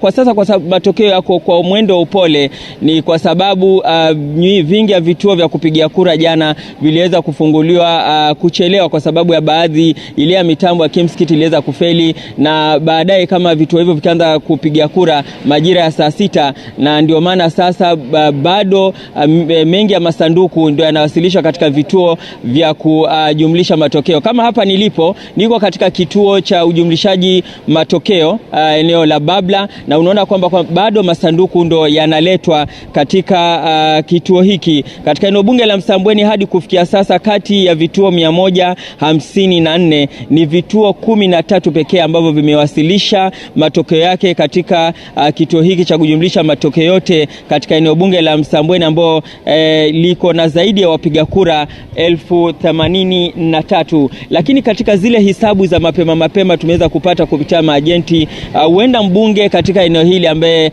alichaguliwa kama mgombea huru na akajiunga na chama cha UDF, Faisal Bader, akahifadhi kiti chake katika matokeo ambayo bado hayaja kuwa rasmi. Faisal Abdalla ana zaidi ya kura 20,000 akikaribiwa na mgombea wa chama cha ODM Hamisi Mwakulonda ambaye ana kura 10,000 pekee. Lakini pia kuna zile taarifa tunaambiwa kwamba katika eneo bunge la Lungalunga huenda mbunge aliambaye kwa anatetea kiti chake kwa mara ya 3 Hati Mwashetani akapoteza kiti chake kwa waziri wa zamani wa elimu wa serikali ya kaunti ya Kwale Mangale Munga Chifromodo, ambaye hadi kufikia sasa Mangale Munga Chifromodo ana kura 15,260 akifuatwa kwa ukaribu na Hati Mwashetani aliye na kura 9,436. Kwa hivyo bado tutasubiri IEBC kuweza kutangaza rasmi matokeo hao, lakini ushindani katika nafasi ya ugavana ni baina ya mgombea wa kiti cha UDA ambaye ni Fatuma Achani na yule mgombea wa PA Chai Lunganzi. Wamekuwa akikabana kwa ile matokeo ya kwanza kwa kitolewa, huku mgombea wa ODM akifuata kwa nafasi ya 3. Kwa hivyo hadi kufikia sasa masanduku ndio yanawasilishwa katika vingi ya vituo katika kaunti ya Kwale, ili angalau yale matokeo rasmi yaweze kutangazwa na IEBC baadaye. Na asante sana Niki, na uendelee hivyo manake kazi unao siku ya leo. Wagombea huko wamekaa ngangari kutaka kujua, je, wale viongozi wao wa ngazi za juu wanapata nini? Bila shaka hayo yote tutayajua baadaye. Kwa sasa hebu tuende katika eneo lingine. Mashirima, sijui tunakwenda upande gani kwa sasa? Na bila shaka Mwanahamisi, kama alivyokueleza hapo Niki, ni kwamba haya matokeo kutoka maeneo mbalimbali yanakuja kwa mwendo wa upole, lakini kukuarifu tu ni kwamba tayari kuna mabadiliko. Manake kwa sasa Raila Odinga anaongoza kwa asilimia 49.38 huku William Ruto akimfuata kwa asilimia 49.34. Unaona kwamba hii tofauti ya asilimia ni ndogo sana, ya kama asilimia 0.1 kwa sasa, manake hizi takwimu zinabadilika kila mara. Na katika kaunti ya Kwale ambapo Niki Gitonga ametueleza, utaona kwamba lile swali lilikuwa umeuliza kuhusiana na safari ya maziara ambazo wagombea hawa wamekuwa wakifanya katika eneo hilo. Kati ya zile kura ambazo tayari tumeweza kuzijumlisha, Raila Odinga anaongoza katika kaunti ya Kwale kwa asilimia 69.28, na baadaye tukiwa na wachanganuzi labda tuweza kuangalia mwaka wa 2017 kaunti hii ya Kwale ilipiga kura kivipi ukilinganisha na jinsi ambavyo wakati huo Raila Odinga alikuwa anasimama kupitia muungano wa NASA, huku William Ruto akiwa na rais wa sasa Uhuru Kenyatta kupitia chama cha Jubilee. Lakini kwa sasa tuelekee katika kaunti ya Nyeri ambapo Martin Munene anafuatilia kwa karibu matokeo kutoka eneo bunge la Nyeri mjini. Na kuangalia tu takwimu za kitaifa ni kwamba katika kaunti ya Nyeri, kati ya zile kura ambazo tayari tumezijumlisha, William Ruto anaongoza kwa asilimia 82.90 huku Raila Odinga akifuata kwa karibu na asilimia 15.9. 57. Munene, hujambo? Habari za Nyeri asubuhi ya leo? Kidogo utajua kwamba nimelelewa huko, ndo maana ulimi ukasema William badala ya William. Tueleze kunaendaje? Naam, kama ulivyosema, maeneo haya kuna shida mara nyingi ya matamshi ya L na R, lakini tuseme kwamba mambo yako shwari. Shughuli za kuhesabu na kujumuisha kura zikiwa zinaendelea. Niko katika shule ya Nyeri National Polytechnic, ambapo ni kituo kinachojumuisha idadi ama kura za Nyeri Town Constituency ama eneo bunge la Nyeri Town, na pia hapa katika jengo lingine tutakuwa tukipata matokeo yale ya county. Na niseme kwamba katika eneo hili ukiangalia utaweza kuona kuna shughuli ambazo zinaendelea, ikiwa ni kuwa makarani na wale presiding officers na deputy presiding officers waliokuwa wanasimamia shughuli za uchaguzi katika vituo mbalimbali hapa katika kaunti hii ya Nyeri wanaendelea kufika ili waweze kuleta zile forms 31A ziweze kuthibitishwa.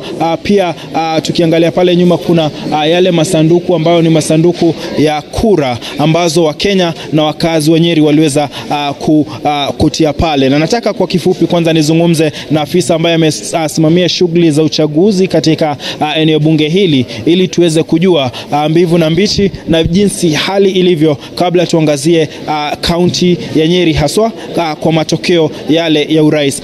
Karibu sana. Tulikuwa nawe jana jioni. Sijui hali koje hivi sasa, kufikia sasa umeweza kupata matokeo ya wapi na mangapi na tunatarajia nini? Out of 164 polling stations, we have 40 who have already we have processed their results, and almost 60% or 70% are on the queue, and we are receiving the results. Yes. All right. Na labda kwa yale matokeo ambayo yanatumwa kule Nairobi haswa kutoka maeneo bunge, kutoka pale watu walipigia kura, kufikia sasa hali koje? We are only transmitting presidential results.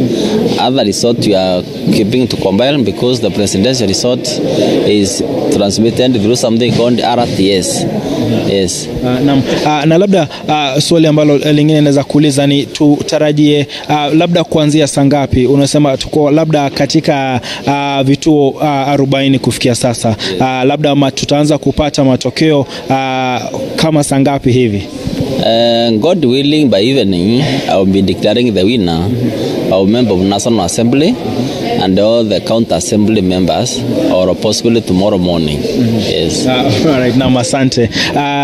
Anaeleza kuwa tutaendelea tu kungoja, manake kama alivyosema katika eneo bunge hili la Nyeri mjini kufikia sasa tumeweza kupata matokeo ya takriban vituo 40 na kuna vituo 164 katika eneo bunge hili.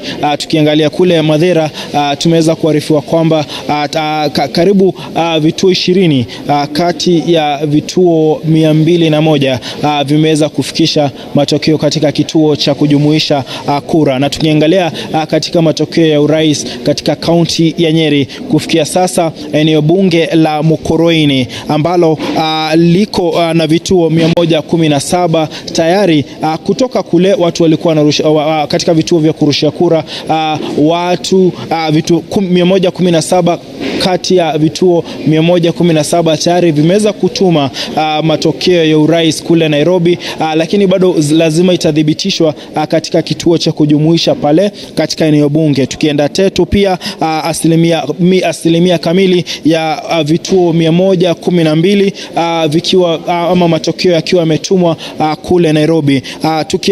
Tuelekee eneo bunge la Madhera, ambapo kumbuka mgombea mwenza wa William Ruto Rigathi Gachagua ametoka. Vituo 194 kati ya vituo 201 tayari vimeweza kutuma matokeo, ikiwa ni asilimia 96. Kule Kieni ambapo ni pana zaidi katika kaunti ya Nyeri, na pia pale ambapo kuna watu wengi sana, pia pale wameweza kutuma asilimia 96 ikiwa ni vituo 223 kati ya vituo 2283. Na tutaendelea tu kufuata tuweze kujua hali ilivyo katika kaunti ya Nyeri. Kuna mahali ambapo hesabu hii ya kujumuishwa katika vituo imeweza kukamilika, hivyo basi hatujajua haswa ni nani akona kura ngapi, nani ameshinda, lakini tukiangalia dalili na duru za kuaminika ni kuwa katika maeneo mengi na pia matangazo ambayo tunaweza kuyasikia hapa nyuma yangu, chama cha UDA na viongozi ambao walikuwa wanawania nyadhifa mbalimbali katika chama cha UDA katika kaunti ya Nyeri wanaonekana kuwa mbele, kutoka kiti cha ugavana, seneta, kile cha mwakilishi wa kina mama na haya mengine wanaonekana kuongoza, na pia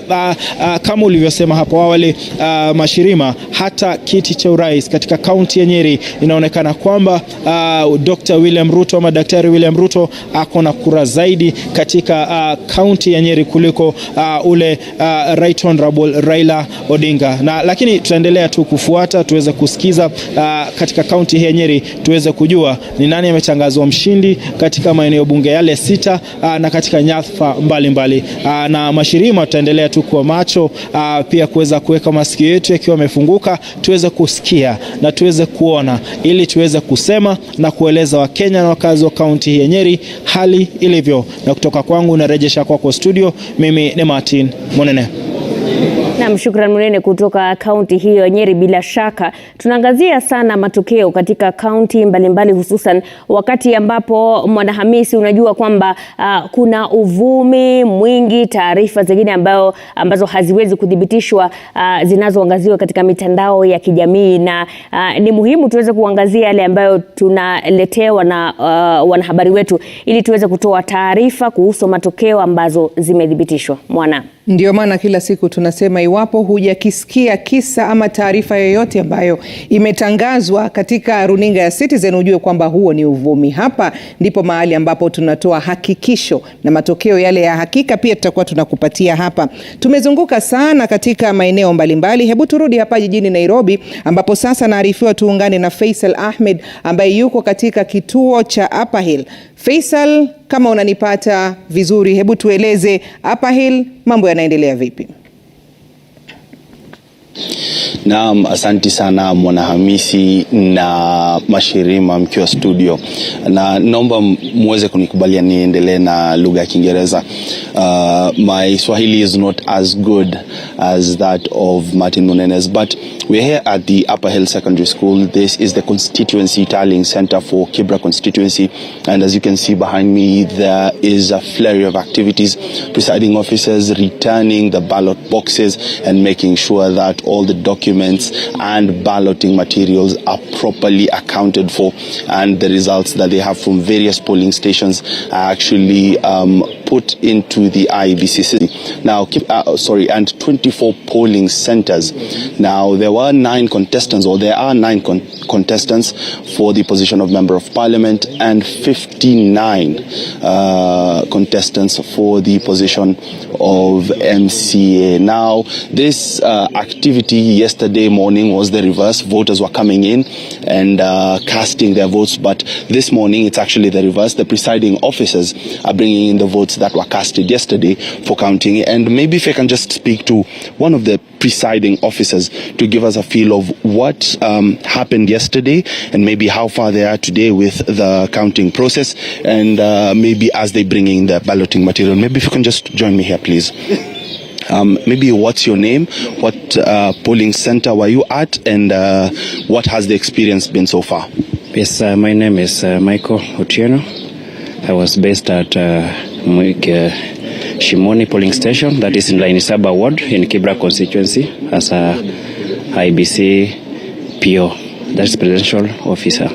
Yes. And how has the experience been so far yesterday, from when voting started up until now when you're in line? I know you've not had any sleep so far. Yeah, it's quite been hectic. We haven't slept for the last 3 days since we came to collect materials. Before the pre-polls, we went to the ground to do the polling.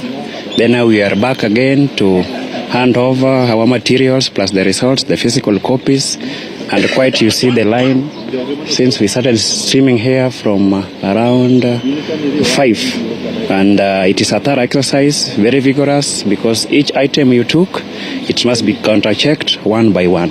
Though generally in the field, voting was smooth and slow, and because the turnout was very slow, like in my polling station, we had around 53% turnout.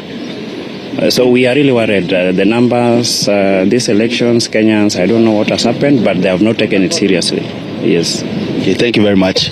Those are some of the sentiments of the presiding officer here at the Upper Hill Secondary School, which is the constituency tallying center of Kibra constituency. We tried speaking to the constituency returning officer, but she informed us that it was a bit too early to try and give us numbers.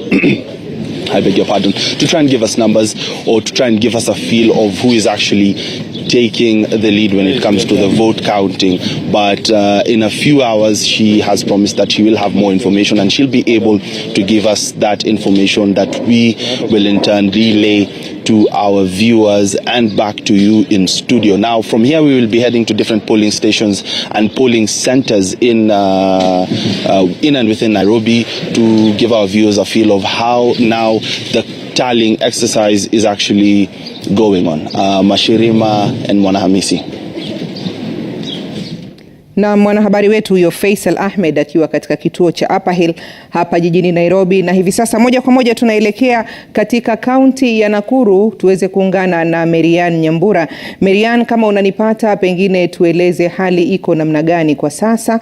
Watu wanataka kujua mengi tu ambayo yanajiri. Tueleze hapo kabla ya kurudi hapa ndani ya studio kuweza kumfahamisha mtazamaji kuhusiana na yale matokeo ambayo tunayapokea kutoka maeneo tofauti.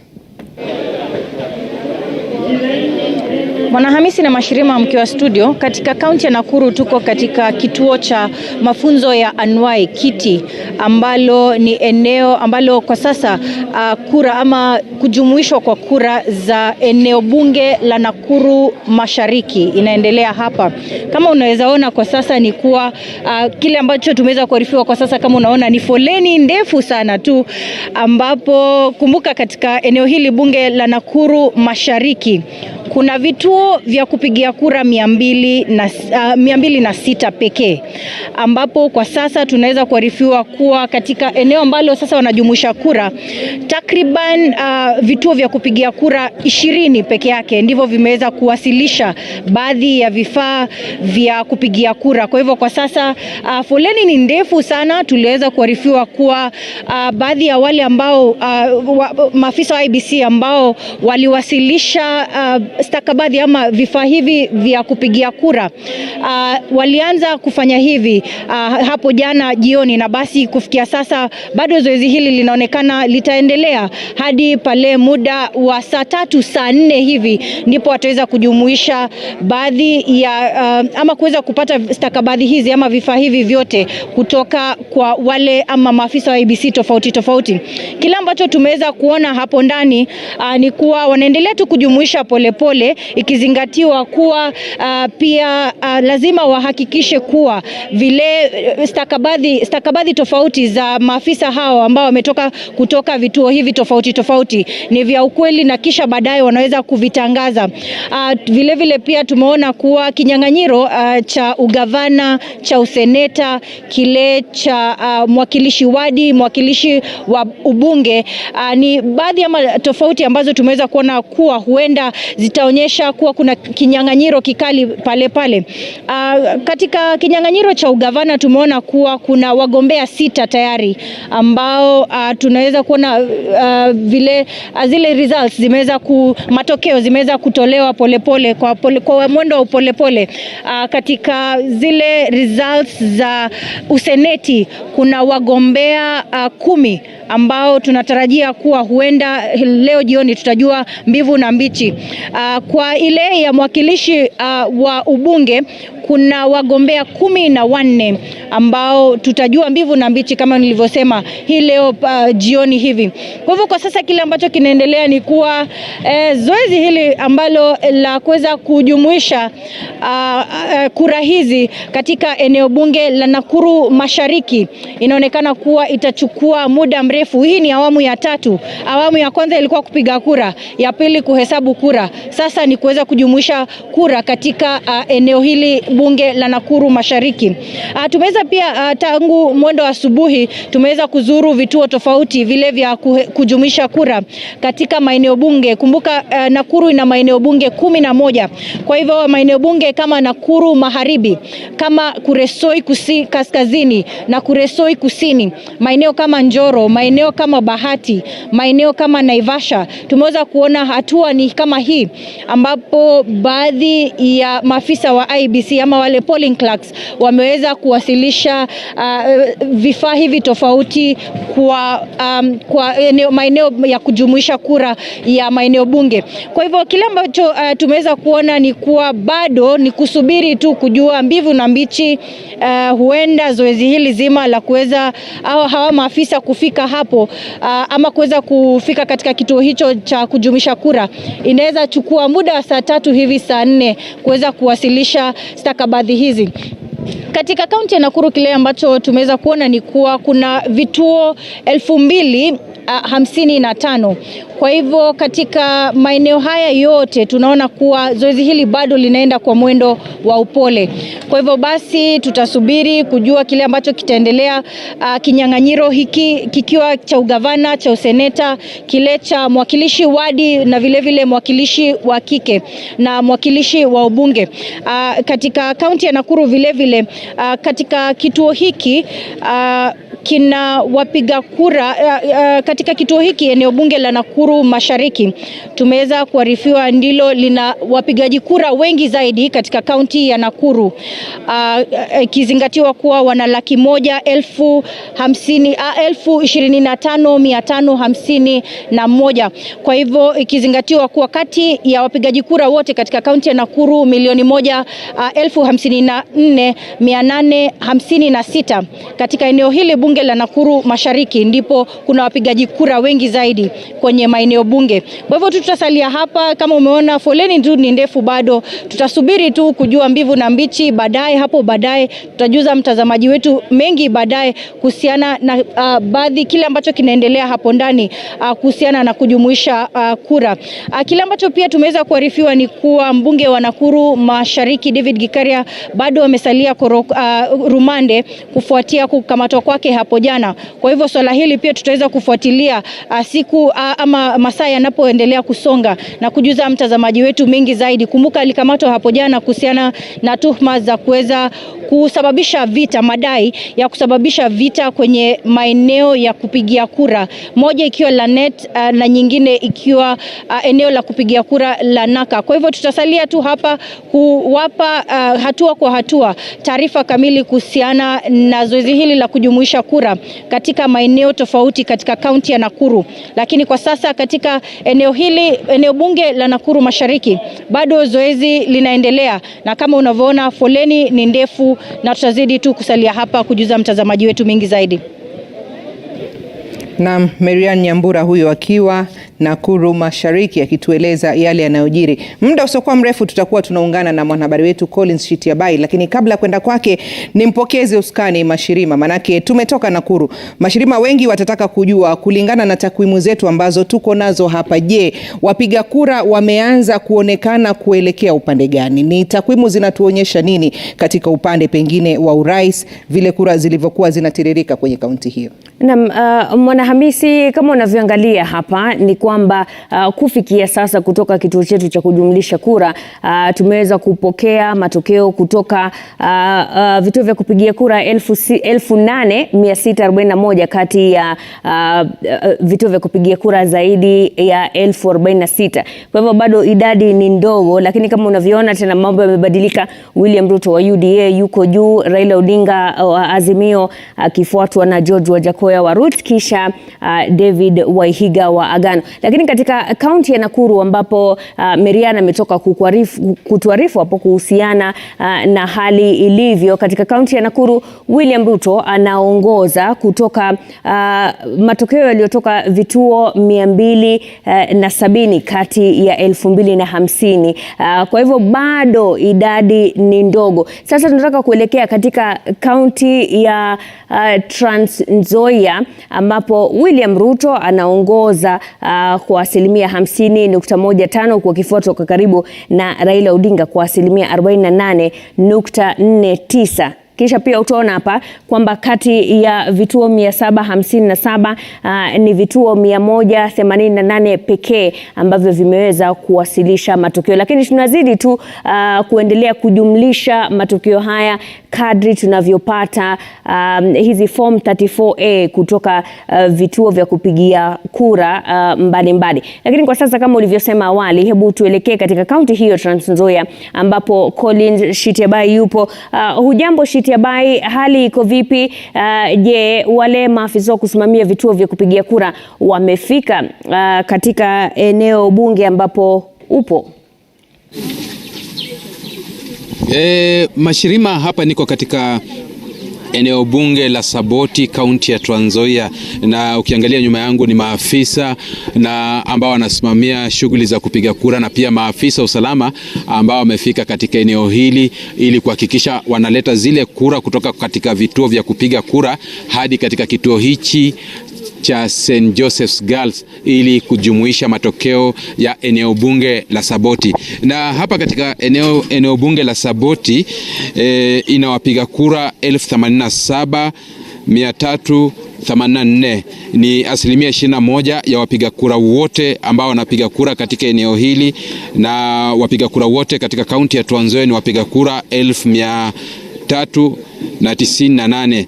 Na tumekuwa tukielezewa kwamba katika uchaguzi huu ambao ulifanyika hapo jana uliweza kuvutia wale ambao wanawania viti mbalimbali kama kiti cha ugavana kimewavutia wagombea 7, kiti cha useneta kimewavutia wagombea 12, kiti cha wakilishi wa kike katika eneo hili kimewavutia wagombea 9, huku kiti cha wabunge kikiwavutia wagombea 42 na kiti cha wakilishi wadi katika eneo hili kikiwavutia wagombea 324. Na tumekuwa tukizungumza pia na maafisa ambao wanasimamia uchaguzi katika kaunti ya Trans Nzoia. Wanatuelezea kwamba hadi kufikia sasa yale masanduku ya kupiga kura yanatoka katika vituo vya kupigia kura ili kuelekezwa katika maeneo ya kujumuisha kura. Kumbuka kwamba hapa katika eneo bunge la Saboti kura zitakuwa zikijumuishiwa katika shule ya wasichana ya St. Joseph's Girls. Katika eneo bunge la Cherengani kura zitakuwa zikijumuishiwa katika shule ya upili ya KK, na katika eneo bunge la Kwanza kura zitakuwa zikijumuishiwa katika shule ya wasichana ya St. Monica, na katika eneo bunge la Iebc pia kura zitakuwa zikijumuishiwa katika chuo anuai cha Iebc TTI. Na maafisa hao wamesema kwamba ifikapo mwendo wa saa 12 jioni hivi basi washindi watakuwa wametambulika katika nyadhifa mbalimbali, japo kuna baadhi ya wale wakilishi wadi tayari wamejua iwapo wametoa ushindi au bado.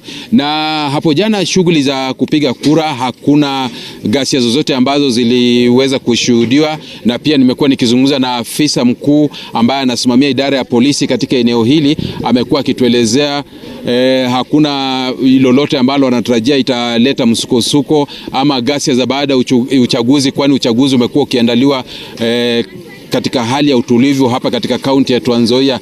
Na pia maafisa wa tume ya uchaguzi katika eneo hili wamewataka wale wakazi wa kaunti ya Trans Nzoia ambao walijitokeza kwa wingi kushiriki katika shughuli za kupiga kura wasifuate matokeo ambayo yanachapishwa katika mitandao ya kijamii, kwani tume ya uchaguzi pekee ndio iko na idhini ya kutangaza matokeo hayo na matokeo yaliyoidhinishwa.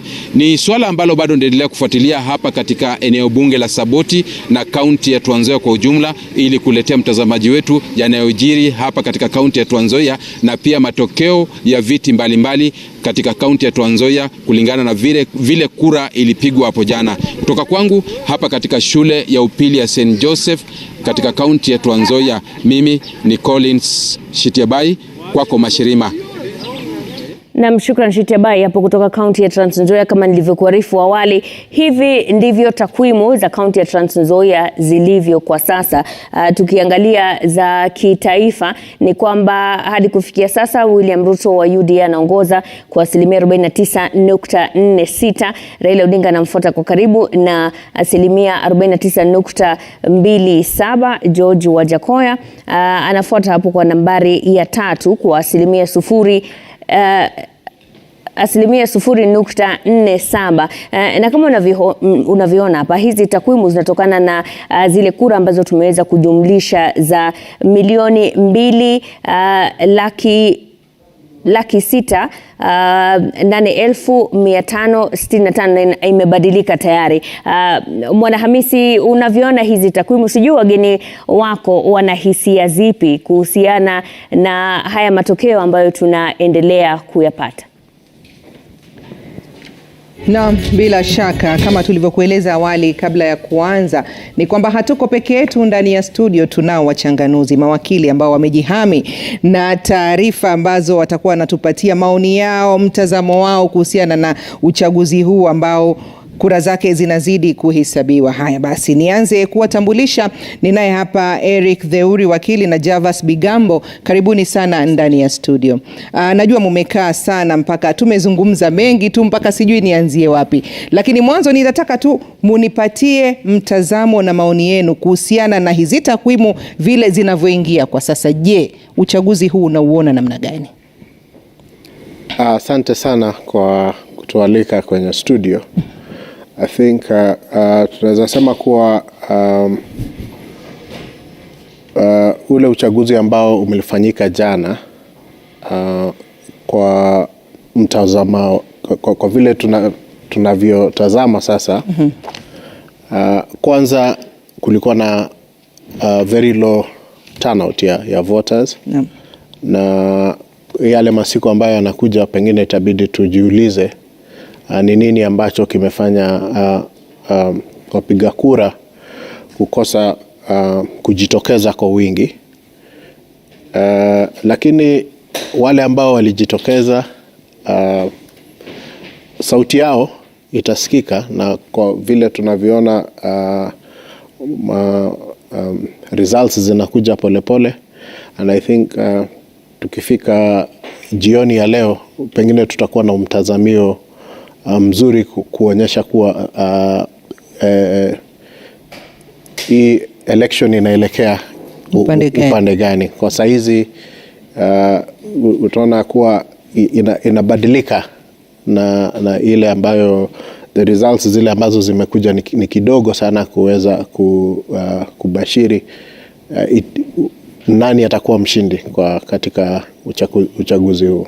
Sawa, Javas, kama alivyosema Eric kwamba haya matokeo yanabadilika, yani tuseme hawa wawili William Ruto na Raila Odinga wako bumper to bumper. Pengine maoni yako ni yapi kufikia sasa? Ndio tunajua kwamba kura ambazo zimewasilishwa kwa sasa matokeo ni machache, lakini si kawaida vitu kama hivi kuonekana wakati kama huu. Kwanza asante sana kwa mwaliko. Pili, ni wakati wa kwanza ambapo tumeona matangazo ya kura, matokeo ya kura ya urais yakianza ama yakipatiwa utangulizi kando ama mbali na yale mengine. Kawaida huwa kwamba matangazo ya kura ya urais yanakuja ya mwisho. Jambo lingine ni kwamba jinsi ambavyo matokeo yanazidi kubadilika inaleta tumbo joto sana kwa wengi. Tayari ukiangalia maoni ya wengi iwe katika mitandao ya kijamii, tayari wengine wameanza kuumwa jinsi inavyobadilika. Lakini utaratibu ambao unafuatiliwa na Tume Huru ya Mipaka na Uchaguzi ni kuhakikisha kwamba wanahakiki matokeo yote ambayo yanatoka katika vituo vya kupiga kura ambavyo vimewasilishwa na ile fomu 34A, alafu ambavyo baadaye kutakuwa na fomu 34B, baadaye C. Ndiposo ukiangalia jinsi ambavyo Citizen inaangazia matokeo haya, ningependa kueleza kwa wananchi kwamba waweze kuwa na ule utulivu, wasubirie kabisa hadi uhakiki ambao unatoka katika makao makuu ya Tume Huru ya Mipaka na Uchaguzi ifanyike hivyo. 3, najua kwamba kuna ile hamu ya wananchi kutaka kujua sasa ni nani ambaye atakuwa ni kiongozi wao kama rais na hivi viti vingine, gavana, seneta kadhalika. Na pia jambo lingine ni kwamba ukiangalia jinsi ambavyo kujumuishwa kunafanywa kwa matokeo haya, vituo vyote bado havijawasilisha matokeo hayo. Ndiposa tunaona kwamba kuna haya mabadiliko ambayo yanazidi kuja. Lakini kila mwanasiasa najua tayari wanafanya idadi yao. Najua kwamba vile vituo vya kampeni vya wawania viti vya urais pia wanafanya kampeni zao kutokana na wale maajenti ambao wako katika vituo vya kupiga kura. Ndiposa tunaona kwamba kuna wale ambao wanapeana takwimu ambazo zinaonyesha kwamba pengine fulani huenda akashinda ama pengine fulani atashindwa ama viti vingine vya wagavana kadhalika. Hivyo hiyo ni takwimu na matokeo ambayo yanajumuishwa na vikundi mbalimbali vya wagombea viti ama vile vituo vya wagombea viti vya urais. Sasa umetutajia hizi form 34A na hiyo nyingine. Kwa faida ya mtazamaji ambaye anatutizama hivi sasa, yeye hapo jana alikwenda akatekeleza jukumu lake la kupiga kura, hivi sasa amekaa kwenye runinga anaangalia matokeo. Lakini kuna taratibu ambazo Iebc inafuata kabla ya kupeana matokeo rasmi. Pengine tueleze tu fomu hii inahusiana na nini, ina kitu gani mpaka pale mwisho ambapo Iebc itakuwa inatoa matokeo rasmi. Ukiangalia kutokana na ule uamuzi wa mahakama ya upeo kwamba takwimu ama matokeo ya wapiga kura ambayo yatafanyika katika kile kituo cha kwanza cha kupiga kura ndio yatakuwa matokeo ya hakika na ya mwisho. Lakini kuna ule utaratibu ambao ni lazima ufuatiliwe kwamba baada ya kutoka katika kituo cha kupiga kura, fomu hizo japokuwa zinawekwa katika mtandao na kupeperushwa moja kwa moja, ni lazima fomu hiyo ipelekwe katika kituo kile cha eneo la kufanya ujumuisho katika ambayo ni fomu gani hiyo sasa? Hiyo fomu 34A ambayo imejazwa pale katika kituo cha kupiga kura ndiyo ambayo kopi yake inapigwa picha na kupeperushwa na kupelekwa ili kwamba ifanyiwe kujumuisha katika zile maeneo mengine yote. Kwa mfano kama katika eneo bunge na eneo za kaunti zote, lazima wafanye kujumuisha yote. Wakishajumuisha ndio watajaza katika ile ambayo inaitwa form 34B ambayo pia itapeperushwa. Kwa hivyo huo ndio ule utaratibu ambao lazima ufuatwe.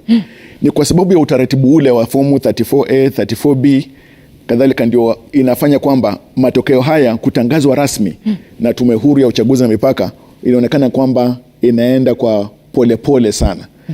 Lakini ikumbuke kwamba hata taarifa ambayo ilitolewa na mwenyekiti wa Tume Huru ya Mipaka na Uchaguzi Wafula Chebukati jana, katika taarifa kwa waandishi wa habari na nchi, alisisitiza ule uamuzi ambao ulitoka katika mahakama ya upeo kwamba matangazo ya matokeo katika kituo cha kupiga kura ndio ya mwisho, ndio halali kabisa. Ndio. Lakini ni tume hiyo ambaye ina uhuru wa kisheria wa kutangaza matokeo rasmi. Bwana Eric, pengine nije kwako. Umezungumzia idadi ya wapiga kura. Uchaguzi huu umerekodi idadi ndogo ya wapiga kura, lakini pia ina idadi kubwa ya watu ambao walikuwa wamesajiliwa kupiga kura, kumaanisha kwamba watu walikuwa wamejitokeza kwa wingi wakiwa na hamu ya kwenda kupiga kura, wakajisajili kwamba mimi pia nitapiga kura. Unadhani kwa mtazamo wako ni kipi ambacho kimechangia watu kubaki nyuma na kutojitokeza kwenda kupiga haki yao ya kikatiba? Si rahisi kusema ni jambo gani ambalo pengine limezuia wapiga kura kujitokeza, lakini kuna mambo kadhaa unaweza angalia. Kitu cha kwanza, pengine wale ambao walikuwa wanagombea viti tofauti pengine hawakuwa na ushawishi mkubwa ili kufanya wapiga kura waweze kujitokeza. Ushawishi, ukizungumza ushawishi, nadhani tukiangalia zile rallies ambazo zilikuwa zinaenea katika maeneo tofauti, tulikuwa tunaona idadi kubwa ya watu na hakika kwamba wale wanasiasa wakiona watu vile wanajua hizi zote ni kura zangu. Sasa ukizungumzia ushawishi, pengine unazungumzia ushawishi kwa upande gani? Kwa sababu unajua rallies na kupiga kura ni tofauti, because ukiangalia wakati kuna rally mahali, utaona kuna mabasi mengi ambayo yanatumika kuleta watu. So kwa hivyo kuna ile ambayo watu wanaita mobilization, because unataka watu waone kama uko na watu wengi. Kwa hivyo wakati kuna rallies, utaona kuna watu. Lakini sasa kwa wakati wa kura ni mtu kujitokeza. Ni mtu ajitokeze aende apige kura. Wakati unaangalia vile ya kujitokeza, lazima kukuwa na mtu ama candidates ambao wamekushawishi kwa njia ile ambayo itakufanya uache vitu vyako ujitokeze kwenda kupiga kura.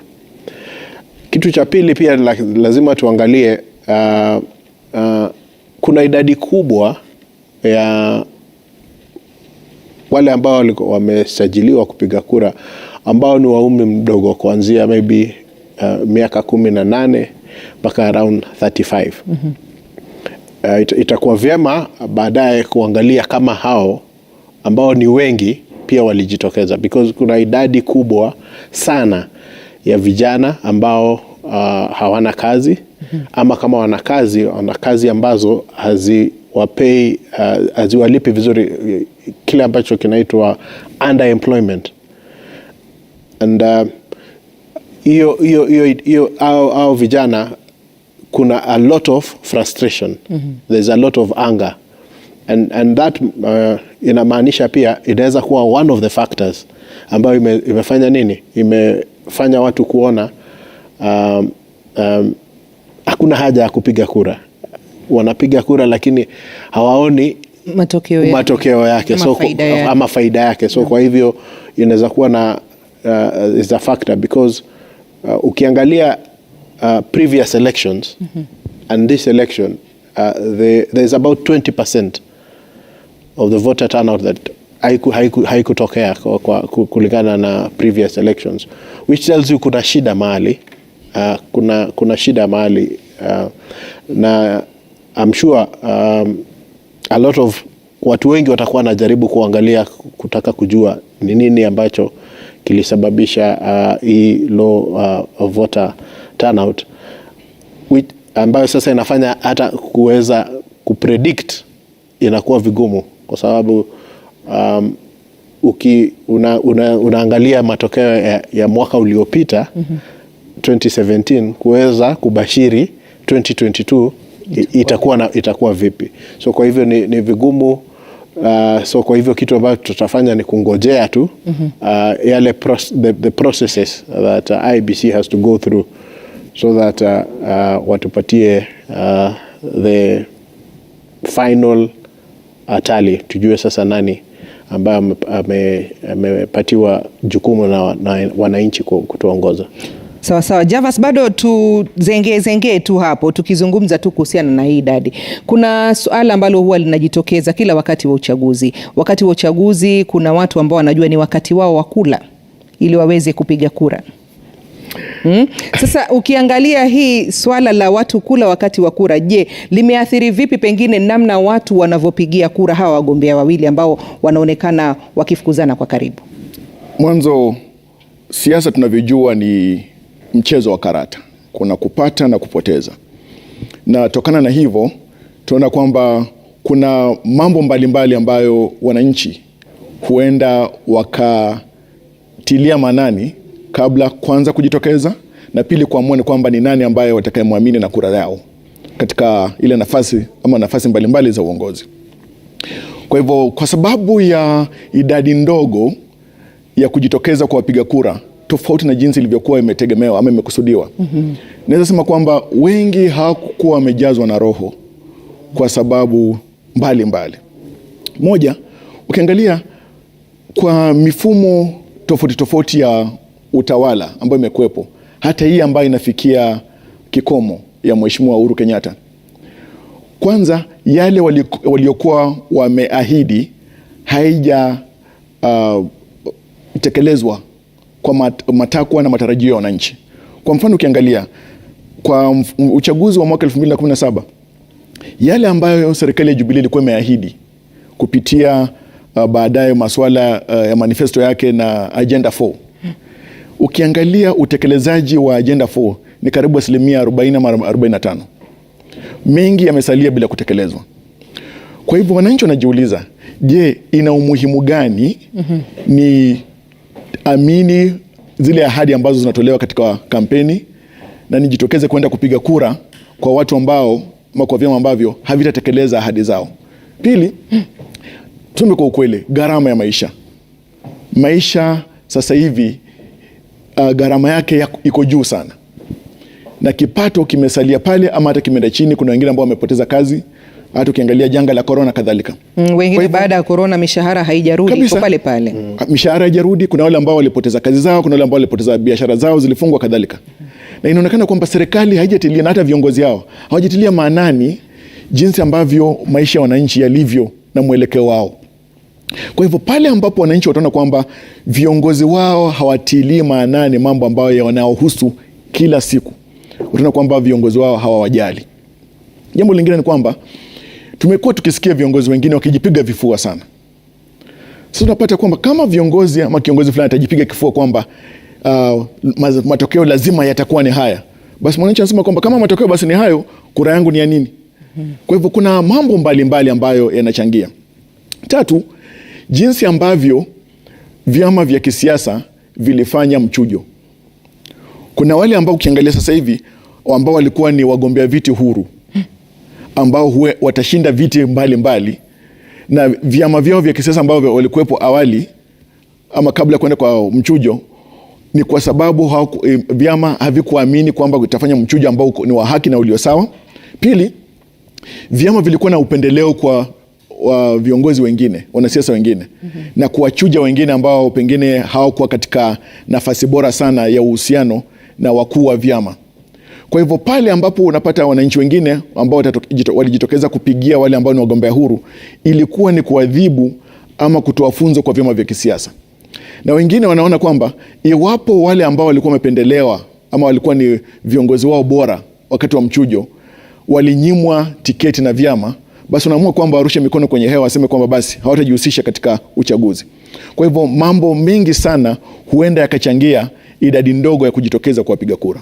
Sawa sawa, tutarudi hapa tuendelee, manake ni mengi tu ambayo tunataka ufafanuzi kutoka kwenu. Kwa hivi sasa ni mpishe mwenzangu Mashirima atupashe ni wapi ambapo tunaelekea kupata kujua hali zilivyo katika sehemu tofauti humu nchini.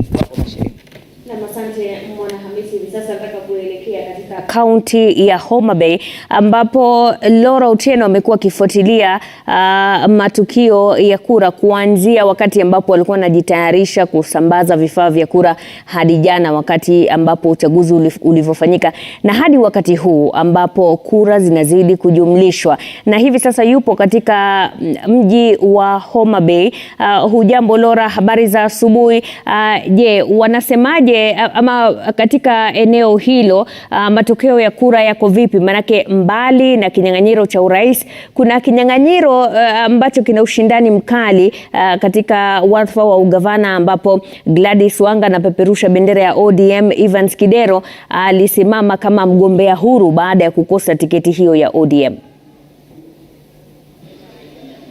Na Mashirima, kipute cha ugavana ni kipute ambacho kimevutia ushindani mkubwa, lakini kufikia sasa bado mbivu na mbichi haijajulikana. Manake katika kituo cha kujumlisha kura ya county bado hakuna chochote ambacho kinaendelea pale, manake maeneo bunge mbalimbali bado yanaendelea kupokea matokeo kutoka vituo mbalimbali vya kupiga kura, na shughuli yenyewe bado inaendelea kujumlishwa. Kwa sasa tupo katika eneo bunge la Homa Bay Town ambapo ni vituo 33 kati ya 120 25 ambazo zimethibitisha matokeo yao. Kufikia sasa shule yenyewe bado inaendelea, na kama unavyoona kuna wale maafisa mbalimbali, wale presiding officers ambao wamefika katika eneo hili, kila mmoja akileta stakabadhi zinazohitajika sawia na yale masanduku ya kupiga kura na pia zile karatasi za kupiga kura ili ziweze kujumlishwa. Tunaarifiwa kwamba yule afisa wa kwanza kufika hapa alifika saa 12 jioni hapo jana, na ilikuwa kura jumla ama hisabati yenyewe ilikuwa imetoka katika gereza la Homa Bay, ambapo kama unavyojua ni eneo ambalo kwa kawaida kulingana na katiba wale wafungwa wana haki ya kushiriki katika kura ya kuchagua rais peke yake.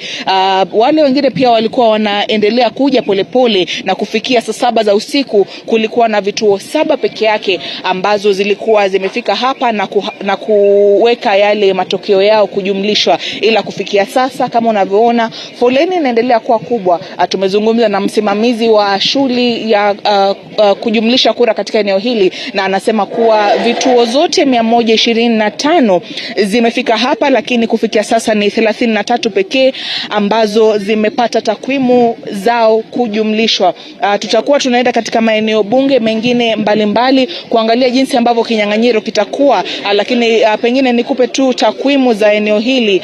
Ni kwamba katika eneo bunge la Homa Bay kipute chenyewe kimevutia watu 7, mmoja akiwa ni George Opondo Kaluma ambaye anawania kiti cha ubunge cha eneo hili kwa tikiti ya ODM. Kunaye Geoffrey Onyango ambaye anawania kiti cha ubunge kwa tikiti ya UDA, Noah Oduor ambaye ni mgombea huru, Humphrey Obach pia ni mgombea huru, George Ouma ambaye pia ni mgombea huru, na Eric Otieno Adede ambaye pia ni mgombea huru. Wa 7 ni Martin Ogindo ambaye anawania kiti cha ubunge kupitia chama cha Green Congress. Na hapa naona moja wa wale maafisa. Habari ya asubuhi. Anza kwa jina na utuambie pengine ulifika hapa saa ngapi na unaona kama shule yenyewe inaendelea namna gani? Angalia pale. Naitwa Arnold Owino Odhiambo. Nilifika hapa saa 10 usiku. Na shughuli inaendelea poa. Tunafurahia. Na pengine ukiangalia jinsi ambavyo hali ilikuwa katika kituo ambacho ulikuwa unasimamia, watu wangapi walijitokeza pengine kwa takwimu zako, hali ilikuwaje? Na pia kuna sehemu ambazo tulikuwa tunaona kwamba kuna wale ambao hawako wanatambulika na ile KMSKit. Pengine pale ambapo ulikuwa shule yenyewe ilikuwaje jana ya kupiga kura? Shughuli iliendelea poa. Watu walifika 70%. Ingawa tulikuwa tunatarajia 100%, walifika 70%. Si mbaya vile, lakini katika shughuli za kupiga kura na kutambulisha wapigaji kura kwa njia ya mtandao ama hiyo kutumia KMSKit ilifanya vizuri. Hakukuwa na tatizo. Naam, shukrani sana. Pengine pia nione kama nitapata tu afisa mwingine mmoja. Habari za asubuhi. Anza kwa jina na utuambie umetoka katika sehemu gani, ulifika hapa saa ngapi, na shule yenyewe ya kupiga kura ilikuwaje katika sehemu uliyokuwa? Nimetoka sehemu za Pedo Primary Station 2. Nilifika hapa kitu saa 11. Walianza vizuri hata jana, isipokuwa watu walitoka wachache kidogo, lakini ikifika saa 8 hivi walianza kuja wengi. Walivote vizuri, hakukuwa na shida.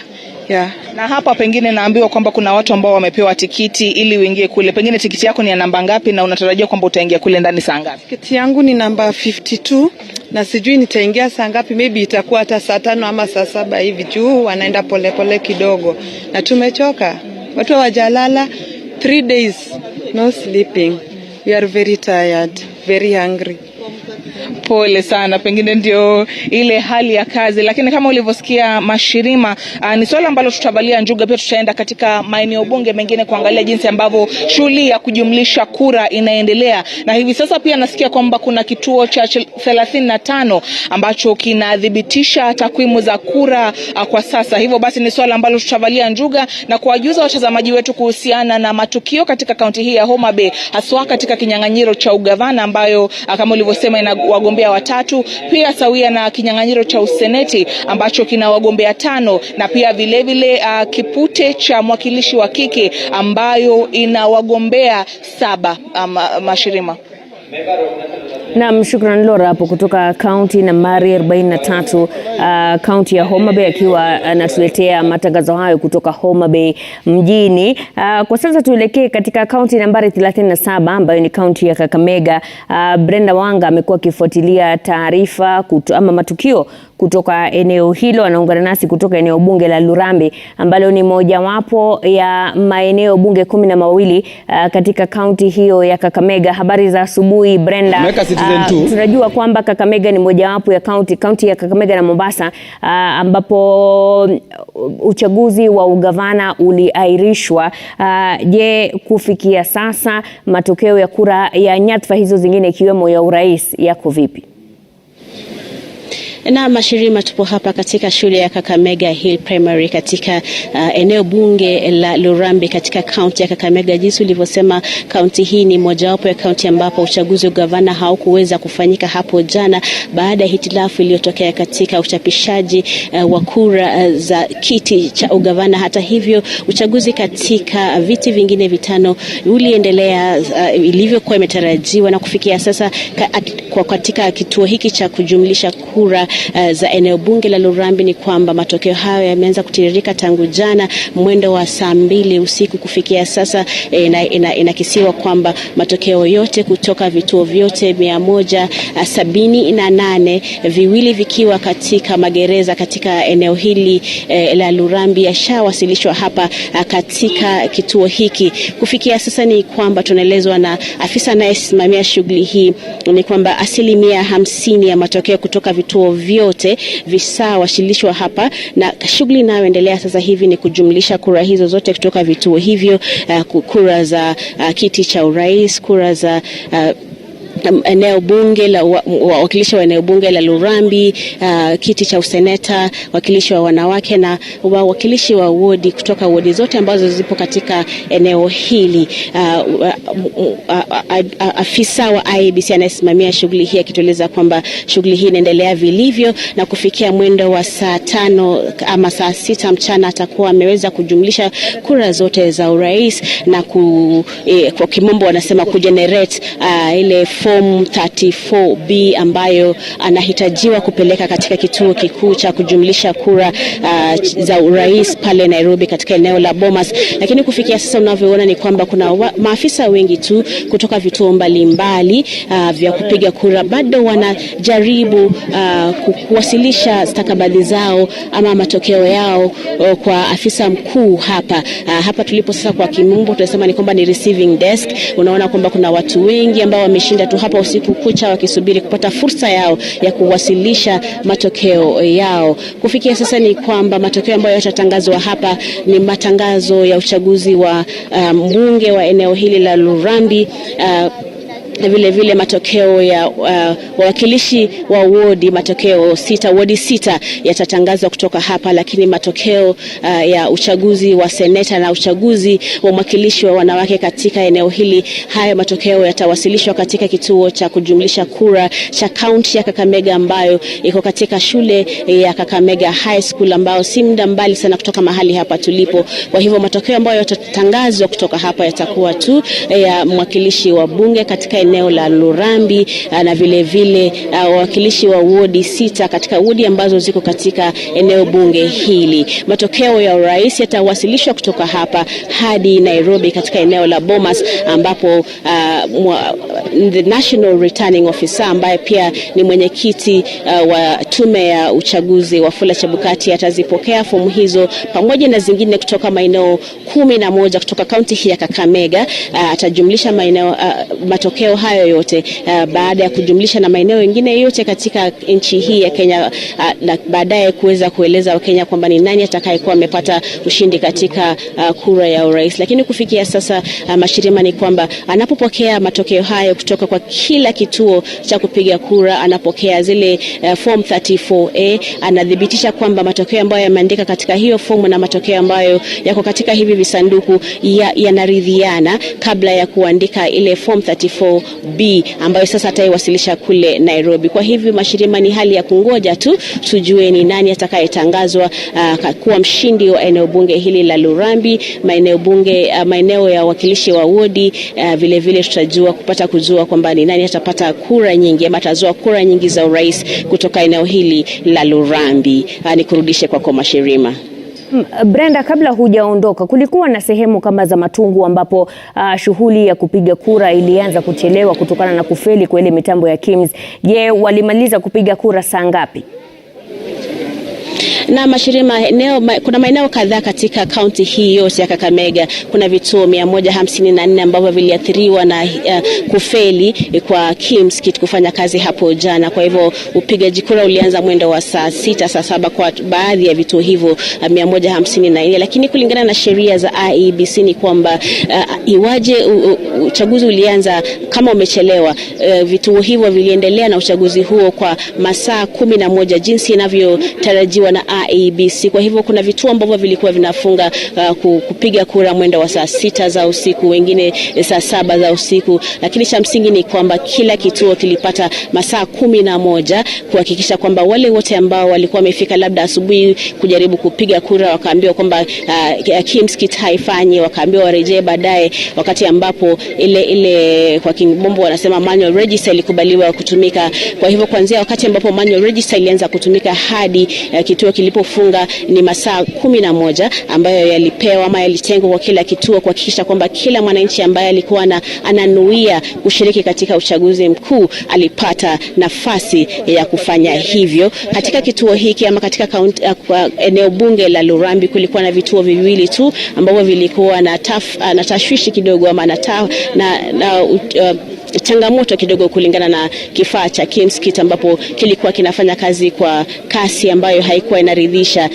Afisa hapa anatueleza kwamba walipogundua kwamba kuna hiyo shida waliweza kuvibadilisha vifaa hivi vya KIMS kit na uchaguzi katika vituo vyote katika Lurambi viliendelea vyema, lakini kwa maeneo kama vile Matungu ulivyosema pale kulikuwa na shida ambayo ilikuwa ya kiasi, lakini ni kwamba kila mmoja ambaye alikuwa ananuia kupiga kura alipata masaa 11. Hata hivyo Mashirima, ni kwamba kulikuwa na wengine ambapo wapiga kura ambapo labda ni wazee wenye wako na umri mkubwa kiasi, ilikuwa vigumu kwao kuja katika kituo cha kupiga kura asubuhi kisha tena kurejea baadaye, lakini tulikuwa tunaelezwa na wagombea kadhaa kwamba walikuwa wanaweka mikakati kuhakikisha kwamba kila mmoja ambaye alikuwa ana ari ama alikuwa ananuia kushiriki katika uchaguzi, ijapokuwa ulianza kama masaa yameenda kidogo, walipata fursa hiyo ya kushiriki katika uchaguzi. Lakini athari ya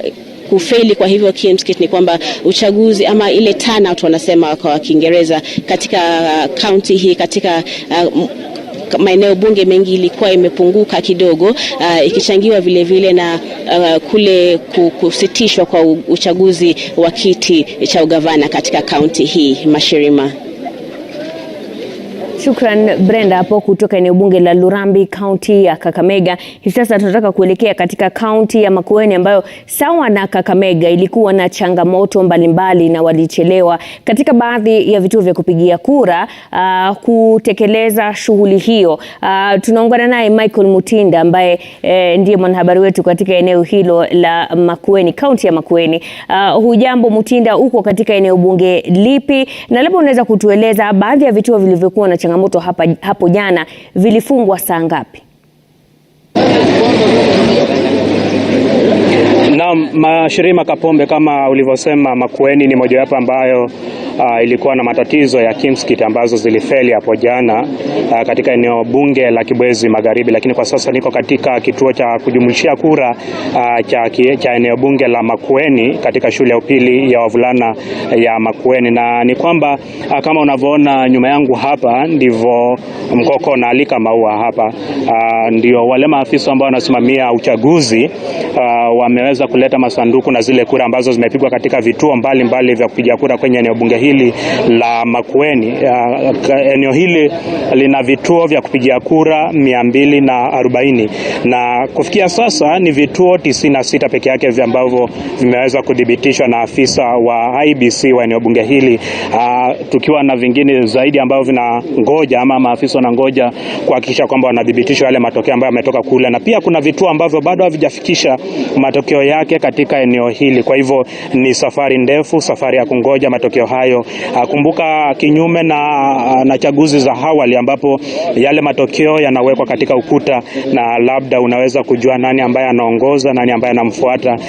Hapa yaweki kwa ukuta, yanawekwa tu yale ambayo ni ya polling station peke yake. Kwa hivyo ni ngumu sana kusema nani anayeongoza kwa sasa, ila tu tungoje hadi wakati ule ambapo afisa wa IEBC atakuwa ameweza kudhibitisha matokeo yale na kuyaweka katika form 34B, ndipo tunaweza kufahamu nani ambaye ameweza kuongoza. Kwa hivyo ndivyo walivyo hapa. Tukikadiria urefu wa foleni hii, labda tutaweza kujua mshindi ambaye ameibuka mshindi kwenye eneo bunge hili mwendo wa saa 8 saa 9 hivi, kwa sababu kuna wagombea 7 hapa wa ubunge kwenye eneo bunge hili la Makueni. Tunaye Susan Kiamba wa chama cha Wiper, tunaye Stanley Chungu wa chama cha UDA, tuna Fred Musau ambaye ni mgombea huru, tuna Daniel Mutuku ambaye ni wanak, Francis Mutungi ambaye pia ni mgombea huru, na Daniel Nzeki wa chama cha ODM, na Lawrence Zunga ambaye anagombea ubunge huu kama mgombea wa chama cha Muungano. Kwa hivyo urefu huu unamaanisha kwamba kitambo zidhibitishwe, basi tutakuwa tumechukua muda mrefu. Lakini kama ulivyotangulia kusema ni kwamba kulikuwa na matatizo ya mitambo ya Kimskit katika eneo bunge la Kibwezi, ambapo vituo 84 kwenye eneo bunge la Kibwezi Magharibi zilikumbwa na matatizo, na tume ya IEBC ikakubali kwamba kutumika ile inaitwa manual register ndio wapiga kura waweze kuanza kupiga kura zao, na zoezi hilo lilianza jana mwendo wa saa 6 na dakika 32. Kwa hivyo limeweza kuendelea mpaka saa 6 usiku watu kujitokeza kupiga kura zao. Kwa hivyo wameanza kuhesabu kura zao mwendo wa saa 7 usiku. Kwa hivyo tutatarajia siku kama 1.5 labda kesho mwendo wa saa 7 ndio tutakuwa na foleni kama hii hapo, wakikurudisha matokeo katika kituo cha kujumlishia kura cha eneo bunge la Kibwezi Magharibi. Kwa hivyo pale bado kura zinahesabiwa, lakini zoezi lingine kama hili linafanyika katika maeneo bunge mengine 6: eneo bunge la Kibwezi Mashariki, eneo bunge la Kilome, eneo bunge la Kaiti, Mboni, ambapo huko pia vituo mbalimbali vimeendelea kurudisha matokeo yao katika kile kituo kikuu cha kujumlishia kura. Kwa hivyo tutasubiri hadi wakati ule tuweze kujua mbivu na mbichi na tuweze kujua nani ambaye ni mshindi. Vile vile tutakuwa tunafuatilia matokeo ya wakilishi wa wadi kwenye maeneo tofauti kwenye maeneo yote 6. Lakini kwa sasa hivi ndivyo hali ilivyo. Mashirima, labda kama uko na swali lolote. Michael, tutarejea kwako baadaye ili uweze kutueleza yale ambayo yanajiri katika eneo hilo. Kwa sasa tunataka kuelekea kwengineko ili tuweze kujua hali iko vipi. Mwanahamisi.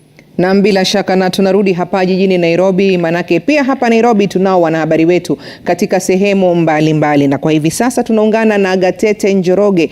Gatete, kama unanipata, hebu tueleze uko wapi haswa na ni kipi ambacho kinaendelea kwa wakati huu?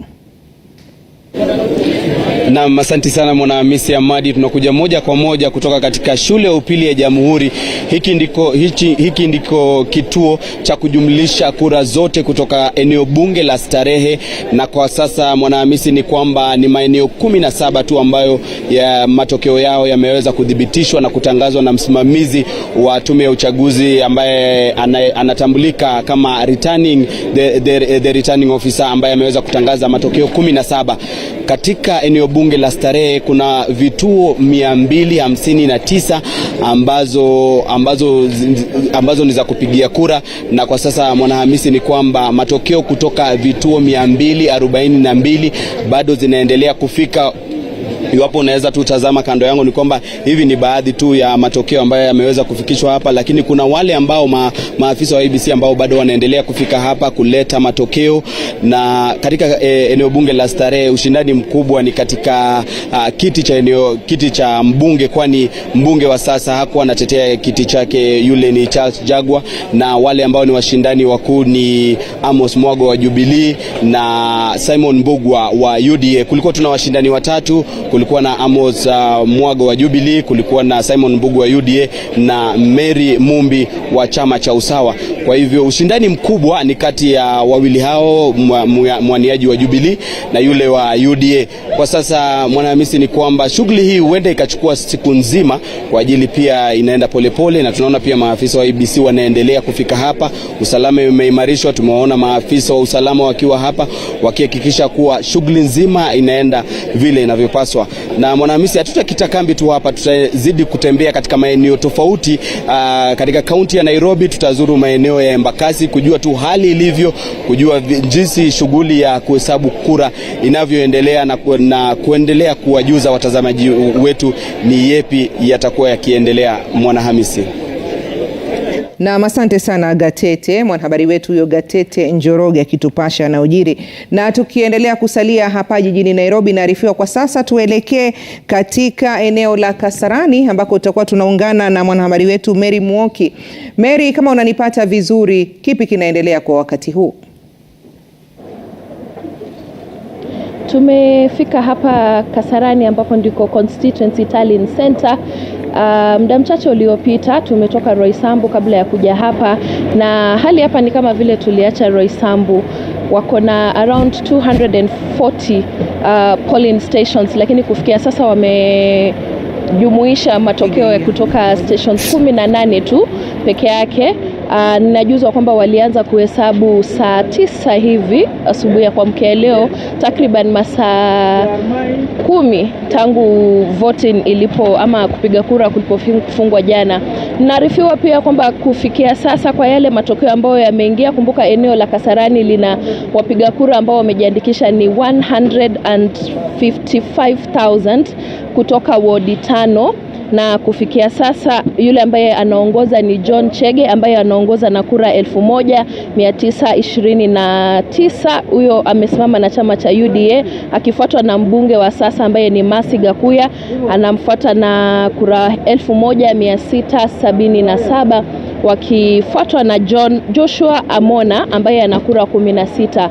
Mwanahamisi, tumezungumza na baadhi ya presiding officers ambao wako hapa nyuma yetu, na wanatuambia kwamba hata wao wenyewe hawaelewi kumetokea nini ama ni kwa nini wamekuwa sana hivi. Wamekuwa wakisubiri tangia jana around saa 4 za usiku hivi, hawaambiwi kunaendelea nini, na wameanza kuwakilisha matokeo kutoka wodi zao ama polling stations zao saa 9 ya asubuhi. Kwa sasa shughuli inaendelea, ingawaje kwa mwendo wa kinyonga, si kama vile wangetarajia. Hatujapata kuzungumza na mgombea yoyote.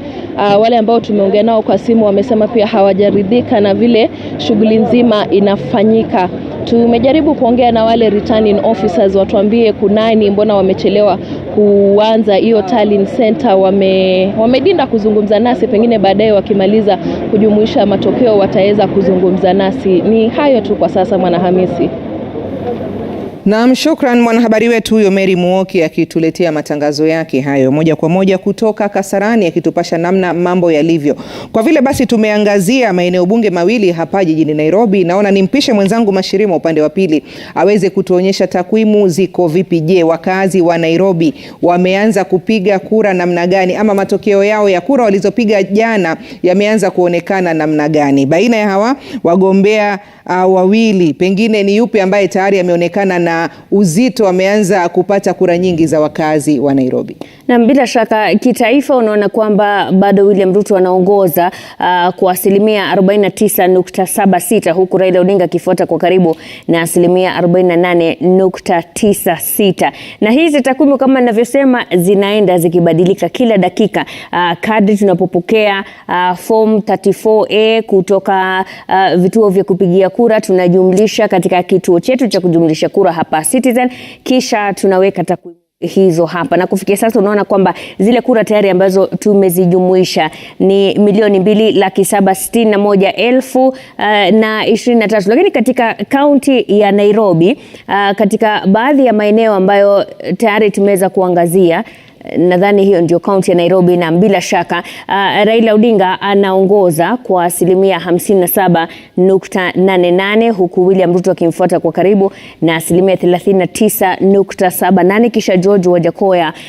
na David Waihiga Mwaore wa chama cha Agano wakifuatana kwa taratibu hiyo. Na kama unavyoona hapa, kati ya kura ambazo zimehesabiwa katika kaunti ya Nairobi kutoka zile form 34A ambazo tumezipokea, kura ambazo tumezihesabu ni 107,703, ikiwa tu ni asilimia 4.46 ya kura ambazo kati ya wapiga kura waliosajiliwa zaidi ya milioni 2.4. Mwanahamisi, sijui wageni wanasemaje kuhusiana na takwimu hizi hivi sasa, japokuwa ni asilimia ndogo sana, hatuwezi kusema mengi, lakini pia kuna jambo ambalo linaonekana ama linaashiriwa hapo kutokana na zile kura ambazo tayari zimejumlishwa. Mwanahamisi. Na bila shaka, na ndio tulikuwa hapa tunadokezana hapa tukitaka kujua pengine munieleze tu kulingana na yale matokeo ambayo bado tutasema ni ya awali, lakini unajua huwa wenyewe wanasema nyota njema huonekana asubuhi. Sijui kama pia hiyo inaweza kuapply katika matokeo ya uchaguzi ama vipi, manake wengi hapa washaanza kuingia kiwewe, wanasema tulitarajia ni hivi lakini mbona ni hivi. Haya, sasa tuangalieni hapa katika kaunti ya Nairobi, asilimia ya kura ambazo zimehesabiwa kwa hivi sasa ni 57. Tunamwona kwamba Raila Odinga wa Azimio anaongoza kwa kura 62,000 ikilinganishwa na William Ruto wa UDA kwa asilimia 39 ambayo ni kura 43,000. Je, katika upande wenu, nianze na wewe Eric, ni kitu ambacho ulikuwa kinatarajiwa ama mambo yamebadilika? Wenyewe wanasema kwa lugha ya mtaa vitu kwa ground ni different. Hii matokeo I think unaweza sema ni yale ambayo alikuwa ametarajiwa. Raila alitarajiwa kufanya vizuri mjini Nairobi, but pia ukiangalia Ruto amefanya vizuri zaidi ya vile ilivyokuwa imetarajiwa. So ule ambaye tunaweza sema amefanya vema Nairobi basi ni William Ruto, kwa sababu ukiangalia vile siasa za Nairobi zinakaa, mtu alikuwa anatarajia pengine Raila angefanya vizuri zaidi alivyofanya. Na hii sasa ukiangalia Nairobi na uweke into context, then itapatia wale ambao wana support Raila Odinga tumbo joto, kwa sababu maeneo ambayo Raila alikuwa anatarajiwa afanye vizuri hafanyi vizuri vile alivyotarajiwa. So kwa hivyo ukichukua hiyo na extrapolate across the country, then unaona kuwa wale ambao wana wasiwasi sana, although ni mapema kusema usiseme, sio kupatia tumbo joto, lakini wale ambao wanaangalia runinga na wasiwasi kidogo ni wale ambao wanafuata Raila Odinga. Na ukiangalia vile you don't expect so much changes, we expect hiyo itabadilika sana. Vile inaenda pengine itakuja itaisha hivyo, ama itabadilika kidogo tu sana. But sioni William Ruto akimfikia Raila, lakini naona William Ruto akifanya vizuri Nairobi kuliko vile ilivyokuwa inatarajiwa. Asante sana. Pengine Javas, utueleze wakazi wa Nairobi walikuwa wameweka vigezo gani vya kuweza nanio Eric ametueleza kwamba wengi walitarajia kwamba Raila Odinga ndo atakuwa na kura nyingi zaidi. Kwa nini ilikuwa imetabiriwa ama imewekwa kwamba Raila Odinga atakuwa na kura nyingi zaidi kuliko Ruto, na ni kitu gani ambacho kimemfanya Ruto kuonekana kubadilisha msimamo huo ama mtazamo huo na kuonekana kuanza kumfuata Raila kwa karibu katika kaunti ya Nairobi? Kwanza unajua kukicha kuna kucha kuchele. Japokuwa bado asubuhi mbichi sasa hivi kutokana na matokeo hayo. Kinachozidi kudhihirika wazi ni kwamba William Ruto kama mgombea urais wa Kenya Kwanza amejitahidi sana kukita mizizi ya siasa katika eneo la Nairobi. Kumbuka kwamba matarajio ya hapo awali ilikuwa kwamba Raila Odinga anachukulia kwamba Nairobi ni ngome yake kabisa, na alikuwa pengine ashafunga, amebana milango yote na madirisha ya kuingia Nairobi. Na ukiangalia taswira ya jinsi ambavyo kura zinazidi kuingia ama kuhesabika katika maeneo bunge yote Nairobi, unakuwa Raila Odinga, yale matarajio ya kuwa angechukua kura karibu 70% ya Nairobi, ni kwa sababu kwa zaidi ama karibu miongo minne amekuwa ni kiongozi mwanasiasa shupavu hapa Nairobi, hapa nchini, na maeneo mbalimbali ya Nairobi amekuwa hata na wabunge kupitia vyama vyake, iwe ni NDP, iwe ni ODM, mrengo ule vuguvugu la NASA. Wote hivi wakati huu wote Mheshimiwa Raila Odinga amekuwa akikita mizizi sana katika udongo wa siasa hapa Nairobi. Kwa nini? Lakini sasa ni kwa sababu ule uzoefu na miongo minne ambao amekuwa katika siasa. Nakumbuka kwamba pia karibu miongo miwili alikuwa mbunge wa Kibra. Naam. Hii yote ilimjenga kisiasa. Lakini sasa angalia kwamba hapa kuna William Ruto ambaye ndio mara yake ya kwanza kuwania urais, na ametetemesha kabisa. Kumbuka kwamba pengine huende kawa ni kwa sababu ya ujumbe wa bwana William Ruto akizungumzia masuala ya hasla kadhalika. Nairobi imejaa vitongoji vingi sana, kuna mahasla wengi sana, watu ambao wanachuma kila kuchao kwa sababu ya kutokuwa na elimu ambayo ni ya kisasa, na wanajitahidi sana wale ambao wanaitwa pengine hustlers kadhalika, mambo mengi sana. Lakini kumbuka kwamba pia kuna masuala ya kabila. Kuna pia bwana William Ruto ambaye alijaribu kuzunguka maeneo mbalimbali hapa Nairobi akitambulisha chama chake, mrengo wake, na pia akakuwa na vijana barubaru ambao wamesimama kwa viti mbalimbali katika mrengo huo ama muungano huo wa Kenya Kwanza. Hii yote imechangia kwa bwana William Ruto kukuwa na ushawishi katika kaunti ya Nairobi.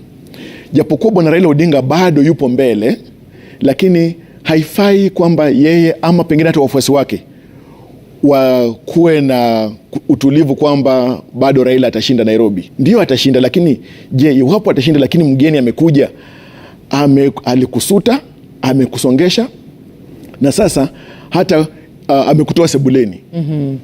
Kwa hivyo sasa inamaanisha kwamba ama na kufanya hii nyumba mutabanana hapa ndani. Mutabanana tu. Asema kwamba hapa basi tutagongana, tutakanyagana hapa, lazima wote tutoshee. Ni kama wake wenza. Ushaona hapa katika Nairobi. Kwa hivyo japokuwa huenda mabadiliko yasiwe makubwa sana, lakini inamaanisha kwamba katika uchaguzi huu na pengine chaguzi zingine zijazo, huenda bwana William Ruto akazidi kuwa na ushawishi mkubwa Nairobi. Haya, umezungumzia swala la ujumbe. Ujumbe ni ule ambao unatolewa mara nyingi wakati wanapokuwa wanafanya kampeni hawa wagombeaji.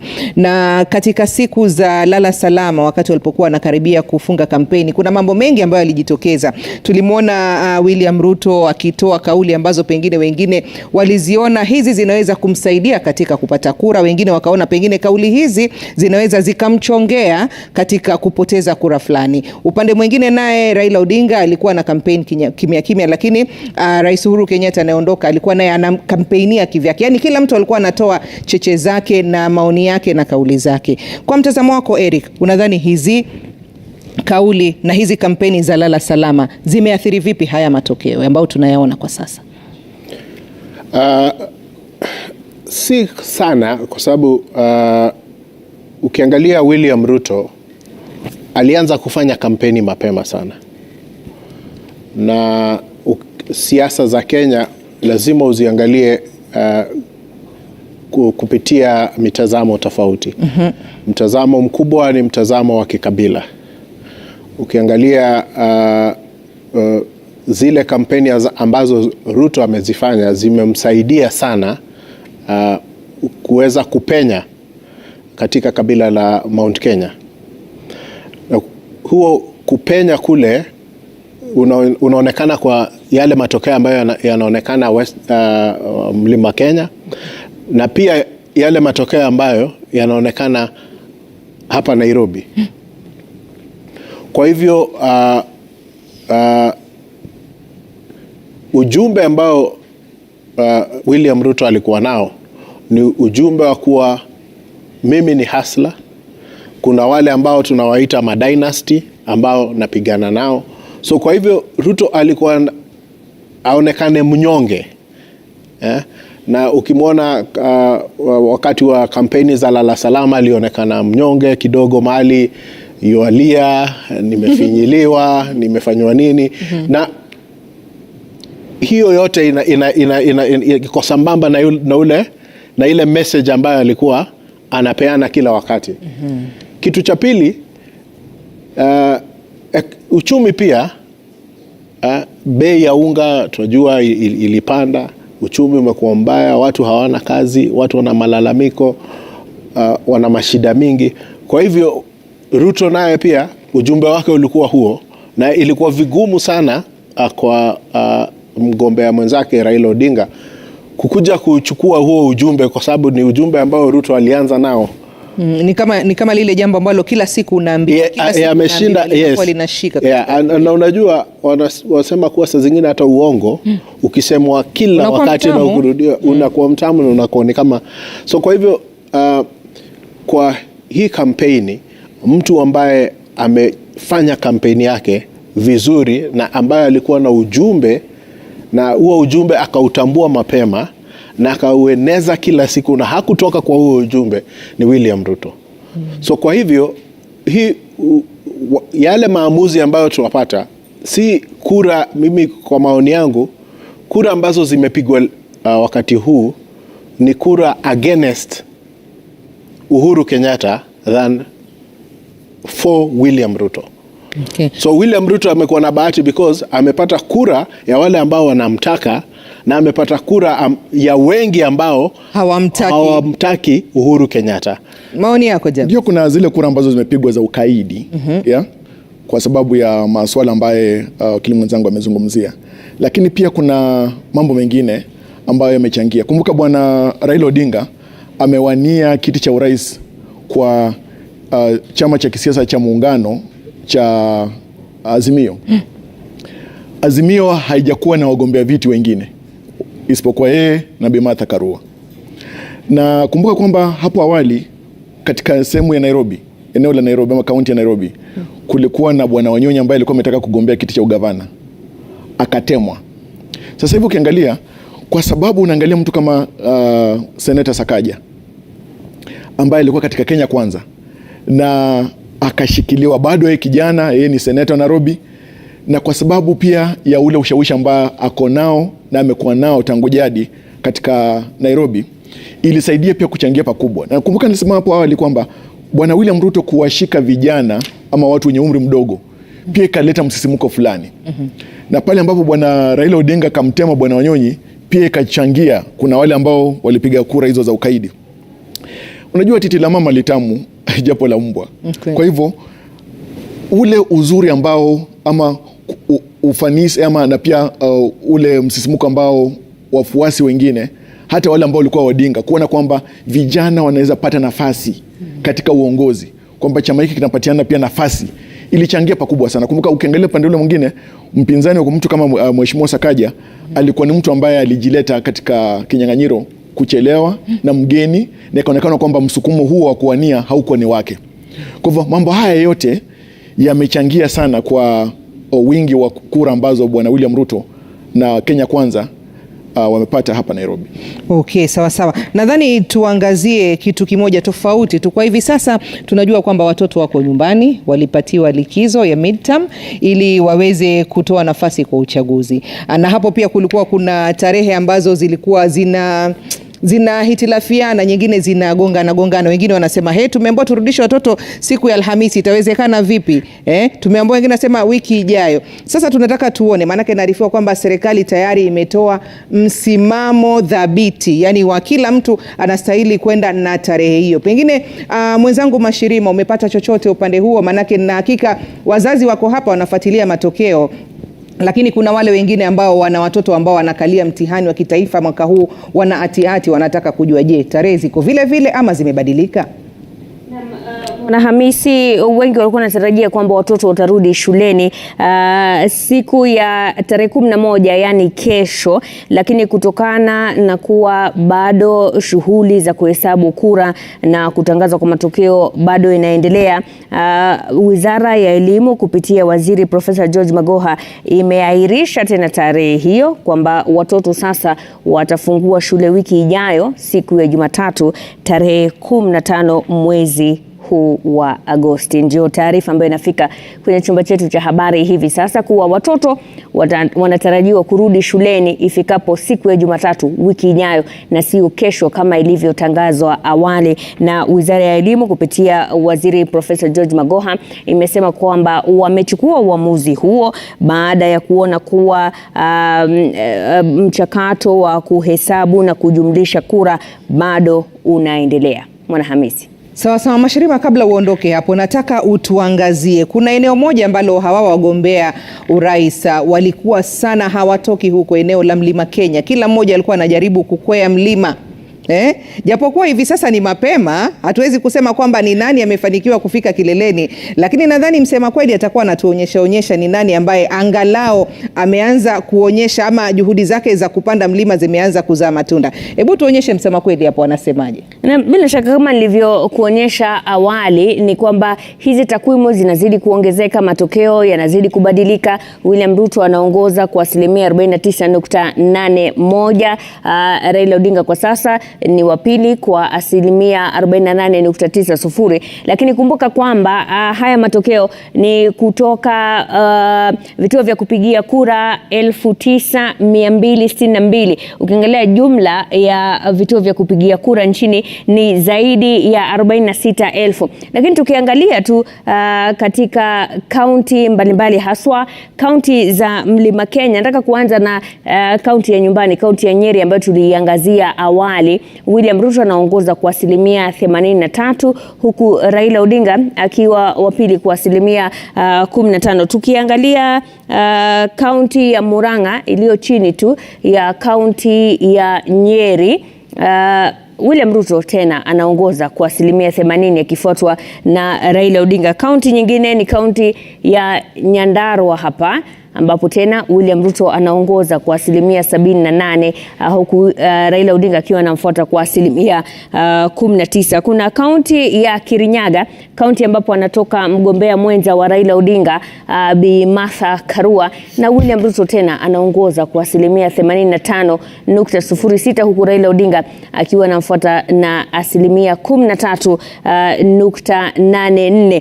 Na ni baadhi tu ya kaunti, nataka niangalie tu jinsi zinavyofuatana. Hii ni kaunti ya Embu, tena William Ruto anaongoza kwa 83. Kuna kaunti nadhani hii ni kaunti ya Embu, kuna kaunti hii nyingine hapa juu, nadhani ni kaunti ya Tharaka Nithi kama sijakosea. William Ruto tena anaongoza, na kama Mwanahamisi tulivyosema ni kwamba hivi ni vituo vya kupigia kura vichache, lakini tayari unaona kwamba kuna taswira inayojitokeza kwamba huenda juhudi za William Ruto katika Mlima Kenya zikafua dafu. Haya, sawa, mmeona, mmejionea na mmesikia wenyewe. Sasa nataka tuangazie hili swala, the Martha Karua factor, katika azma ya Raila Odinga ya kuingia Ikulu. Limemsaidia namna gani? Tukiangazia hizi kura kidogo tu ambazo hapa zimepigwa na zimehesabiwa. Pengine ni mapema kusema, lakini kwa mtazamo wenu tu mnaweza kutoa taswira ile ya awali. Niseme kuwa kuchagua Martha Karua kama mgombea mwenza wa Raila Odinga kweli ndio kulileta msisimko, kwa kuwa na lile swala la jinsia ambalo lilijitokeza. Lakini nakumbuka tukiketi hapa katika hii runinga nikasema kuwa swala la jinsia ndio limeleta msisimko, lakini msisimko huo ni unatokana tu na kile kikundi cha wananchi ambao ni wa sehemu ya mapato ya kati, haswa ambao wanakaa katika miji, kwa sababu siasa za Kenya mpangilio wake ni wa kikatiba, wa kikabila na kimaeneo. Hapo ndio msingi wa siasa za Kenya. Kwa hivyo pale hata mtu angesema kwamba Bi Karua amechaguliwa ndio yeye ni mwanamke, unataka kuniambia kuwa yule msichana au mama ambaye anatoka eneo la bonde la ufa, japokuwa ni mama, atamtelekeza bwana William Ruto na muunga mkono bwana Raila Odinga kwa sababu ya hiyo peke yake? Kuna mambo mengi sana, na ukiangalia jinsi ambavyo matokeo yanazidi kuingia, inaonyesha kwamba eneo la Mlima Kenya limemuunga sana William Ruto kushinda Raila Odinga. Ukiangalia hata kituo cha kupiga kura pale ambapo Bi Martha Karua alipiga kura, Raila Odinga hajashinda hapo. Bwana William Ruto ameshinda. Pale ambapo Mheshimiwa Uhuru Kenyatta alipiga kura, Uhuru Kenyatta ameshinda hapo, Raila Odinga hajashinda. Kwa hivyo inamaanisha kwamba eneo la Mlima Kenya, Bwana Odinga hakukwea mlima. Hajafanikiwa kukwea mlima jinsi ambavyo pengine alikuwa. Usiseme hakukwea, bado tumesema ni awali. Kweli kabisa. Lakini nasema kwamba mlima uliteleza kidogo. Hakuweza kukwea vile ilivyokuwa imetarajiwa. Hapo kuna hivyo. Na pili, jambo lingine ni kwamba pengine Bi Martha Karua kama angeanza mapema sana. Lakini kumbuka kwamba Bi Martha Karua pia amekuwa katika ulingo wa kisiasa kwa muda na haja kuwa na ushawishi mkubwa sana eneo la Mlima Kenya. Unajua kuna ile, waacha mambo ya maegemeo, huo ndio ukweli jinsi ulivyo. Kwa hivyo angekuwa kuna ushawishi mkubwa sana, basi pia angechangia pakubwa sana. Ameleta mchango kwa bwana Odinga, lakini mchango huo haujakuwa mkubwa sana wa kupendua kurasa ili kumfaidi bwana Odinga katika uchaguzi huu. Eric, unakubaliana na Javas kwa hilo? Nakubaliana naye, lakini si kuwa, kwa maoni yangu, si kuwa Raila ameshindwa kukwea mlima. Ni mlima umemkataa bwana Uhuru Kenyatta. Na kwa sababu ya mlima kukataa bwana Uhuru Kenyatta, yule ambaye anaonekana kuwa amesimamishwa na Uhuru Kenyatta, ambaye ni bwana Raila, ameweza kuumia. Na pengine unadhani ni kipi ambacho kimewafanya wanamlima Kenya kuweza kuchukua hatua kama hizi ambazo tunaziona kwa sasa mapema hivi? Sema ni kura ya ukaidi. Kura ya ukaidi. Ya ukaidi kabisa. Nakumbuka kwamba alalai na mama ndiye baba. Kwa hivyo akaona kwamba kule kuja pamoja kwa bwana Raila Odinga na Uhuru Kenyatta ikawafanya kuwa mamoja. Kwa hivyo ikakuwa ni vigumu kutofautisha misimamo, mwelekeo, maono na nia ya bwana Uhuru Kenyatta na ile ya bwana Odinga. Kwa hivyo watu wakaanza kuona pale. Nakumbuka kwamba pia mahali mbalimbali bwana Odinga alisema kwamba ataziendeleza sera na miradi mbalimbali ya bwana Uhuru Kenyatta. Kuna wale ambao watapatiana tafsiri tofauti kwamba basi inamaanisha kwamba jinsi maisha yalivyo magumu, pia ugumu huu utaendelea. Kuna mtu atajiuliza hivyo, japokuwa pengine sio kweli, lakini atajiuliza hivyo. Sasa ingetakana kwamba bwana Raila Odinga ajieleze vizuri ushirikiano wake na bwana Uhuru Kenyatta. Jambo lingine kwamba japokuwa bwana Kenyatta pia amemsaidia bwana Odinga kuweza kuingia sehemu ya Mlima Kenya kwa sababu ya ushawishi wake, nafasi na ofisi ambayo anayo, lakini pia bwana Uhuru Kenyatta hakuenda katika kila sehemu mpaka vitongoji vya Mlima Kenya kuweza kumfanyia kampeni bwana Odinga. Bwana William Ruto alienda hadi vijiji mbali kule. Ukiangalia mtu ambaye anakuja hadi kukubishia, tuseme kwamba huyu basi ambaye ni mjulia hali pengine atanifaidi.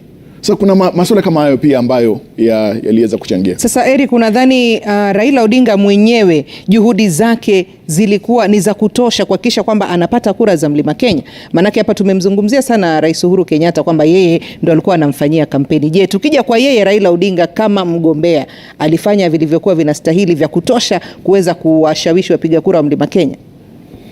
Raila aliweka juhudi, na unajua lazima tuangalie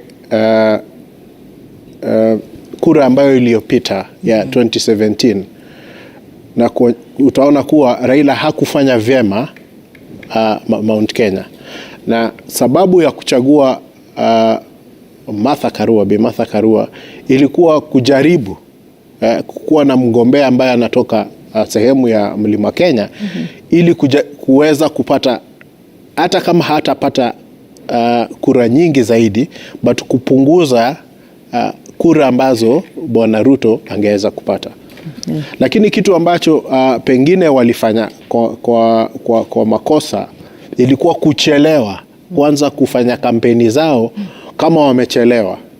Na tuwakumbuka kuwa na hili ni jambo ambalo hakuna mtu anaweza pinga. Bwana Ruto ameishi Mlima Kenya. Kampeni zake zimekuwa mingi sana zikifanyika Mlima Kenya. Mlima Kenya wamefaidika not just kutembelewa but also na rasilimali za Bwana Ruto. Vikundi vya wamama, vikundi vya vijana, bodaboda, hao wote Mlima Kenya kila mahali.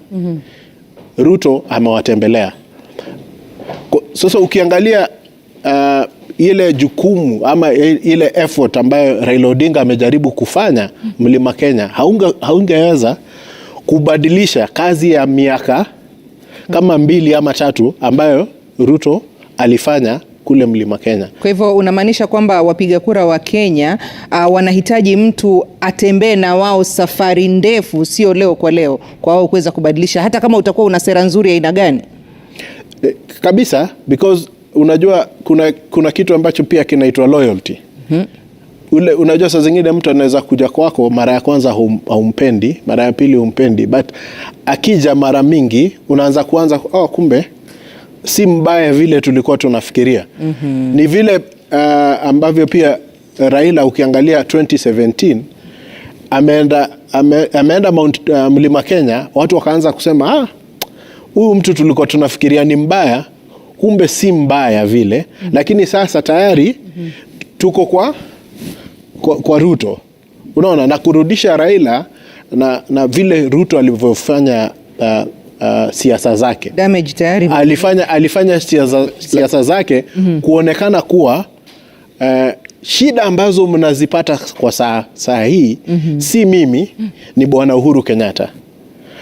Uchumi ni mbaya, si mimi, ni Bwana Uhuru Kenyatta. Hamna kazi, si mimi, ni Bwana Uhuru Kenyatta wakiwa na mwenzake Raila Odinga. Baada ya handshake. Baada ya handshake. Na utaona kuwa hata wakati debate ya vice president ilifanyika, Bwana Gachagua alishinda kila saa akisema Uhuru, Uhuru, Uhuru, Uhuru. Bi Martha Karua anasapotiwa na Uhuru. Uhuru amefanya hii, mpaka unashindwa mbona wanashindwa wakirudia kama vile nilivyokuwa ninasema hapa sisi. So kwa hivyo ni strategy ambayo ilikuwa imepangwa na ikaweza kuingia na wakai execute to perfection. So kwa hivyo lazima uwapigie makofi kwa sababu ya kuwa na strategy na kukaa na hiyo strategy ambayo sasa kwa saa hii ukiangalia vile results ambazo zinatoka, although tunasema ni mapema, lakini ule ambaye anaonekana amefanya vizuri zaidi ya mwenzake ni Bwana William Ruto. Kumbuka pia kuna sababu za kihistoria, kuongeza na yale ambaye ndugu yangu Eric amesema. Sababu za kihistoria ambazo Bwana Odinga alikuwa amelaumiwa sana na kutupiwa tope. Na mambo haya yote yakawa kwamba ni mbegu ambayo ilomea kabisa ikawa mti mkubwa. Na pili, ukiangalia pia sehemu ya Mlima Kenya kihistoria ya kisiasa hawapendi kugawanya kura zao. Na hiyo pia kwa sababu ya kuweka katika kibindo kimoja kura zao ikaleta kuchangia kwa Bwana William Ruto kuzoa kura nyingi toka Mlima Kenya. Tatu ni kuwa Bwana William Ruto akaunga Bwana Uhuru Kenyatta mkono tangu mwaka 2013 hata wakati wa mwaka 2017 hata kura ya marejeo. Na kwa sababu ya hiyo na ikaonekana kwamba Bwana Kenyatta amemtelekeza Bwana Ruto toka serikalini, lakini hajapeana sababu nzito ambazo zilileta kutelekezwa huko. Kwa hivyo kukawa na zile pia kura za imani, kura za huruma, na pia wakiona kwamba kama huyu akamsaidia kwetu akafikia katika kiti kikubwa sana nchini kama rais. Na Bwana Kenyatta pia akawa ameahidi, japokuwa alitema yale maneno ambayo alikuwa amesema, ni sababu gani ambayo itafanya kwamba sisi watu Mlima Kenya tumtelekeze? Sasa huenda kuna wale waliona kwamba kama hamna sababu za kutelekezwa basi na aungwe mkono. Haya, sawa sawa, tutarudi hapa tuzidi kuchanganua mengi tu. Kwa sasa kama tulivyokueleza ni kwamba wanahabari wetu bado wanaendelea kufuatilia namna matokeo yanavyotoka katika maeneo mbalimbali. Hivyo basi turushe kwake Mashirima, pengine atueleze ni nani ambaye tuko naye kwa sasa na ana yapi ya kutuambia. Na Mwanahamisi, hivi sasa nataka kukupeleka moja kwa moja hadi katika kaunti ya Kisii ambapo Crispin Otieno yuko katika eneo la Nyaribari Chache. Habari za asubuhi Crispin. Kufikia sasa ni matokeo kutoka vituo vya kupigia kura vingapi ambavyo vimeweza kuwasilishwa katika kituo cha kujumlisha kura cha eneo bunge? Sijambo Mashirima, na nipo katika kituo cha kujumlisha kura katika eneo bunge la Nyaribari Chache. Hapa nipo ndani ya shule ya upili ya wavulana ya Kisii ambapo tumeshinda hapa usiku kucha, na kama unavyotazama nyuma yangu hapa, hivi ndivyo hali ilivyo. Wale ambao ni wakuu ama maafisa wa Iebc kutoka vituo mbalimbali wanaendelea kuwasili katika eneo hili, na kama unavyotazama hapa ni foleni ndefu tu ya masanduku tu ya kupigia kura katika eneo hili la Nyaribari Chache. Itakumbuka kwamba eneo hili la Nyaribari Chache lina takriban vituo vya kupigia kura 183. Kati ya vituo hivyo ni mpaka sasa wakuu wa Iebc wameweza kukamilisha tu kujumlisha kura kutoka kwa vituo 20 tu. Kwa hivyo bado safari ni ndefu katika eneo hili la Nyaribari Chache. Itakumbuka kwamba pia katika eneo hili pia liliweza kusajili takriban wapiga kura 88,903. Kwa hivyo muda mfupi uliopita tumeweza kusemezana na afisa mkuu msimamizi wa shughuli hii nzima Bwana Manko, ambaye amesema kwamba tayari wanaendelea, mikakati inaendelea kuhakikisha kwamba wameweza kukamilisha shughuli hii muhimu kwa haraka iwezekanavyo. Mle ndani ndivyo hapa ndio ukumbi ya kujumlisha kura katika eneo hili la Nyaribari Chache. Kwa hivyo ni swala ambalo huenda tukachukua muda zaidi katika eneo hili la Nyaribari Chache kujua tu ni vipi ama kuhusiana na matokeo ya uchaguzi ambao uliweza kuandaliwa hapo kesho. Kutoka basi eneo hili tutakuwa tukizunguka maeneo bunge 9 kote Kisii tuweze kujua tu hali jinsi ilivyo kuhusiana na uchaguzi ambao uliandaliwa hapo jana. Kutoka hapa tutakuwa tukifululiza hadi maeneo ya Kitutu Chache Kusini, ambapo pia tutakuwa tukifuatilia jinsi ambavyo hali ilivyo maeneo hayo kuhusiana na uchaguzi huu. Kwa hivyo pia sisi kama wanahabari siku hii ya leo itakuwa na shughuli chungu nzima ili kuhakikisha kwamba tumejuza watazamaji wetu kile ambacho kinaendelea katika eneo nzima la Gusii. Kumbuka kwamba katika kaunti hii ya Kisii ina jumla ya wapiga kura 637,010. Kwa hivyo tutakuwa tu tukiendelea kuzunguka kote Kisii kujua tu hali ilivyo kuhusiana na matokeo pindi tu tutakapoanza kuzipata. Kisha hapo baadaye pia eneo la kujumlisha kura katika kaunti hii ya Kisii pia itakuwa katika chuo anuai ya Kisii almaarufu Kisii Polytechnic. Pia hapo pia kutakuwa na shughuli chungu nzima. Kwa hivyo tungali tunazidi kufuatilia matokeo ya uchaguzi ambayo kura ziliweza kupigwa hapo jana. Mashirima. Naam, shukran Crispin kutoka kaunti ya Kisii. Bila shaka atakuwa anazunguka katika baadhi ya maeneo bunge, hususan katika vituo vya kujumlisha kura katika maeneo bunge yaliyoko katika kaunti ya Kisii ili kuweza kutupa taswira kamili kuhusiana na jinsi shughuli hiyo ya kujumlisha kura inavyoendelea. Mwanahamisi, awali mlikuwa mnazungumzia masuala ya matokeo ya kura ambayo tuko nayo hivi sasa. Bado vituo vya kupigia kura vilivyo jumlishwa kura zake hapa katika kituo chetu cha kujumlisha kura bado ni vituo vichache sana, lakini kuna taswira inayoonekana katika eneo la Mlima Kenya ambalo mlikuwa mnazungumzia. Kwa mtazamo wangu ama kwa swali ambalo ningependa kujibiwa, labda kutokana na kuwa Raila Odinga alianza kukwea mlima kuchelewa ikilinganishwa na Ruto, wapo angeanza mapema ama kama Uhuru angeanza kumpigia debe mapema kungekuwa na tofauti? Javas, iwapo Raila angekuwa pale mwanzo tu alipokuwa ametangaza azma yake kwamba anataka kuwania urais, akaamua priority anapatia Mlima Kenya, mambo angekuwa tofauti na alivyo sasa? Sio sana, kwa sababu tayari alikuwa hajakubalika na Mlima Kenya. Mlima Kenya kwa muda huu wote kihistoria ulikuwa umemkataa kabisa. Kwa hivyo ile salamu ya heri na Bwana Uhuru Kenyatta na kumchukua Bwana Abi Martha Karua kama mgombea mwenza ilikuwa ni kusaidia kufungua ule mlango na madirisha ili aweze kuingia katika Mlima Kenya.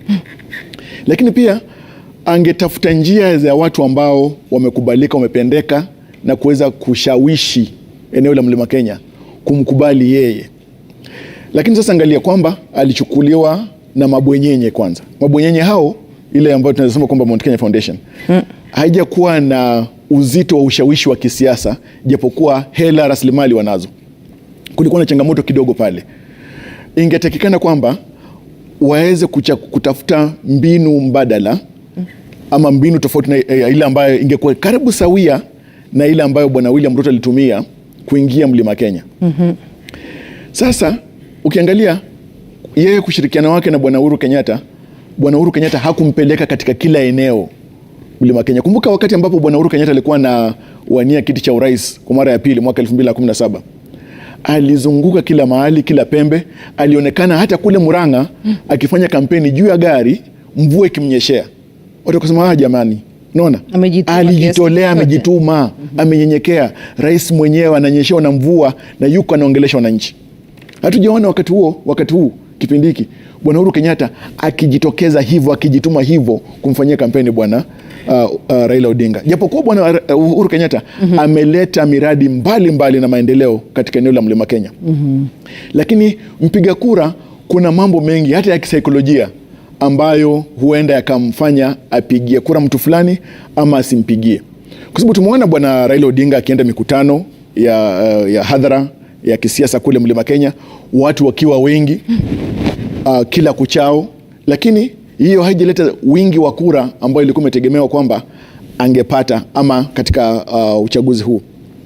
Isitoshe, ingetakikana kwamba angalie pengine kutumiga vijana ambao wana ushawishi mkubwa. Pili, yeye mwenyewe zungumza sema kwamba kama kuna jambo iwe ni babake ama yeye mwenyewe aliwaifanya kwa watu wa Mlima Kenya, basi anaomba radhi.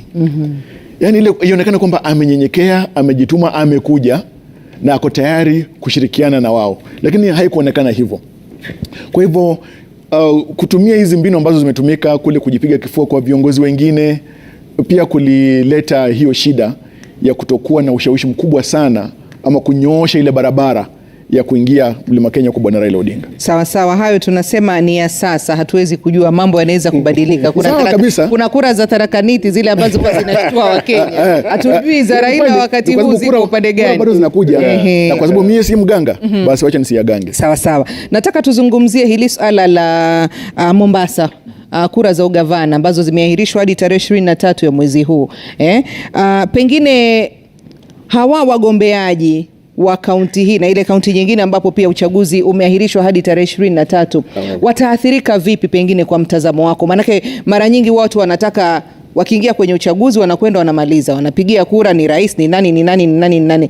Je, unadhani kulingana na haya matokeo vile yalivyo na vile pengine wao wenyewe magavana watarajiwa walikuwa wamejipangia mipango yao, itawaathiri namna gani na itaathiri vipi sauti ya mpiga kura wakati anapokuwa anakwenda kupiga kura wakati huo?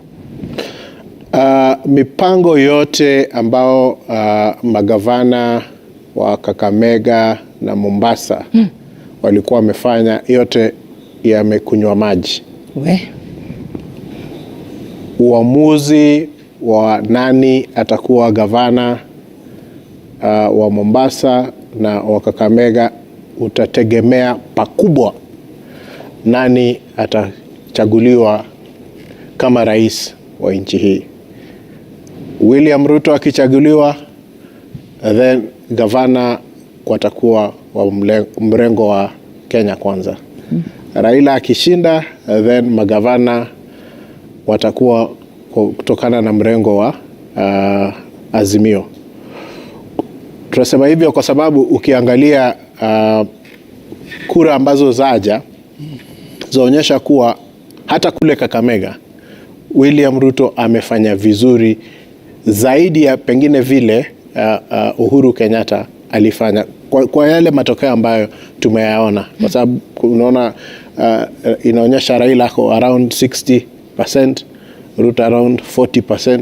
Kwa hivyo haitabadilika sana, hata hizo zingine zikija haitabadilika sana, largely itabakia pale.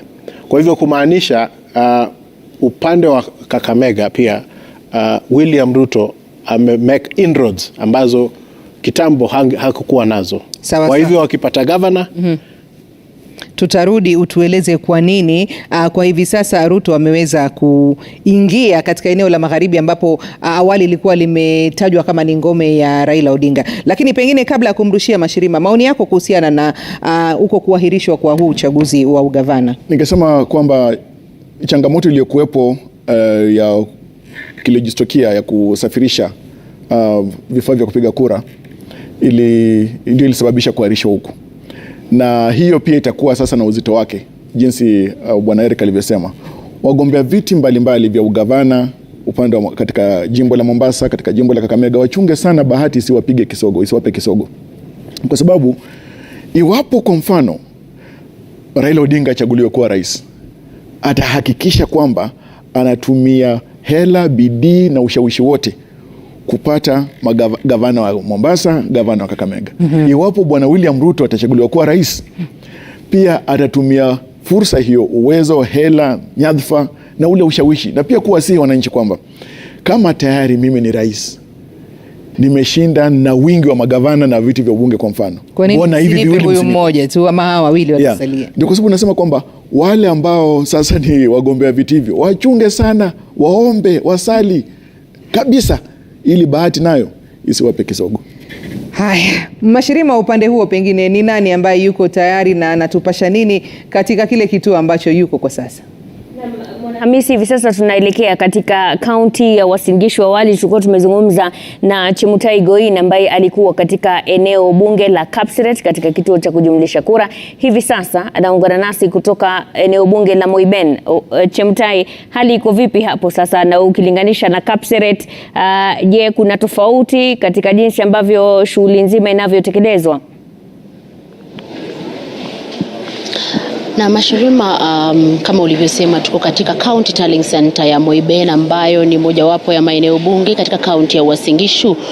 Eneo bunge hili likiwa na wapiga kura 77,877, na kama ilivyokuwa hapo awali kule Kapseret, shughuli ya kujumuisha kura ambayo imetoka katika vituo tofauti inaendelea, na tumeweza kuona hapa foleni ni ndefu. Lakini kabla hatujaenda kuangalia foleni kidogo, kati ya viti ambavyo vinamenyaniwa ni ile ya urais, na ukiangalia katika eneo hili la mamkuli ya shule hii ya wavulana ya AIC Chebisas, unaona pale wameweka picha ya rais wa kwanza wa Jamhuri ya Kenya kule, Mzee Jomo Kenyatta, hayati Mzee Jomo Kenyatta. Kisha kuna ile ya hayati Mzee Moi, unaona pia ya Mzee Iebc pia ambaye aliaga, na sasa kuna ya rais wa 4 wa Jamhuri ya Kenya, Rais Uhuru Kenyatta, na pengo ambalo linasubiriwa kujazwa ni ile ya rais wa 5 wa Jamhuri ya Kenya, ambayo tumeona 4 ambao wanamenyana, wakiwemo kinara wa Azimio Raila Odinga, yule wa UDA William Ruto ambaye ni naibu rais, George Wajakoya wa chama cha Roots, na pia yule wa Agano David Mwaure. Na pia katika eneo hili pia kuna wale ambao wanashindania kiti ya ubunge, na tunajua kuwa kuna siasa, kwani mbunge ambaye anashikilia sasa anawania kwa chama tofauti, japo inajulikana kuwa haya ni eneo hili ni kati ya maeneo ambayo naibu rais William Ruto ana umaarufu na ina wengi ambao wanawania katika chama chake. Tumeweza kuona kuwa kura zao kidogo ziko juu, lakini msema kweli itakuwa tume ya Iebc na maafisa hawa ambao bado wanaendesha shughuli ya kuweka pamoja takwimu ambazo wamezipata kutoka vituo tofauti.